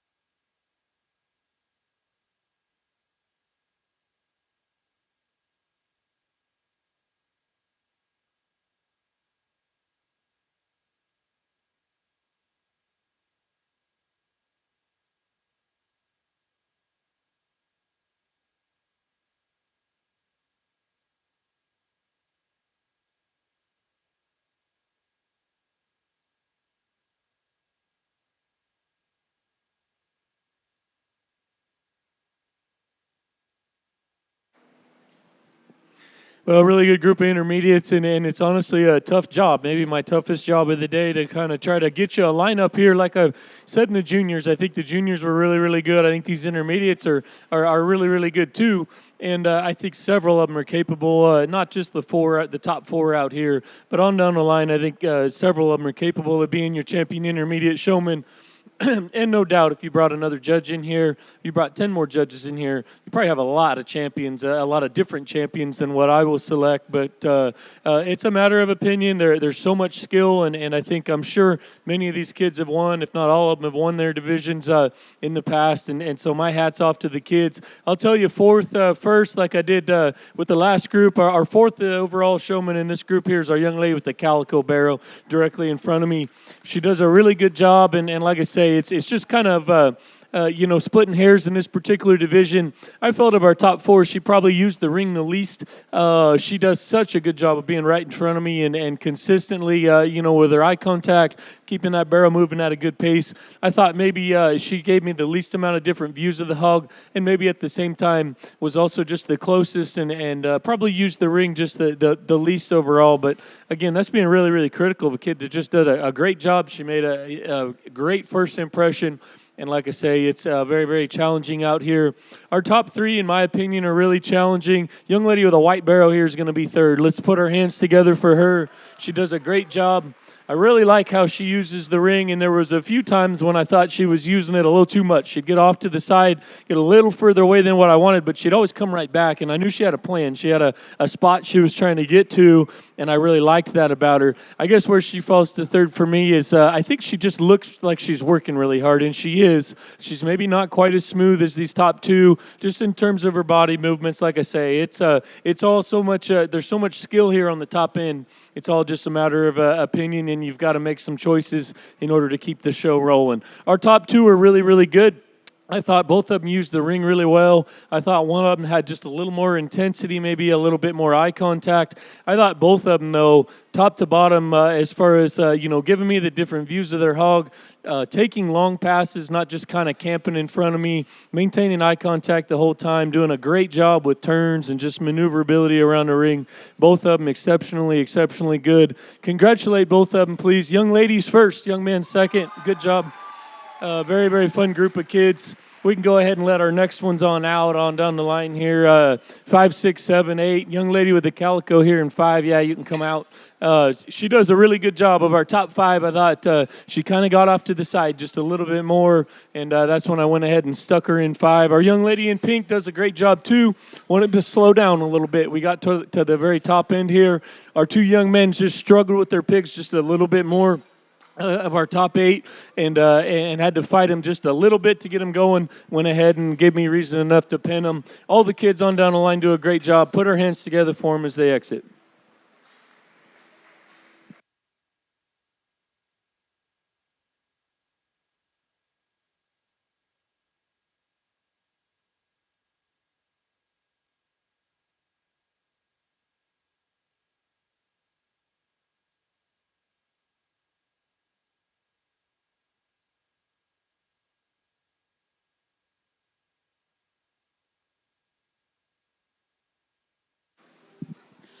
Your champion intermediate showman went to Gemma Clement. Reserve went to Baker Krupichka. Third went to Marissa Yonda.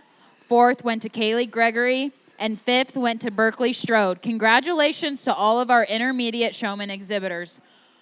We are now showing Class 1 of Senior Showmanship. Exhibitors in this class are Marissa Palm, Kylie Hackbart, Brody Lane, Carmen Molina, Taitlin Snover, Jagger Phillips, Keaton Dowes, Sydney Jenkins, Jet Peterson, and Hunter Weiss.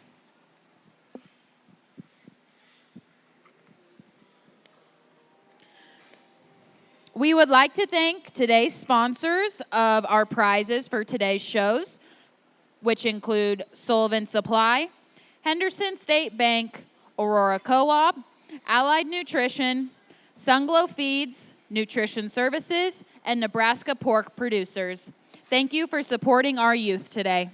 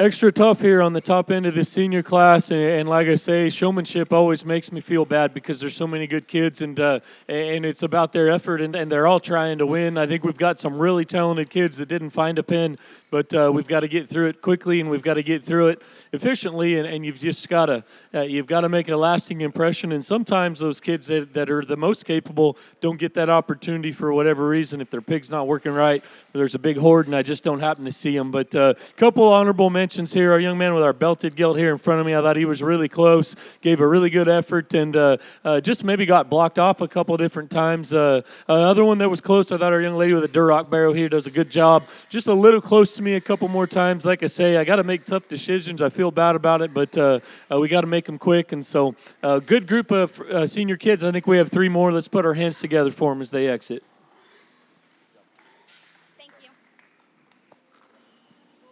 Our exhibitors coming back from Class 1 of Senior Showmanship are Kylie Hackbart and Carmen Molina. Class 2 of Senior Showmanship is currently entering the ring. The exhibitors in this class are Ella Booth, Mason Yonda, Alexis Warner, Kaylee Ruth, Jolie Clement, Cade Geek, Will Long, Braxton May, Anna Purdue, and Jackson Carter.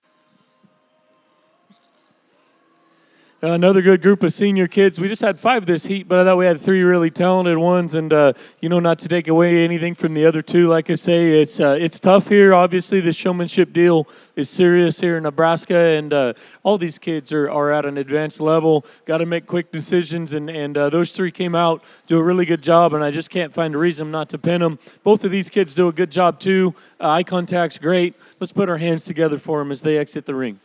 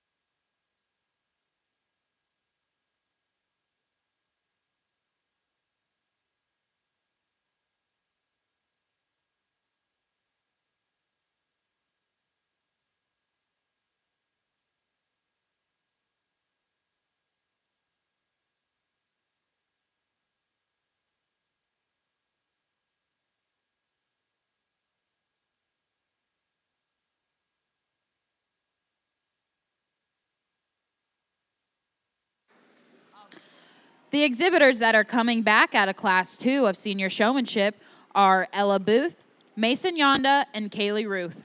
We are now showing Class 3 of Senior Showmanship. Exhibitors in this class are Ryder Brabeck, Brooke Weiss, Ian Schiller, Tate Press, Gracie Reynolds, Emily Ludashek, Lila Krupichka, Taryn Sudik, Cole Booth.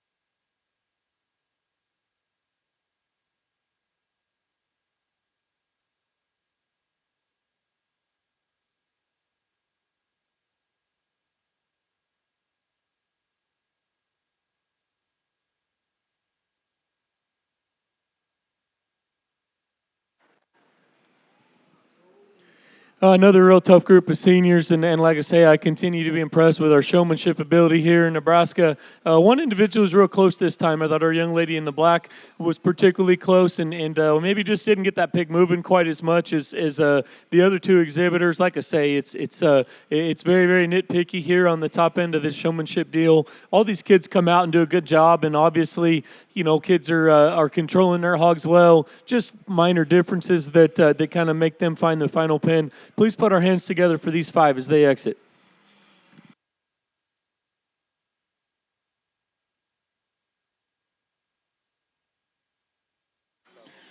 The exhibitors coming back out of Class 3 of Senior Showmanship are Gracie Reynolds and Lila Krupichka.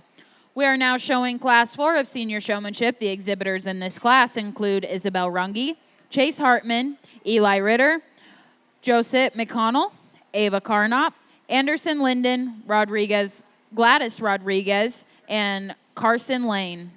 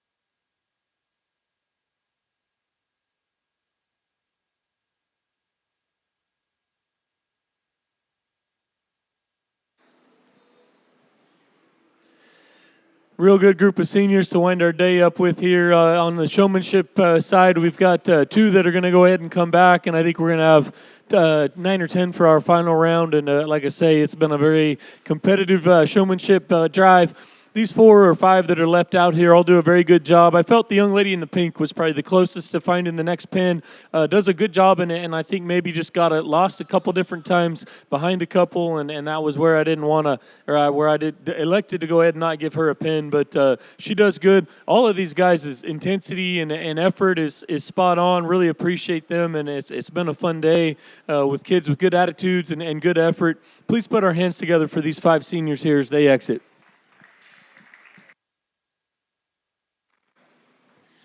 The exhibitors coming back out of Class 4 of Senior Showmanship are Josette McConnell and Isabel Runge. We will now show for our top 5 overall senior showmen. Coming out of Class 1 are Kylie Hackbar and Carmen Molina.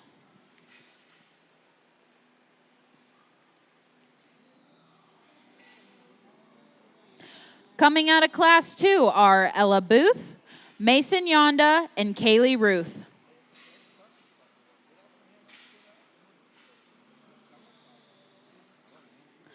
Coming out of Class 3 are Gracie Reynolds and Lila Krupikcha. And out of our just completed Class 4 is Josette McConnell and Isabel Runge. Let's give all of these senior showmen a big round of applause.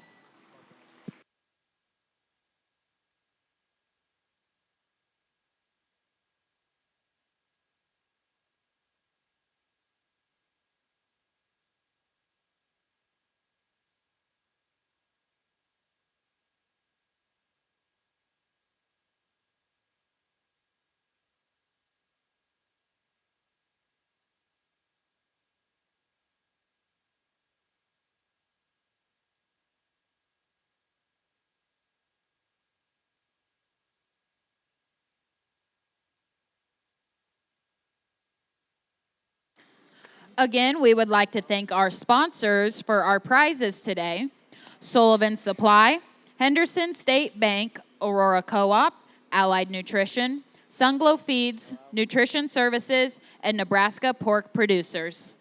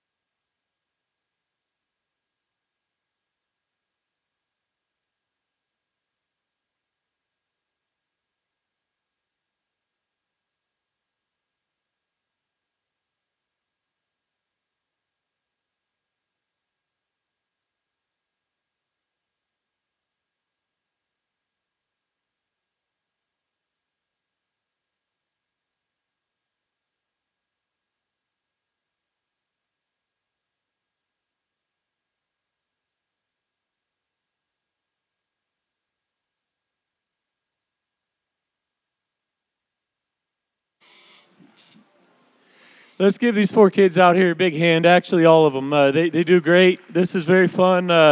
I knew as soon as these seniors all started coming out, I was like, this is going to be the toughest one here to evaluate, and they didn't let me down. They're no doubt the toughest to evaluate. You know, I'm not going to take the extra time to ask them questions and run them through the rigmarole and all of that stuff. I like to just watch them maneuver, and here's the difference between this age group and some of the others is as I move around the ring, I feel like all of these kids are really watching and trying to anticipate where I'm going and putting themselves in the best position that they possibly can. And you know, you can pick any of these 4. I think they're probably about as good as it gets, no matter where you go. You put them in a different state or at a different level, and they're going to be at the top no matter what. They're very, very talented, all 4 of them, certainly deserving to be in on the top end, and honestly more than that. I think on down the line, I think all these kids could win a big showmanship deal, and I'm sure many of them have. So my hat's off to the kids. Like I say, I try to, all personal opinion, 110%. I try to be as fair as I can. I try to give them as much time as I can. I try to make decisions as soon as there's an opportunity to make a decision. I got to get it done so you can stay efficient. So 4th overall this division, or this drive here. Let's give a big hand. Young lady with a Duroc here is going to be 4th. She does really, really good. I thought of our top 4. She probably kept the closest distance to me, and really toward the end she was doing great. I kind of made my mind up here on that one about 5 minutes ago. She just camped a little bit more in front of me than these other 3. I know that's really picky. Her eye contact, her ability to maneuver and kind of watch where I'm going is really, really good. Her ability to drive that pig and to keep it the right pace is really, really good as well.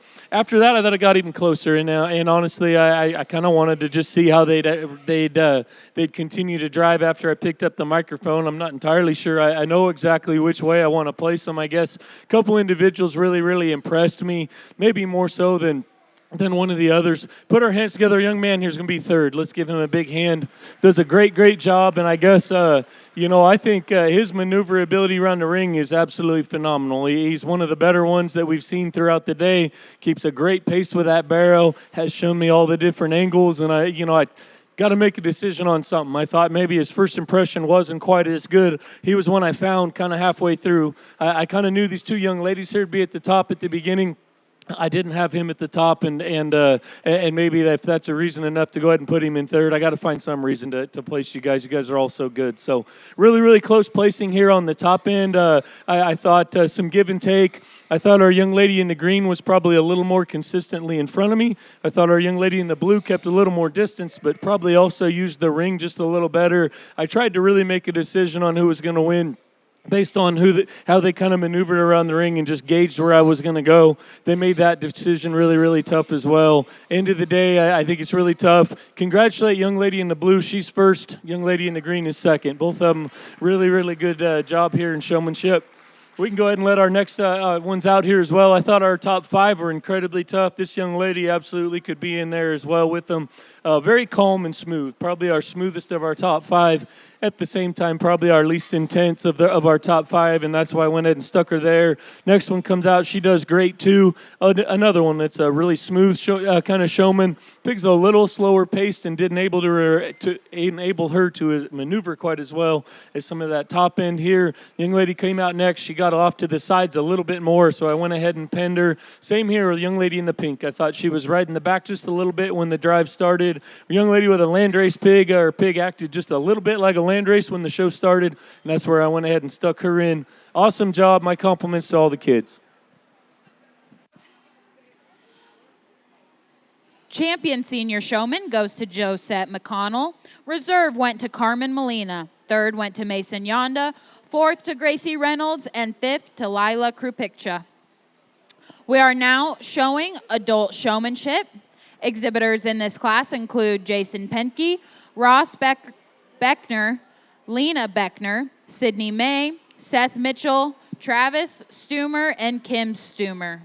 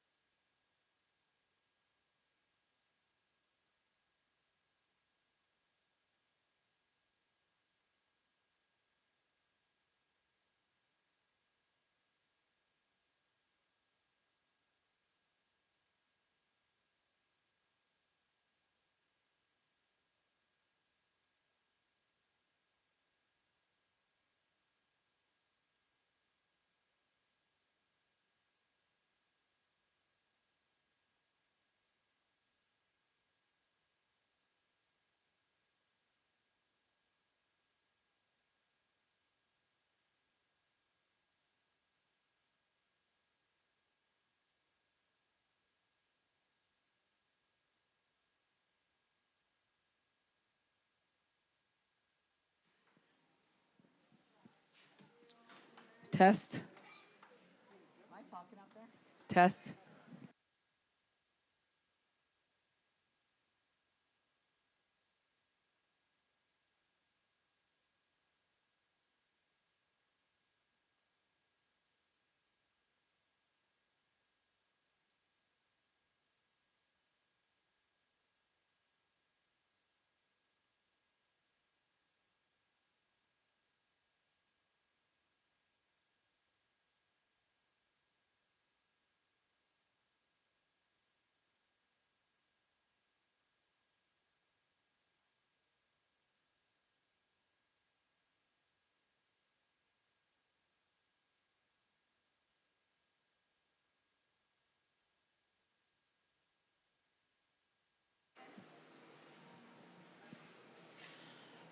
Entering the ring now is our adult showmanship.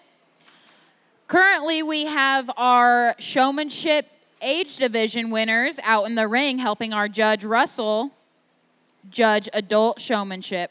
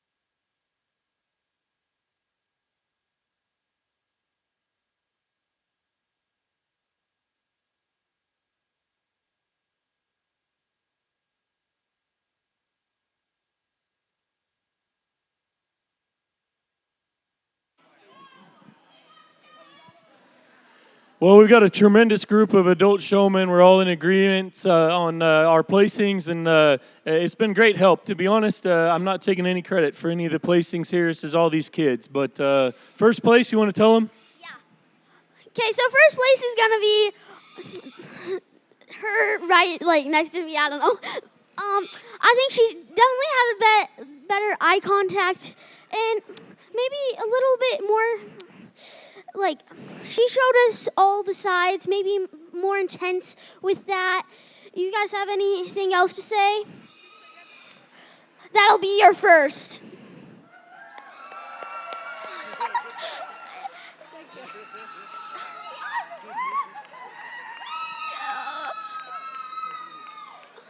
Ladies, get out of the show ring! All right, second. Who's talking second? I think second was definitely the most consistent with keeping the pig moving. He always had her moving. I think that came at a cost on the corners when he didn't keep quite as good as eye contact as our champion. I don't want to talk. Let him talk. I think this guy should be in third because he has good eye contact, but for first and second had better eye contact. Here, you go fourth. I don't You want have to to talk talk. one. Yeah, just say it. I think fourth definitely came out of the gate pretty strong, kept the pig moving at a great pace. I think the pig was definitely on point. Looks like it's been trained at home. I think eye contact could have been a little better, but other than that, it was very strong. You know, I think this one here, he definitely didn't have the best first impression with this. His pig didn't really want to move when it was coming out of that gate. So that's why he was there. You have to talk one. Yeah, you have to talk one. There you go. Come on, it's doing. Just say that they were good. Eye contact, they kept them moving. Probably just got caught up. They got outpaced. This next showman was very good. I think that they just got lost down the line in a swarm of other showmen, and they didn't just quite have a gear. No, you have to do your dad. You have to do your dad. Yeah. Come on, do your dad. There you go. Talk about him. It was good, but he was on the side of the. He wasn't in front. You got it. Just be loud. You got it. You got this. You got it. He was good, but he was mostly on the side of the ring. And he's got a chester. And he has a chester. You want to go to the next one? So this one had pretty good intensity, but he has a hat on. Let's be honest. And he was looking at us. He had eye contact, but at other times he just didn't. And so that's really what did it for me. He also kind of got a little bit far at times. And who wants to talk next? You want to talk? Yeah. Wait, is this the ninth place? Yes. Yep. I think this guy came in ninth because the head is down a little bit and it doesn't have much belly. I think these next two that came out, I think that they were just fighting their pigs a little bit more. They definitely couldn't find the front of the crowd.